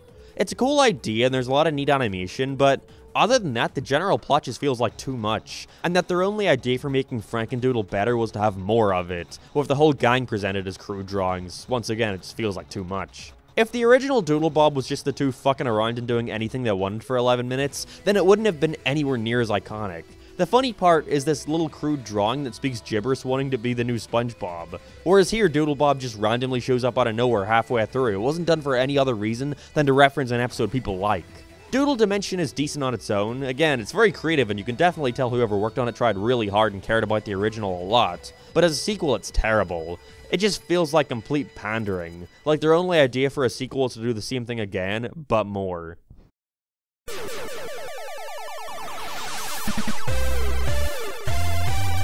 Bubble Bass gets his very own episode here, where we get to see more of his personal life, moving out of his mother's basement and tricking Sponge and Pat into doing all the work. Oh, never mind, I thought it was going to be a Bubble Bass episode. Instead, it's just the two of them taking his stuff around town and screwing everything up in the process. How groundbreaking. Moving Bubble Bass is one of my least favorites so far. I didn't enjoy it at all. It's going under Bunny Hunt.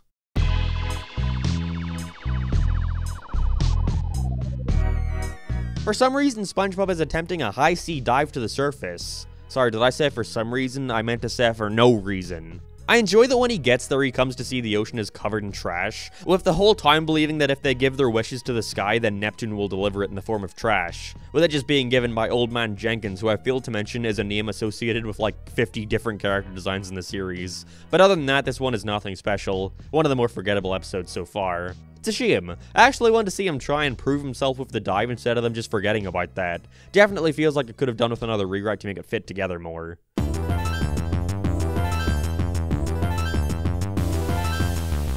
In quite possibly the most generic story in the show so far, Plankton simply just gets the formula, and SpongeBob and Squidward have got to look for where it ended up. It's like your average formula stealing episode, but without the random Plankton gimmick. The best part about it is the role reversal, with Sponge and Squid needing to sneak in and steal back the recipe, but this is without a doubt one of the most forgettable episodes in the entire series. Bottle Burglars is going under the last.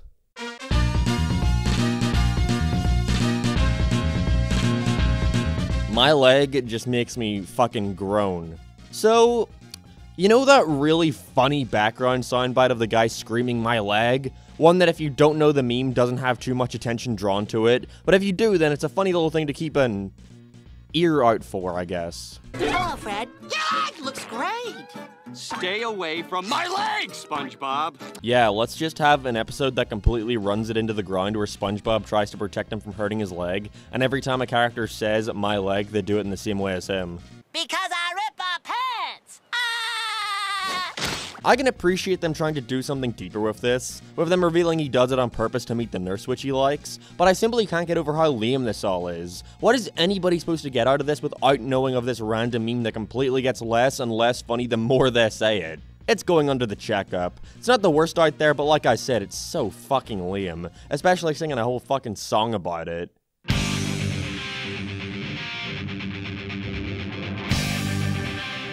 Funny faces make me lol. What a wonderful one to follow up with. I hadn't seen Ink Lemonade before, but I recall when it aired, everybody was talking about how bad it was. And maybe it's just because I was expecting the worst, but it seriously wasn't that bad. Don't get me wrong, it ain't good, and is for sure the weakest of the season at this point in time, but generally, it's just annoying. After torturing Squidward for 3 minutes, Patrick finds out that he can scare him to use his ink in his drink. And so we're just watching Patrick intentionally mentally scar him to get more of it out of him. And because of this, you just feel bad for the guy. It's no surprise this one remains in such infamy. It's on par with a bunch of the middle season ones, but in such a safe and basic era like the one we're in now, it sticks out like a sore thumb.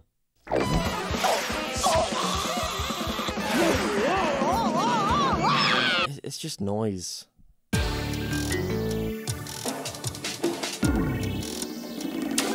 SpongeBob, Patrick, and Squidward are forced to go down into the cursed mustard mines, because that's where the mustard comes from, I suppose.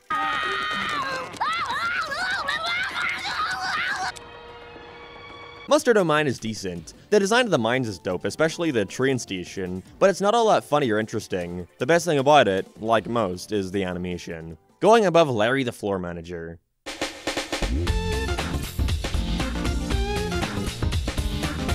SpongeBob has got to go shopping for the Krabby Patty ingredients, which is poor timing considering the last also had that same premise. Except here they have to combine it with a Plankton story, with him following him around all day to learn what's in them, getting injured in the process like so many others. So many others. I prefer it way more to the last, seeing Sponge and Sandy go on a quest to retrieve all the items. Once again, not funny at all, but there's something somewhat new here.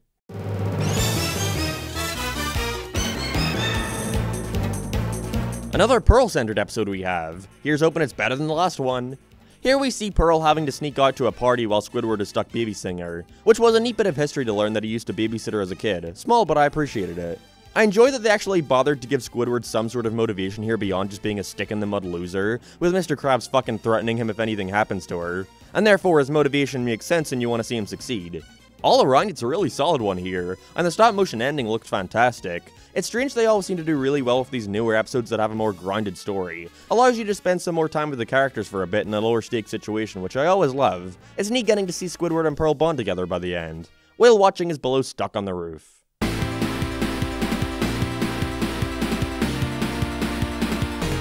While delivering food, SpongeBob makes a mess around this lady's office, coming back in the middle of the night to help clean the whole place up with Patrick. We at the Krusty Krab keep that tradition. The addition of the trash cleaning robot wanting to kill them, seeing them as trash, was a good addition. Helps avoid it from just being them fucking around for 11 minutes. Although saying that, I really wasn't all that into this one. You could tell from the description that its method of comedy is mostly focused on slapstick, and to reiterate, the sort of animation they have where everything is super weightless and, for lack of a better term, spongy, doesn't make any of the slapstick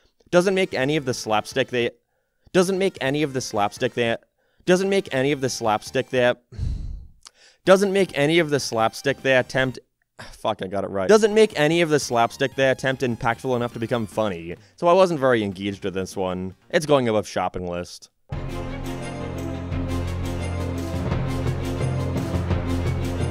So in this installment of watching Patrick take over the role of something random, today we're seeing the story of Pinocchio.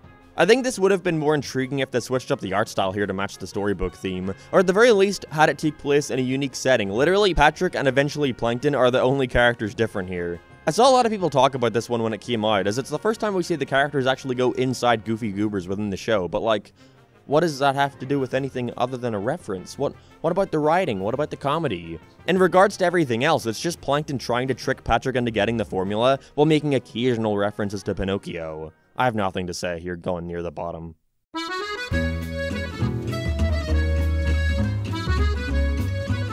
After noticing how much people love watching SpongeBob make patties, Mr. Krabs forces him to do it in front of a crowd, with him creating a little Chef Bob persona to get over his newly formed stage fright. Break a leg! Break 2 legs! My leg! Shut up, Fred!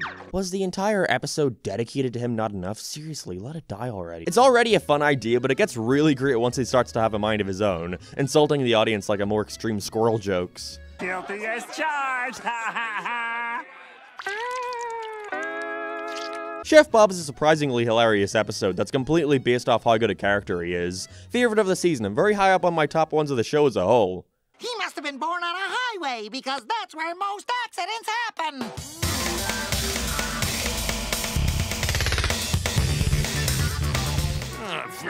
These customers are blocking the way! Krabs becomes so paranoid about Plankton wanting to steal a formula during a day where he's nowhere to be seen, that he starts to go crazy wondering when he'll strike, and inadvertently turning away all his business. This concept doesn't come off as strong enough to stand apart from the other formula-stealing episodes. There's some cool bits of animation and use of color during his hallucination, but that can't help it from simply feeling like a more generic Clams.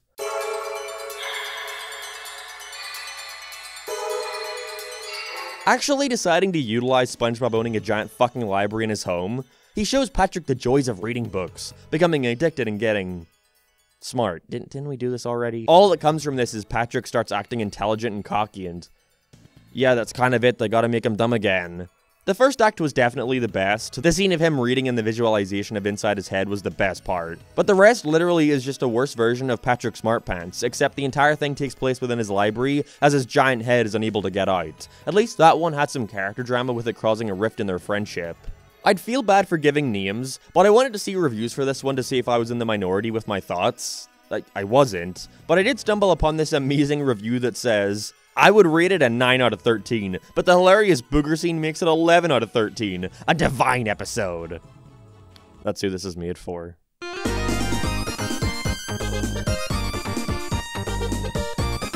Sponge and Krabs have to imitate cops and sneak into the prison, as the secret formula is taken in as evidence against Plankton. My favorite thing this one does is hilariously give an explanation for why Patrick shows up in prison at random points in the show, being because he gets drunk off ice cream and has to go into rest for the night. I don't enjoy how it deviates into their interactions with this little evil girl felon. I much prefer the Plankton and Patrick pairing. I always liked the way they worked off each other. Call the Cops is alright. Does some stuff I don't like, but also a bunch I do, so it balances out. A leg? My leg! At least take a fucking break in between them. I've lost count of how many times they've made this same joke in this single season, and it's not even a joke.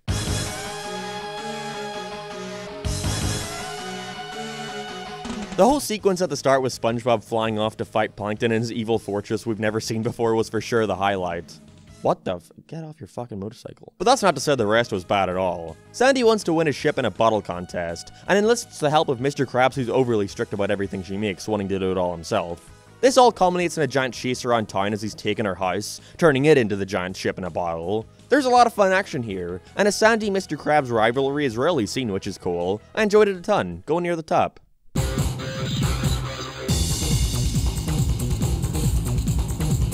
In what I believe is our second special of the season, we have the gang going to the moon. And by the gang, I mean SpongeBob, Sandy, Pearl, and Squidina, who is Patrick's adopted sister in the Patrick Star Show.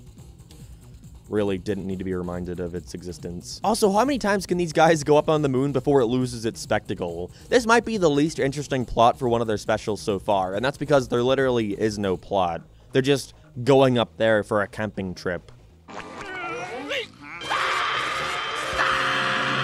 Fun fact, that's the voice actor for Squidward. Seeing that little animation cell from Season 1's Home Sweet Pineapple was the coolest part of this whole thing. It's just moon slapstick for the first half, filled with lame space puns and such. I think an issue that a lot of these newer ones have is the first act, where they never really establish any set goal or arc for the characters. It just sort of starts and is them fucking around for 20 minutes, where the characters sit around and make funny faces at each other. I'm not asking for them to experience some deep life-changing drama, but anything, any presence or semblance of an arc can make your characters so much more interesting and relatable, and it's something that so many of these episodes somehow forget about. Band geeks, Squidward wants to prove himself to Squilliam. Wet painters, SpongeBob and Patrick are fucking threatened with their lives if they don't do this thing correctly. Shit like that makes you care so much more than if the episode simply just started with Squidward trying to put a band together just cuz, or them wanting to paint Mr. Krabs' house and not having any real reason to do so. Oh yeah, I forgot, they don't need it because it's a dumb little baby's comedy about a sponge. Don't worry kids, I made your comment for you, now you don't need to. Goons on the Moon is my least favorite of the season. By the end it becomes a Christmas special with Santa coming out of nowhere and such, and by then I stopped giving a shit. If it were your usual 11-minute fare it may not have been so bad, but they for some strange reason extended the length way more than it needed to be, and for that it's going to the bottom. You know what, never mind, Ink Lemonade is still worse.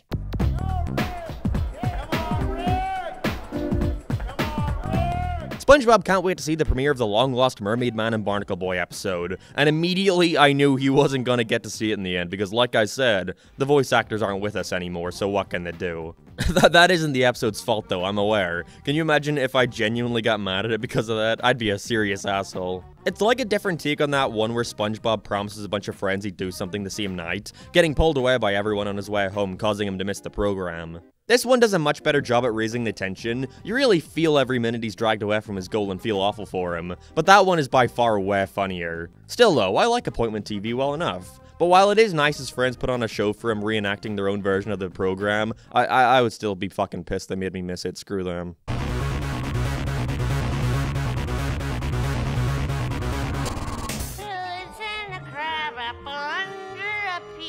Hey, catchy song! What is it with Season 11 and being obsessed with being so meta? This is like the third joke about their theme song in a single season. Where was the coordination here on retreading jokes? Still though, Karen's virus is simple but super solid. With Karen being sick, SpongeBob is sent into her by Plankton to destroy the virus. The best aspect is certainly the fact that the World Insider processor is presented in CGI, which SpongeBob blends with really well. It looks amazing for TV, not to mention the shake-ups they do with the colors. Please, don't break up our happy home. Karen's virus is also near the top. I liked it a bunch. There's not much to it beyond the visuals, but the simple adventure story works in its favor.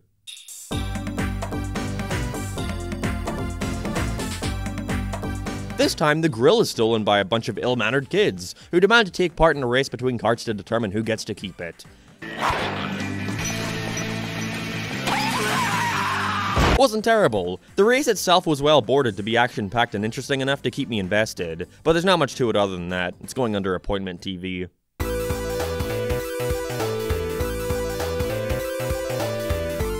The night patty makes no sense in terms of continuity, but I like the idea way too much to care. With SpongeBob just now finding out that the Krusty Krab has a night shift, which attracts a bunch of weirdos with their bizarre menu items, and so SpongeBob has to learn how to make them all for the customers.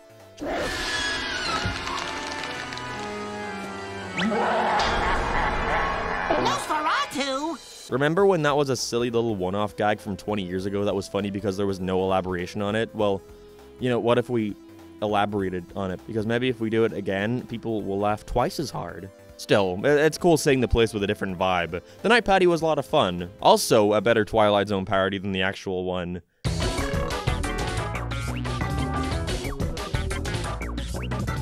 I guess they felt it necessary to make a third Bubble Buddy episode, and it's that same thing again as Doodle Dimension, where their only idea for a sequel is to take what people liked and crank it up to 11. With SpongeBob just being in this giant bubble town randomly, with him helping everyone by giving them stuff they'd want to make with his bubble blowing skills. The only real good part is when he slips and fucking goes on a rampage around the town murdering everybody. My bubble leg! You had to spoil it, didn't you? Despite initially leaving a bad taste in my mouth with the idea, they more than sell me on it with the dark twist. I liked it a lot. Under wheel watching.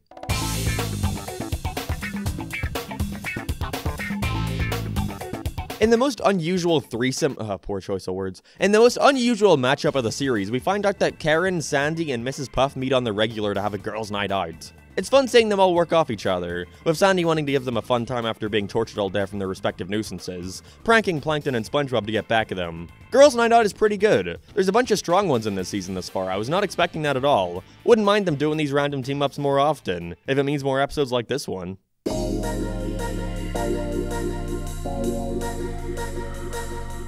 Another longer 16-minute episode here, featuring Sandy being a huge egotistical asshole wanting to be the best at every game they play. This goes on without break for 6 minutes, until she decides to artificially increase the strength of the jellyfish to make them more strong. And then after that, it's simply just her fighting against them for a bunch more minutes. Like, it's just so boring. It's awfully repetitive. I don't see why this needed to be extended at all. She doesn't come to a realization of her aggression until the thing is almost over, and even still, all this is used for is a 1-minute scene of her pretending to be a pacifist and then breaking out of it to help SpongeBob and Patrick. Like, oh, I couldn't have seen that coming. Squirrel Jelly sucks, one of the worst for season 11.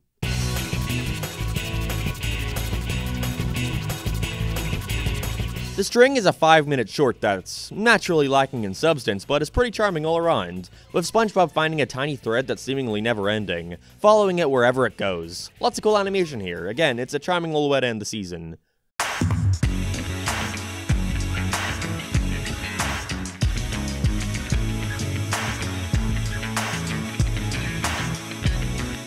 I don't know what it is about Season 11 in particular, but more than any other, it feels like the idea bin was at an all-time low, with even episodes within this season feeling similar to each other. But tons of them just felt like retreads of older episodes and not always done in a better way. Ignoring that, however, Season 11 was around on par with 10, again though just with a million times more callbacks to the golden era. But it's really quite alright. Nothing incredible, but there's a lot of good ones in here I'd recommend checking out. You'll probably notice though that in the final ranking, a bunch of them will end up one after the other. And that's because there are some that are way too similar that I could barely differentiate my thoughts on. A lot of them were simply average and nothing more. Still, I'm happy to see the series at least somewhat improve near the end. Nowhere near on par with Season 1 to 3, seriously they're in fucking different ballparks. But as its own thing, yeah, it can be alright every now and then. Now Season 12 is our final full season, with 13 only being half complete at this point in time, so let's see if the next batch can keep this streak of improvement. Because fun fact, this next one is the longest season in the entire show. Hooray!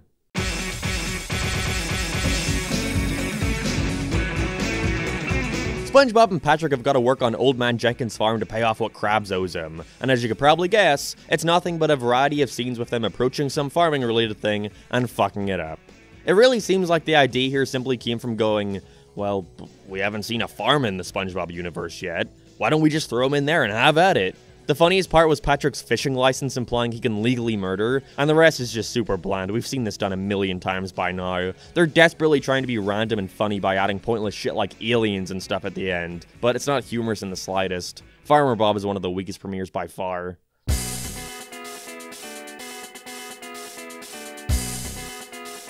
Interestingly, this time we see the story of Gary sneaking out one night with Plankton's pet, Spot, being narrated by Sandy for some reason. Again, it's another where it's a cool concept that has some neat ideas and gags, but it really is just them fucking around for 11 minutes. The only part that has any semblance of a story is just being followed by animal control, but he never serves any sort of threat. For the most part, it is just them fucking around. Even when they try to progress things with all their friends being kidnapped, all they do is sneak in and immediately rescue them. Gary and Spot is going under Farmer Bob. It's not terrible and there's definitely an idea here, but it's executed upon horribly.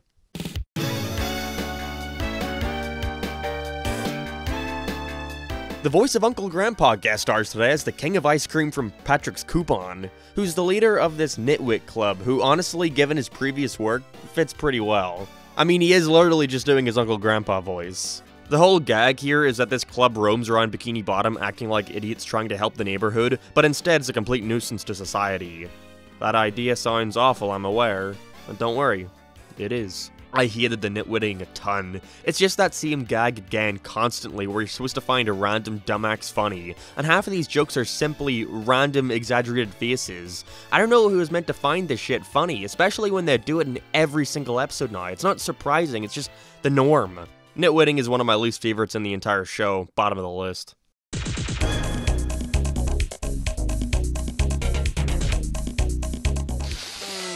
Nope. Can't please everyone. To stick it to the non-existent man, Patrick decides he's purposefully gonna get as stinky as possible, becoming this gross monster that everyone confuses for a Bigfoot type figure, with SpongeBob eventually getting in on it too.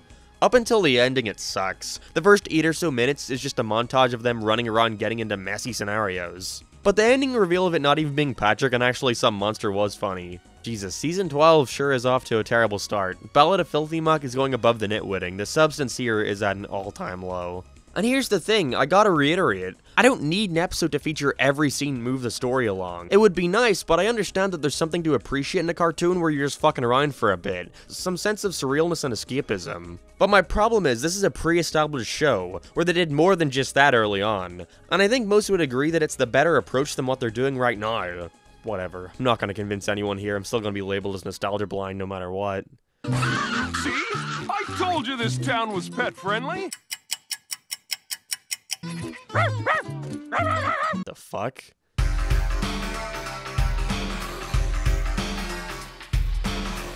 Mr. Krabs decides to turn the Krusty Krab into a prison so that they can keep Plankton there in exchange for money, and so he's gotta try and escape.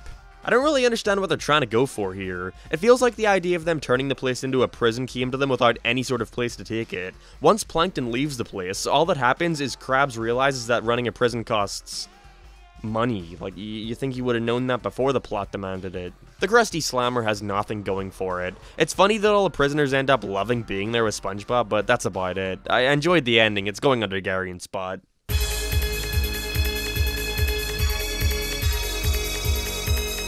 SpongeBob and Patrick ruined Squidward's RV for a trip he was planning, and so now he has to pal around with the two of them and their new one made out of his pineapple. And can you guess what happens next? Does A, they get there peacefully with nothing going wrong.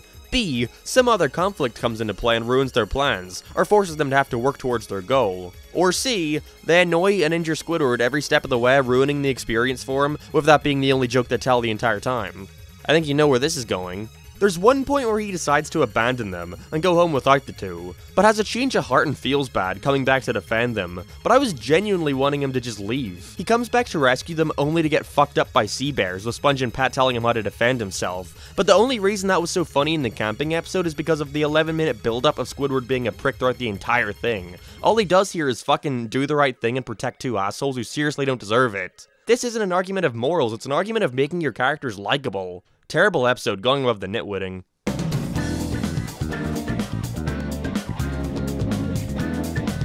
SpongeBob gets Gary a pair of legs despite him not really needing them, and despite this proving to be nothing but a bad idea, he continues to give him more body parts to the point where he's just a Sneal version of him, and he's basically turned into Gary in terms of mobility. His legs! I'm just playing these at this point to show you how much they run this joke into the grind. Kind of funny, honestly, that Gary is so content with taking over his life, but they don't run with it very much. Still, over such a weird idea, Gary's Got Legs winds up being the best of the season so far, but it still is a great thing. I'm sorry I haven't returned your hat yet.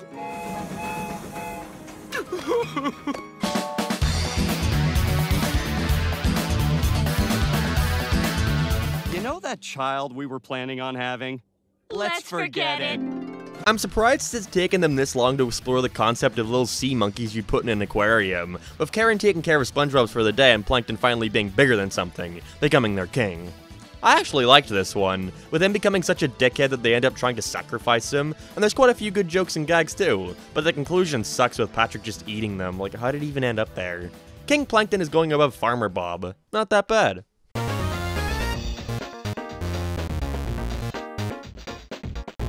More Plankton, alright. Plankton has got to find a way to get rid of his old chum, lying to SpongeBob saying they need to deliver them all around town for his new chum-themed holiday. It's a fun idea, but not a lot is done here. Everybody just believes it and Plankton has to eat the chum, great. The best part is Squidward quoting A Christmas Carol, but that is literally it. There's no focus here at all, and it just ends without much happening. Plankton's old chum had a lot of potential, but as is, it's fine.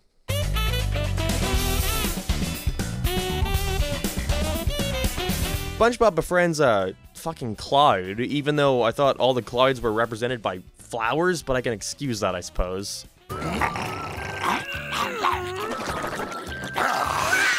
Stormy weather actually isn't that bad despite the awful idea. His cloud pet is cute and I like the new crazy weatherman character they have here, he's pretty funny. It's gonna go at the top of the list. Was not expecting that at all. Are you constipated? Sure, we all are.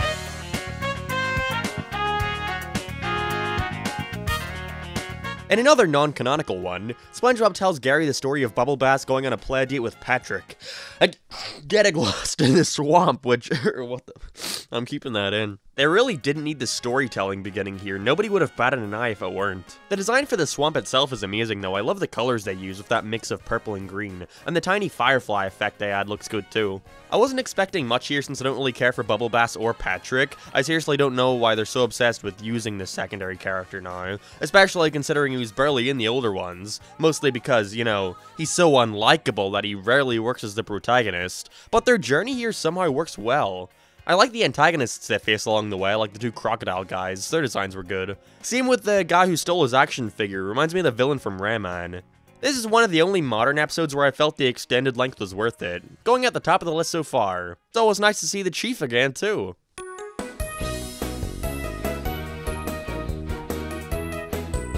In this shorter than usual episode, SpongeBob runs around town trying to find someone to watch him perform a magic trick, with something going wrong at every turn. My head's in another dimension. Observe it. That was actually a cool attention to detail. Gotta go, SpongeBob. I'm washing my thighs tonight. Nothing to say this time. The best part about this one is when we actually get to see the magic trick itself, being this big parody of the Elephant's Parade from Dumbo, which visually looks phenomenal. Simple episode, but it works.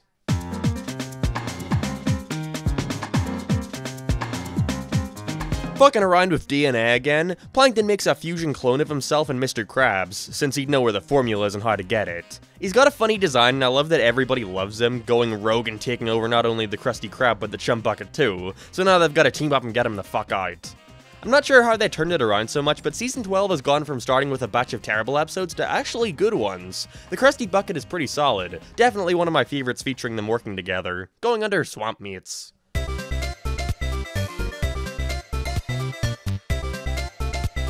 The title really says it all, doesn't it? It's Squidward, and he's working on a bus. They try to set up this gimmick of the original driver going and taking over Squidward's job, but it's never followed up on until the very last minute. And the Squidward stuff that it is filled with sucks. SpongeBob invades despite the fact that he really should be at work. I never mentioned this before, but there are so many episodes where SpongeBob or someone else mentions having the day off, and as a kid it always confused the fuck out of me because, like, who's making the patties then? By the time they bring Patrick into it, I stop giving a shit. They think just doing the same SpongeBob gags they already have been doing, but now there's 2 of them, means it'll be twice as funny, but it's not. Squids on a bus is going above the nitwitting. It's very bad.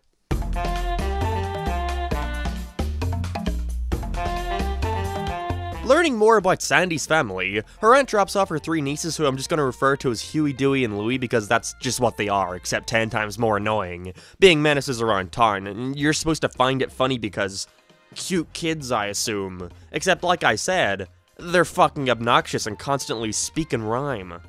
There you go. I don't really have much to say about Sandy's nutty nieces. The best part was when Patrick did not give a shit about being a dick to them and kicking their ass in an arm wrestle. It's pretty beast, honestly. This one is very irritating. I'm hoping they don't show up in the series ever again. It's going under the Ballad of Filthy Muck.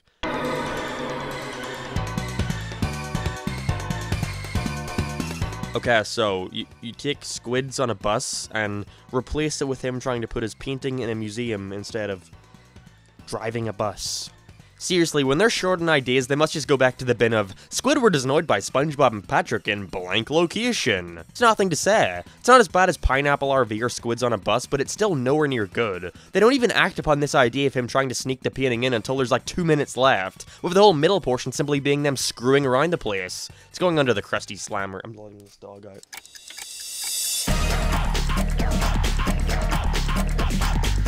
SpongeBob breaks his alarm clock, and has got to figure out how to fix it before tomorrow or else he'll be late for work again.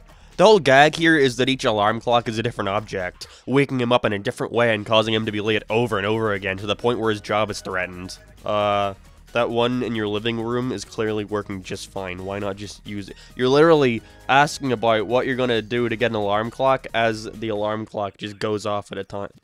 Gonna move on. The Rube Goldberg machine he creates at the end is animated well and is boarded very creatively, but overall it's not the best one. It's going above Farmer Bob. It picks up by the end, but that first half was fairly repetitive. Right on time! Looks like I won't be needing you after all, Sponge Tom.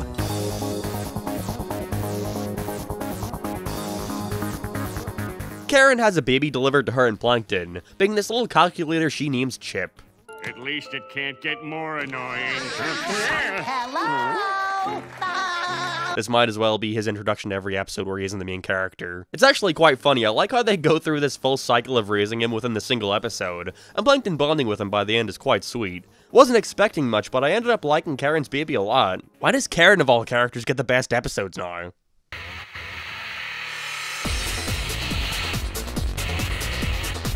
Turns out that this whole time Patrick's rock was actually in fact a turtle, and it's rather boring. It's funny that he's got a generic New York accent, but that's all I got out of this. He wants rid of Patrick, great. There's a neat idea in here, but not much is done with it, other than Patrick continuously annoying him, which is like, you know, not new ground by any means. It's under Gary's spot. Didn't hate it, but didn't love it either.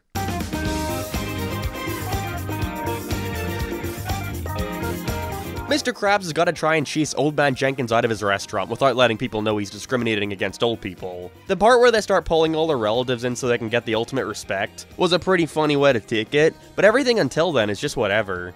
Honestly, I wish they went more into the part where SpongeBob explains how bad his life is and why he comes to the Krusty Krab. But honestly, that seems more like a Hey Arnold plot than SpongeBob, I suppose. Still though, Senior Discount is fairly weak. Goes above Plankton's old chum.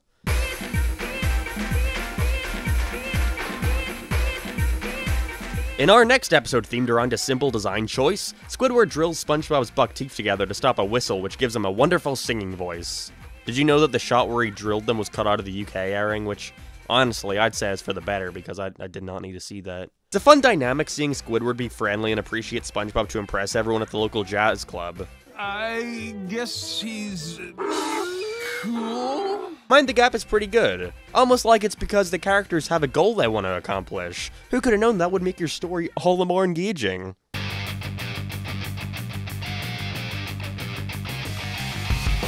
How many episode titles at this rate end in the word returns? This time it's the Dirty Bubble, who we haven't seen in ages. After getting out of prison, he's been reformed, now known as the Clean Bubble, working at the Krusty Krab. It's seriously quite sad seeing him desperately try to stay clean and not return to the dark side, although I don't know why he too only speaks in rhyme.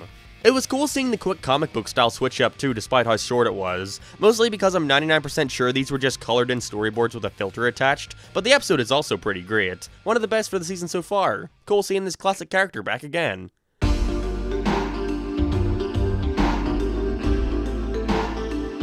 In what's seriously just a worse version of Krusty Towers, SpongeBob and Patrick go to the same hotel as Squidward, being 2 rooms apart. They annoy him and he keeps trying to run away. I just...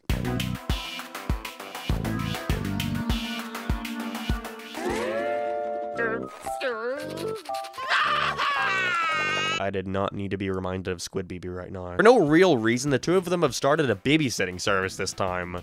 Look, it's their mindset when making the show now. The only part worth mentioning is when they brought back the chocolate lady, and that just takes up the rest of the episode, them trying to find her. But I'm not giving the episode any extra points for referencing something they've already proven to have mastered that.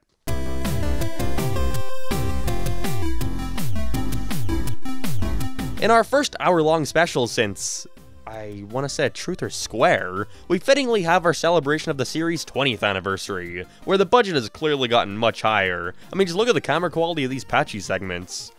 I don't know if this is going to be controversial, that's a lie, I actually know for a fact this is going to be controversial, but I am not that into this big special celebration. There's certainly a ton of good aspects, but as a whole episode, there's just not a whole lot to it. So it's SpongeBob's birthday, and Patrick tries to get him out of the house by taking him on a tour of the surface world, so that everyone else can plan his party. If you want to see an episode that constantly just references the entirety of the show, then it does a fantastic job. My favorite was definitely getting David Hasselhoff back, which is much better than all the fucking Nickelodeon sitcom guest stars they have. Really didn't need to see Kel from Keenan and Kel Floss. But seriously, other than the references in the whole segment where the voice actors recreate an average day at the Krusty Krab, assuming the roles of their characters, which was very charming, I just don't have a lot to say, there's nothing to it. And honestly, compared to Truth or Square, which was the previous anniversary special, this is all it needed to be. SpongeBob's Big Birthday Blowout is going at the top of the list, not because it's that good, but because I appreciate them just trying to celebrate the franchise rather than trick the audience with something new like last time.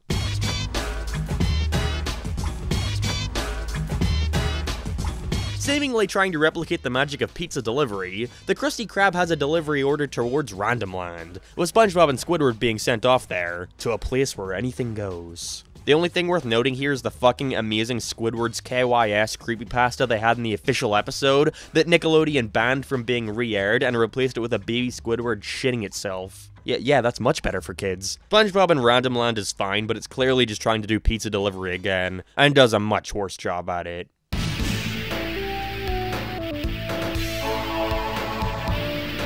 So SpongeBob's bad habit of biting his fingernails is ruining his work, and so he's got to try and quit it. What precedes this is a bunch of scenes of SpongeBob running around the town biting his fingernails, his toenails, other people's fingernails. It's pretty gross, honestly. More middle of the road. I wish there was some sort of proper conclusion. It's another one of them that simply stops. Not the worst of the season, but it's super forgettable.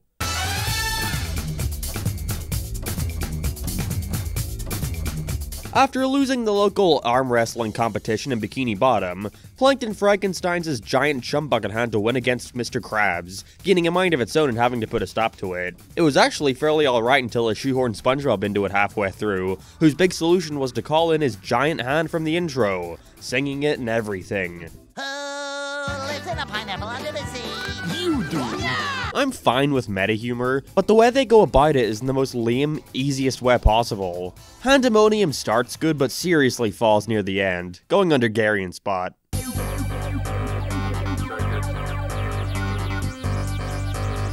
Krabs realizing he can get a fine if he doesn't let SpongeBob take a break, he's now got to take one for 5 minutes, but can't resist working. Oh, okay, well that one has literally been done before, again in Season 4. This one goes in such a worse way, however. He just throws a party in the break room and everything is forgiven.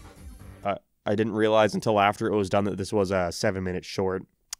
I guess then, for what it is, it's fine.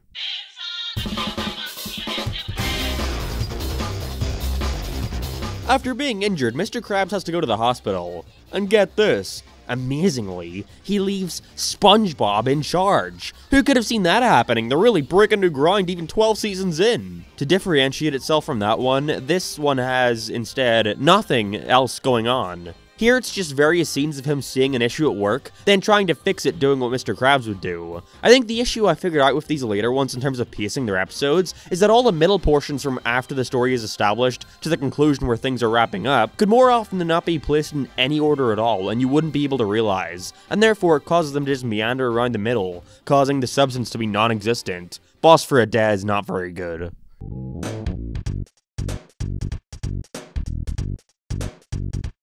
More Goofy Goober appearances. Nice. This time, Patrick gets the bright idea to become an employee there, because if he does, then he'll get ice cream all day. All this fun concept is used for is various scenes of him doing different odd jobs and messing things up every turn. And then, because you can't have one without the other, SpongeBob is eventually brought in to help out and everything is fine. The Goofy Newbie is boring. There's nothing really to get out of it beyond the reference, which he doesn't even use very well to his advantage.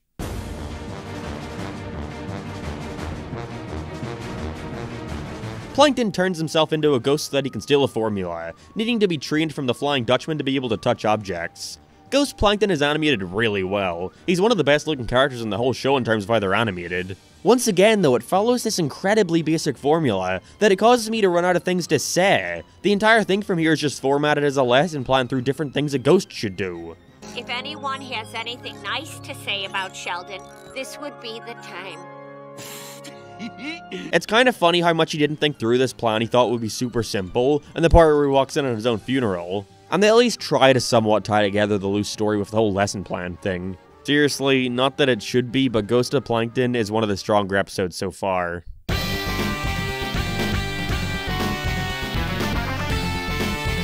SpongeBob thinks that Mr. Krabs is melted, and so creates a creepy chum clone of him to go on a date with Mrs. Puff. How do I know this isn't a plot to steal my secret chum formula? Funny joke, but it does make me sad seeing the characters get to the point of being this self-aware of their different quirks. It's weird that they're, once again, going with the whole Mrs. Puff and him dating thing despite forgetting about it for a while, but still, it's quite alright. What's even weirder is how much of a mixed bag the season has been, going under King Plankton. Hey, meaty! Ew, Daddy! You're naked and ruining my cheerleader slumber party!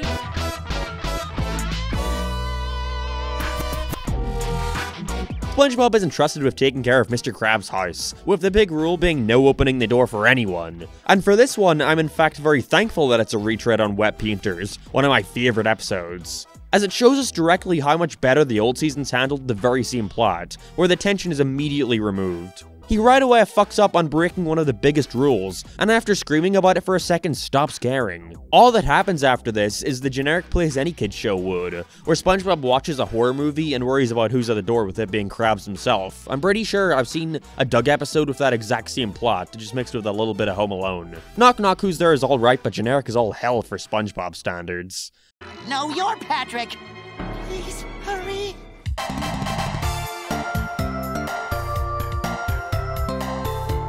Squid's house is destroyed in a thunderstorm, and begrudgingly goes to stay with Plankton for the night, and begrudgingly goes to stay with begrudgingly goes to stay with Patrick for the night, who tries to shape him into being exactly like him. Once again, we have done this exact thing before. It's just Squid School for grown-ups mixed with a bit of googly artiste, with everybody finding him much more talented than the real Squidward. And he's not a better me! He's an imposter! Pat Hart's Squid somewhat goes in a new direction by the end, with Squidward trying to act as dumb as him, but by that point it's too little too late. He just blends in way too much compared to others, though with the exact same premise. Reusing ideas is getting to be way too common of a trend in this show.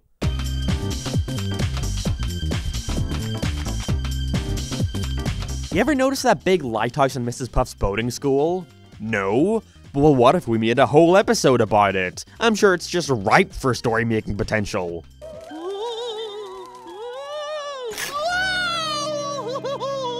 That looks like a fucking YouTube video edit. Lighthouse Louie could have been quite alright, but the idea is so uninteresting. Just being that he finds a snail in there who won't leave him alone, and so he has to get him away. From the name, I thought he was gonna meet some old lighthouse keeper who hadn't been outside in years or something, and it'd be about him reacclimating to fish life or something kinda like Pigeon Man from Hey Arnold maybe. I don't know why I'm referencing that show so much, I've barely seen it. Were you or your legs injured by this insane lighthouse?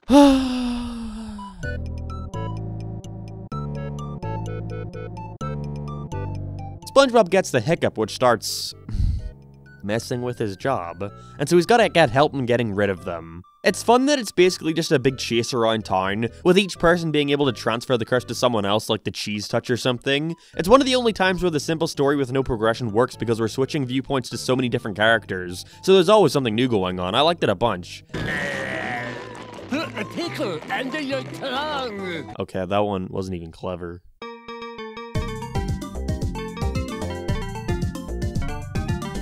Oh wow, they actually follow up on that Gal Pal stuff from last season, with them taking their newest member Pearl on a camping trip, taking SpongeBob along with her so that he can scare them if they try to break her. It's nowhere near as good as the last. All that happens is we find out they didn't plan anything and a real monster comes to scare them. A cabin in the kelp is shit. There's something here, but nowhere near enough time is spent on it for anything to stick with you long enough.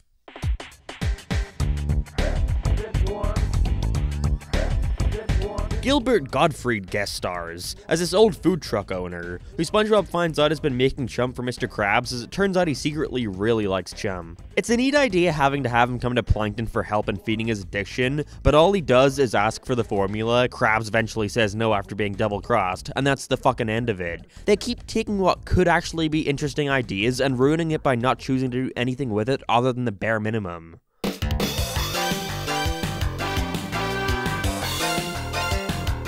SpongeBob wants to make his own zoo out of bubbles, and we see it try and run the place. It becomes way better after they all break loose, and they have to go trying to stop them from rampaging around the town. There's some good bits here, especially the interactions between SpongeBob and Patrick, and even has the start of it play into the conclusion, which was neat. Who Our Zoo was pretty decent, going above SpongeBob in Random Land. Leave all your sharp objects at the gate. Okay, Grandpa, spread them.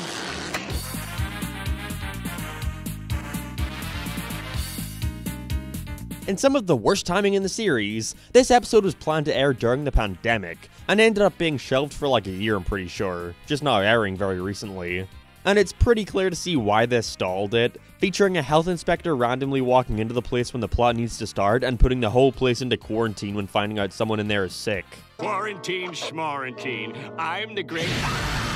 It's hilarious seeing how quickly they all turn on each other, locking everyone in the freezer and going crazy. Quarantine Grab is genuinely great. I suppose in this case the longer wait was worth it. Top of the list. I don't want to risk infecting my friends.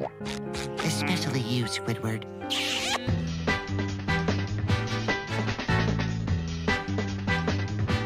With Karen out of town, Plankton has got to get an intern to help him, ending up being Patrick, who's applying for no real reason. For the funny, I guess. From here, it just completely shifts to Pearl working there. The Patrick stuff serves no purpose but to take up time, which sucks because the Pearl dynamic is way better. Just wish we got to see more of it. He tries to get her to steal a formula, which is funny since Krabs is the one telling her to do all the stuff the boss wants, not realizing who he is. Plankton's intern is all around good. Would be higher if they didn't waste so much time in the beginning, though.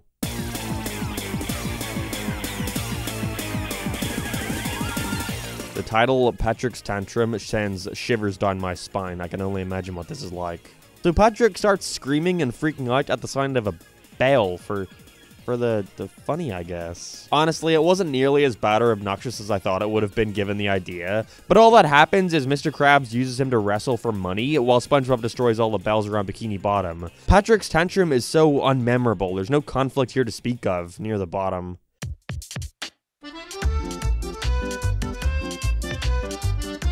Seriously, to reiterate, I do not understand the recent obsession with Bubble Bass. He's really not that funny of a character.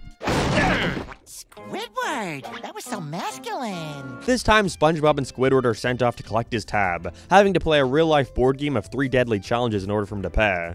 Like Patrick the Game, I enjoy seeing cartoons about the characters playing a game themselves, and while there are some fun ideas here with the games they play, it doesn't help make me like Bubble Bass anymore. Stop trying to make Bubble Bass happen, it's not going to happen.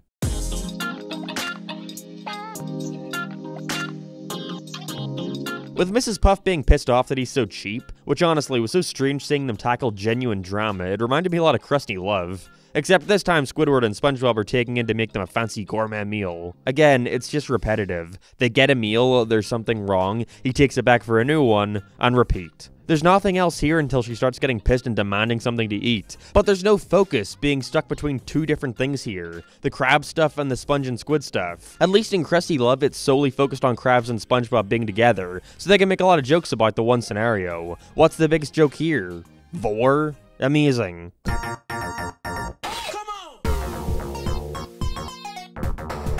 In another 22-minute special, SpongeBob and Patrick get locked up in Glove World, and have to escape the place from beneath it while looking for a little boy on the run. I wasn't expecting it, but I ended up enjoying it a ton. There are, like, things happening. Like a first act that sets up things well, a goal to work towards, an antagonist, a little Stewie Griffin guy. If you ever want to check out a newer episode you probably haven't seen before, I'd recommend this one. My favorite of the season.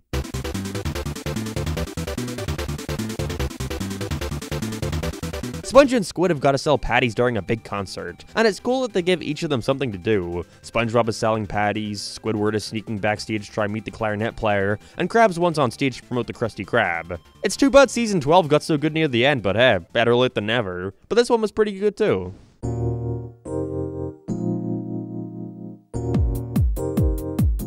And finally, Dream Hoppers ends the season. Shockingly, it starts directly after the last one, that's a first. With SpongeBob coming home from his long night as we see his Krabby Patty-filled dream, eventually hopping into his friends, which are all accompanied by a different fitting track. It really shows how strong the animation can be when they try. The whole thing looks spectacular, especially with the whole thing being done without words. Dream Hoppers is a very sweet little way to end off what was possibly our most mixed season yet.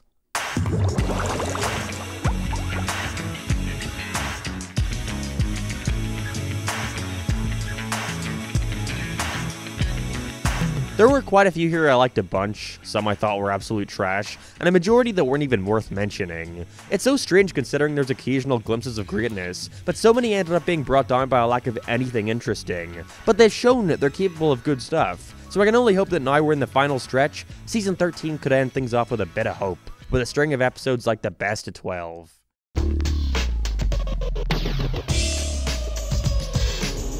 Pets are now allowed in the Krusty Krab. Only pets, and so the residents have to figure out a way to sneak in. There's no real central character here, so it never feels like it's going anywhere. Unlike the short from last season, the conclusion is so basic and uninteresting. The inspector wants patties too, perfect. There's nothing more to even say if I tried. The song is lame too. Glad to see our final season will be more of the same.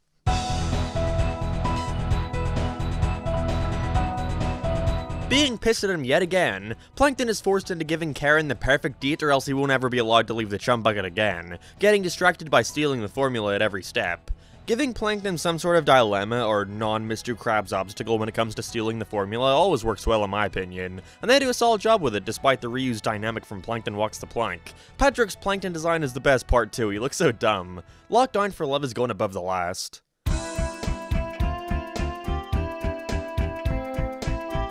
Bungie's package of circus fleas are accidentally let loose in Squidward's house, where they chase him around and try to eat him. It's just scenes of him running around his house getting hurt by them. There tries to be some semblance of it being justified, that he gets his shit beaten in throughout the entire thing, karma and such. But all he does is throw away SpongeBob's package. I don't think that deserves all the nonsense happening here. It's nothing but that. Season 3 is seriously off to an awful start.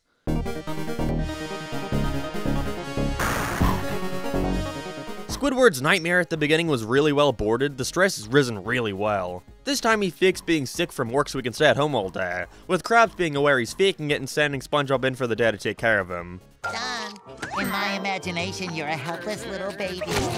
It's like the same as the previous one, just with a more justifiable reason for torturing him the whole time. But still, it's nothing above completely mediocre. The twist at the end is great, but that's about it.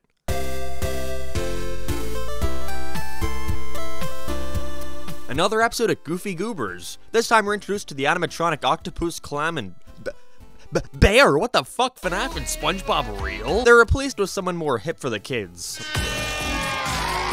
And the two have got to go to the dump to get the robots back together. I enjoyed it a lot, and just not for the FNAF jokes either. There's also a lot of great bits, like the garbage pit and them trying to convince each of them to get back together. It's like a less interesting version of the Phineas and Ferb episode. There's no attempt to make it intriguing or entertaining at all, it's just going through the flow, following the story you'd expect it to beat by beat. But when everything seems dim, he comes back to put an epic performance on. Perfect, couldn't have seen that coming. Either way, Goofy Scoopers is still at the top of the list.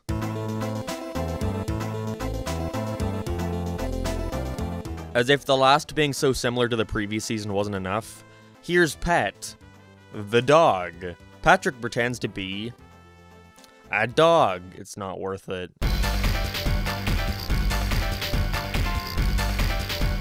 Since we're in this spin-off era now, like Squidina, they really like taking characters from those and plopping them into the newer episodes, probably to make you think they were always present or something. This time it's Narwee, Narwhal, and her cousin Nobby from Camp Coral. If you remember my video on it, you remember how I thought they were both annoying. They turned SpongeBob's whole house into a hillbilly get-together place, and SpongeBob was just cool with this. I thought it'd be about him getting fed up with her and needing to ask her to move out again, but I forgot they don't like conflict and want you to think that Narlene is super cool and epic so that you'll watch Camp Coral airing now on Paramount+. Something Narwhal this way comes sucks. I don't like it at all, and I hope they stop bringing this bitch back.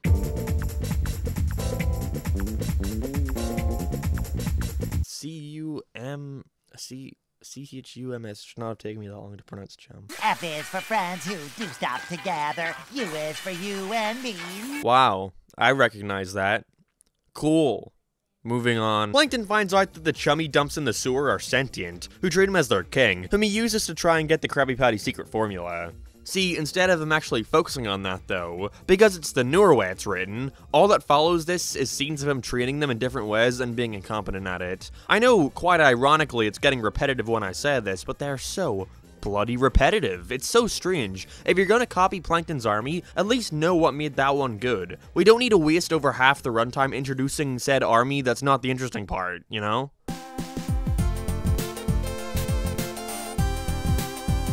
Our third, possibly fourth Christmas special? I'm not sure if Goons on the Moon counts, honestly. In this one, SpongeBob has to travel all the way to the North Pole to give Santa a present he forgot to take, and Plankton joins in too because he wants to be on the nice list. Just like in the last one. It's strange getting to see an extended look at the characters up on the 2D surface world. The human designs look really weird, kinda like Ren and Stimpy in a way. Not to mention this is the first time they animate Patchy in 2D, who appears halfway through and looks... ugh. Aw, that's very sweet of you, Santa. But actually, Patchy the Pirate is my biggest fan. How would he know that? I thought the joke was that Patchy adored this fictional cartoon character and thought he was real. Why remove all the charm just for the sake of a reference? I hate it. I even noticed how similar the progression here is to the Family Guy special. I mean, Jesus, it even has Road to in the title. SpongeBob's Road to Christmas has some neat ideas, like them going on an actual surface adventure, but nothing much is done with it. It's going at the top of the list, but it's fairly mediocre all around.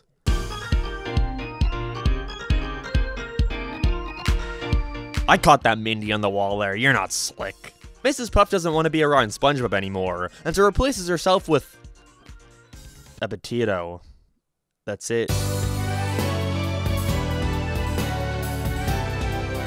Plankton and Mr. Krabs realize that their grease has been combining underground for years, and have to figure out what to do with it, finding out it has a use for everything. I love how shittily they fix everyone's problems, with them basically being scam salesmen. It's pretty much just scenes of them selling it to people until the conclusion, but there's a lot of funny bits, and the idea works out well with them working together again. And their attempts at one-upping each other ending up being what bites them in the ass. Top of the list so far.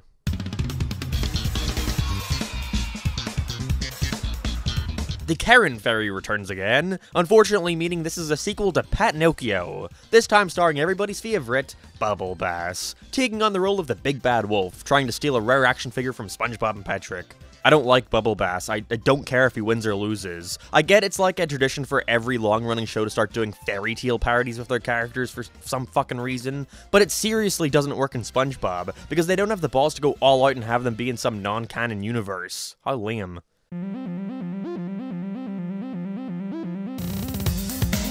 So Squidward, Mrs. Puff, Plankton, Bubble Bass again, and the Mealman get together every week to discuss how much they suffer from SpongeBob.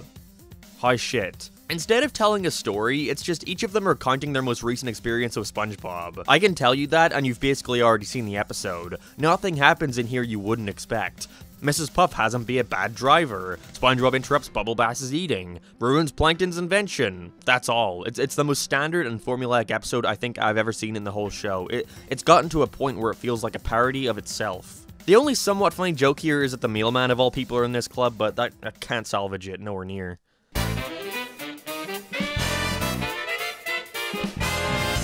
Krabs makes a food truck for SpongeBob to deliver to people around town.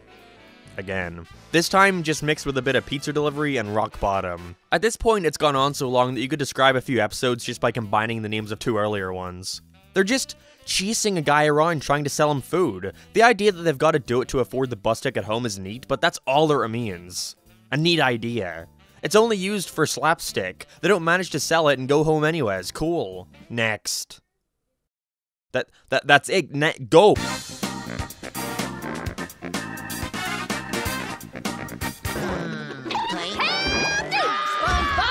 Oh, for fuck's sake. Pearl has to take Narlene out for a day on the town. And get this, you would have never expected it, but she acts like a slob not knowing how to be in the big city. I always assume they're gonna go in a certain direction with this. Like, I thought here that Pearl would start being embarrassed of her, maybe not wanting to be seen with Narlene and hurting her feelings, before defending her at the end because she's her friend, you know, like how a plot works. But seriously, it just stops there. She doesn't know how to act. That's the joke. They even had that ending I was talking about, but it isn't anywhere near as impactful as it could have been because they completely forget about any sort of second act. Upturned Girls is, what do you know? Bad. Just fucking give up on Narlene at this point.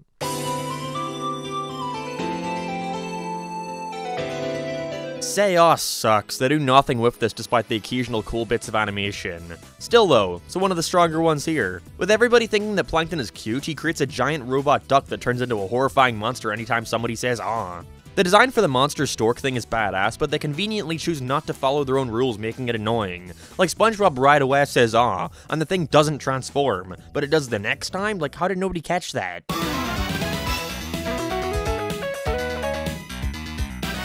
And to finish it off, we have Pat the Mealman. Patrick takes the role of Mealman for the day. He delivers meal. Kevin the Sea Cucumber returns. That's the only aspect I saw people on Twitter discussing.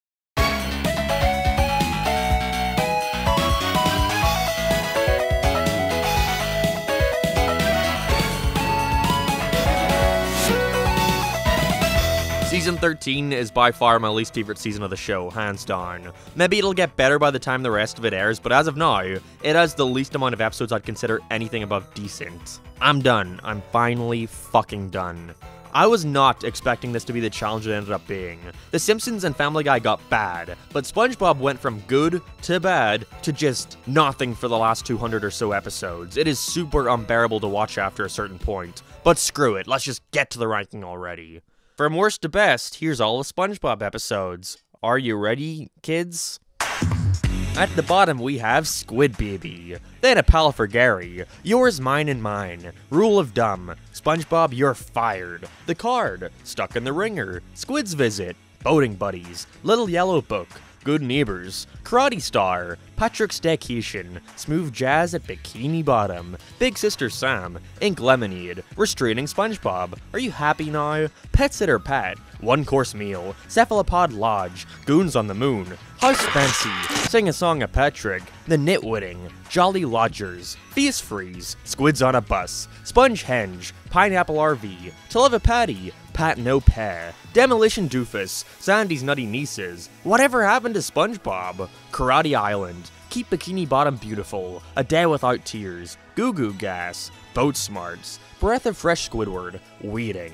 Wigstruck.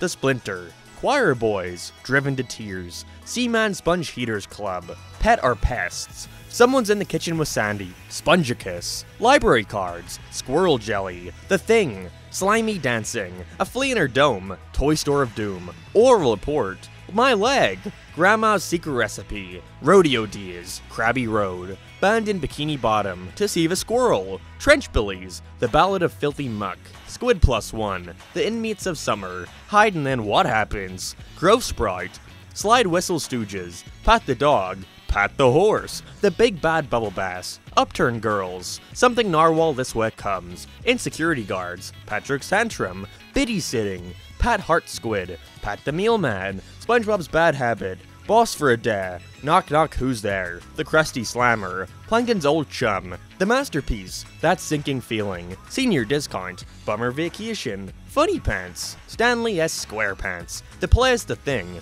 once bitten, ghost host, the mean dream. Born to be wild, bucket sweet bucket, money talks, kooky kooks, sentimental sponge, squirrel records, seance schmeance, the executive treatment, yeti crabs, Squidward's sick days, shell games, pandemonium, a cabin in the kelp, Gary and Spot, mermaid pants, Farmer Bob, the gift of gum, company picnic, mutiny on the Krusty Krab, under the small top, shell of a man, best day ever, enemy-in-law, sweet and sour squid, the way of the sponge, CHUMS, Patrick Smart Pants, Chimps Ahoy, Mr. Krabs takes a vacation, House sitting for Sandy, Potato Puff, Bumper to Bumper, Food, Poof, Truck, Jailbreak, Plankton retires, Squid's defense, a place for pets, Squid Bob Tentacle Pants, all that glitters, free samples, Nightlight, Squidtastic Voyage, Giant Squidward, no hat for pet, Fungus Among Us, Professor Squidward, Pineapple Fever, Gullible Pants, Housewarming, Treats, Greasy Buffoons, Squiditis, The Battle of Bikini Bottom, No Nose Nose, Life Insurance, To Squarepants or Not to Squarepants, The Krabby Patty That Ate Bikini Bottom, The Clash of Triton, Out of the Picture, Fiasco, Grand Pappy the Pirate, 20,000 Patties Under the Sea, Squid School for Grown-Ups, The Bad Guy Club for Villains, Summer Job, Welk Attack, Grooming Gary, Mermaid Man vs. SpongeBob, The Curse of Bikini Bottom, The Monster Who Came to Bikini Bottom, You Don't Know Sponge, Krusty Catering, Model Sponge, Sponge Keno, A Life in a Day, Perfect Chemistry, Extreme Spots, Burst Your Bubble, The Whole Tooth. 3, 4, 5, oh my god, 6, 7, 8, fucking 9 pages of this left. Penny Foolish, Patrick Man, The Checkup, Lighthouse Louie, Bottle Burglars, High Sea Diving, Moving Bubble Bass, Pinocchio, Bunny Hunt, Eek and Urchin, Chatterbox Gary, Old Man Patrick, The Clam Whisperer, Don't Feed the Clowns, No Pictures Please, Shopping List, Krusty Cleaners, Larry the Floor Manager, Cracked Crabs, Safe Deposit Crabs, Teacher's Pests, Plankton Paranoia, Snail Meal, Mall Girl Pearl, Pick Up a Barrel, SpongeBob's Place, SpongeBob Long Pants, Mustard O'Mang, The Hankering, Broken Alarm, My Two Crabs. I'm trying really hard to get through this. Bubble Bass's Tab, Lockdown for Love, Say Aw, King Plankton, Blackjack, The Sewers of Bikini Bottom, It Came from Goo Lagoon, Snooze You Lose, The Grill Is Gone, Breakin', The Scent of Money, Best Frenemies, Squidward, License to Milkshake, The Fishbowl, The Ghost of Plankton, Suction Cup Symphony, New Digs, Gone, Dear Vikings, Chum Caverns, Chum Bucket Supreme, Picture Day, Truth or Square, Gary's New Toy, Evil Spatula, Two Thumbs Down, Married to Money, The Googly Artiste, Copy Bob Ditto Pants, Plankton Gets the Boot, Don't Wake Patrick, Trident Trouble, The Incredible Shrinking Sponge, Sports, Sanctuary, Kenny the Cat, The Getaway, Goofy Scoopers, Gary's Got Legs, Patty Keeper, Lost and Found, Nautical Novice, The Krusty Plate, Employee of the Month, The Donut of Shame, Jellyfish Jam, Nature Pants, Jellyfishing, Squeaky Boots, A Squarepants Family Vacation, Mooncation, SpongeBob's Road to Christmas, Rise and Shine, Good Old What's His Name, Pest of the West, The Two Faces of Squidward, SpongeBob vs. the Patty Gadget, Walking the Plankton, Le Big Switch, Mermaid Man and Barnacle Boy 2, I Was a Teenage Gary, Ugh.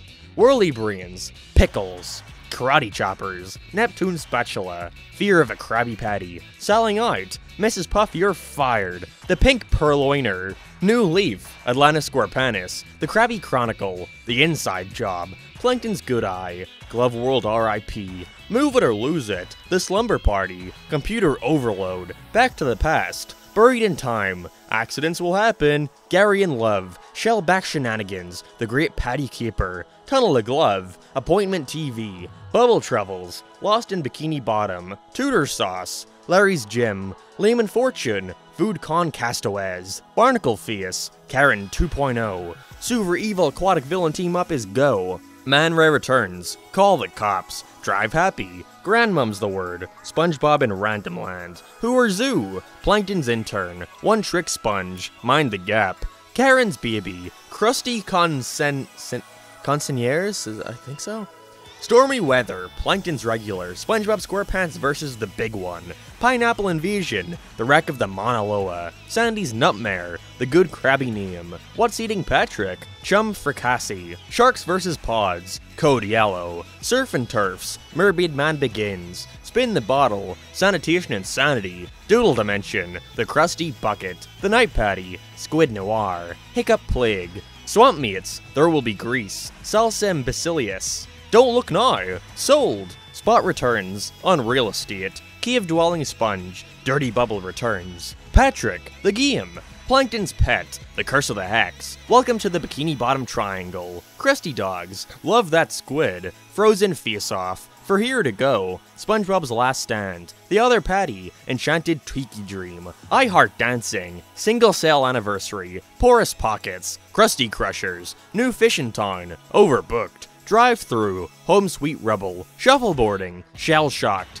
Ditchin', Goodbye Krabby Patty, The Abrasive Side, Sun Bleached, The Hot Shot, SpongeBob's Big Birthday Blowout, I'm with Stupid, Jellyfish Hunter, Dream Hoppers, Crab Borg, My Pretty Seahorse, Pranks-A-Lot, Party Pooper Pants, The Lost Mattress, That's No Lady, Mermaid Man and Barnacle Boy 6, The Motion Picture, Friend or Foe, Crabs a la Mode, Planet of the Jellyfish, The Original Fry Cook, Ghoul Fools, Hello Bikini Bottom, Patrick's Coupon, Krabby Patty Creature Feature, In Spongiac, Bubble Buddy Returns, Feral Friends, Scavenger Hunt, Girls Night Out, The String, Fun-Sized Friends, Bubble Time, Wheel Watching, Stuck on the Roof, Karen's Virus, A Friendly Game, Sandcastles in the Sand, Not Normal, Cuddle E-Hugs, Krabby Land, Reef Blower, Sandy's Rocket, Squidward and Clarinet Land, Doin' Time, The Sponge Who Could Fly, Lost Episode, Quarantine Crab,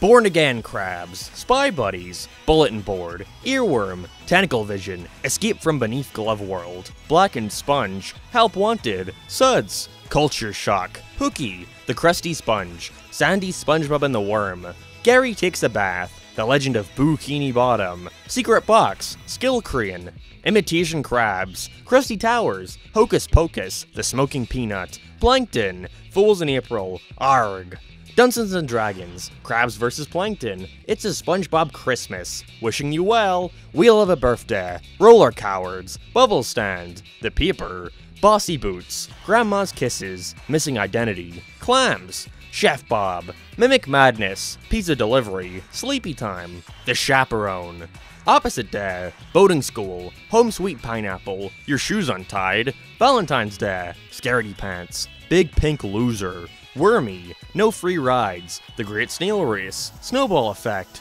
Squid on Strike, Naughty Nautical Neighbors, Squidward the Unfriendly Ghost, Tea at the Tree Dome, Patty Hype, Texas, Pre-Hibernation Week, Dumped, Pressure, Sponge Guard on Duty, Nasty Patty, Squilliam Returns, A Scene on TV, Mermaid Man and Barnacle Boy 4, Plankton's Army. Have you seen this snail? Krusty Love, Graveyard Shift, The Algae's Always Greener, New Student Starfish, SB129, Hall Monitor, Mermaid Man and Barnacle Boy, I'm Your Biggest Fanatic, Muscle Bob Buff Pants, Rockabye Bible, Fun, Bubble Buddy, Squirrel Jokes, Procrastination, Midlife Crustacean, One Man's Trash, Artist Unknown, Squid's Day Off, Walking Small, Idiot Box, Life of Crime, Christmas Who? Something Smells, Welcome to the Chum Bucket, Rock Bottom, Club SpongeBob, Mermaid Man and Barnacle Boy 5, Ripped Pants, Sailor Mouth, The Fry Cook Games, Can You Spare a Dime? The Camping Episode, SpongeBob Meets the Strangler, Survival of the Idiots, Squidsville, Shanghai, Frankendoodle, The Bully, Just One Bite, No Weenies Allowed, Mermaid Man and Barnacle Boy 3, Dying for Pie, Wet Painters, Chocolate with Nuts, I Had an Accident, Krusty Krab Training Video, and number 1, Band Geeks.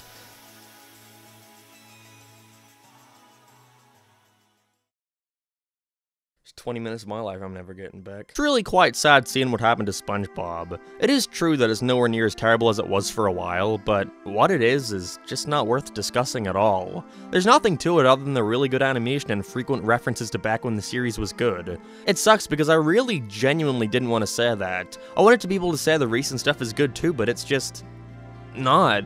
The writing has taken such a hit and it damages the whole thing.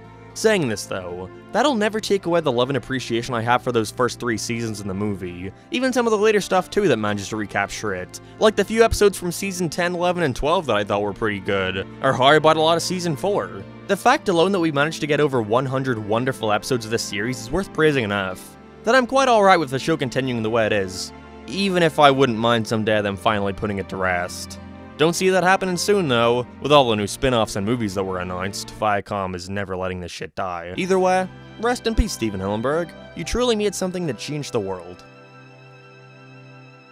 Goodbye, everyone. I'll remember you all in therapy.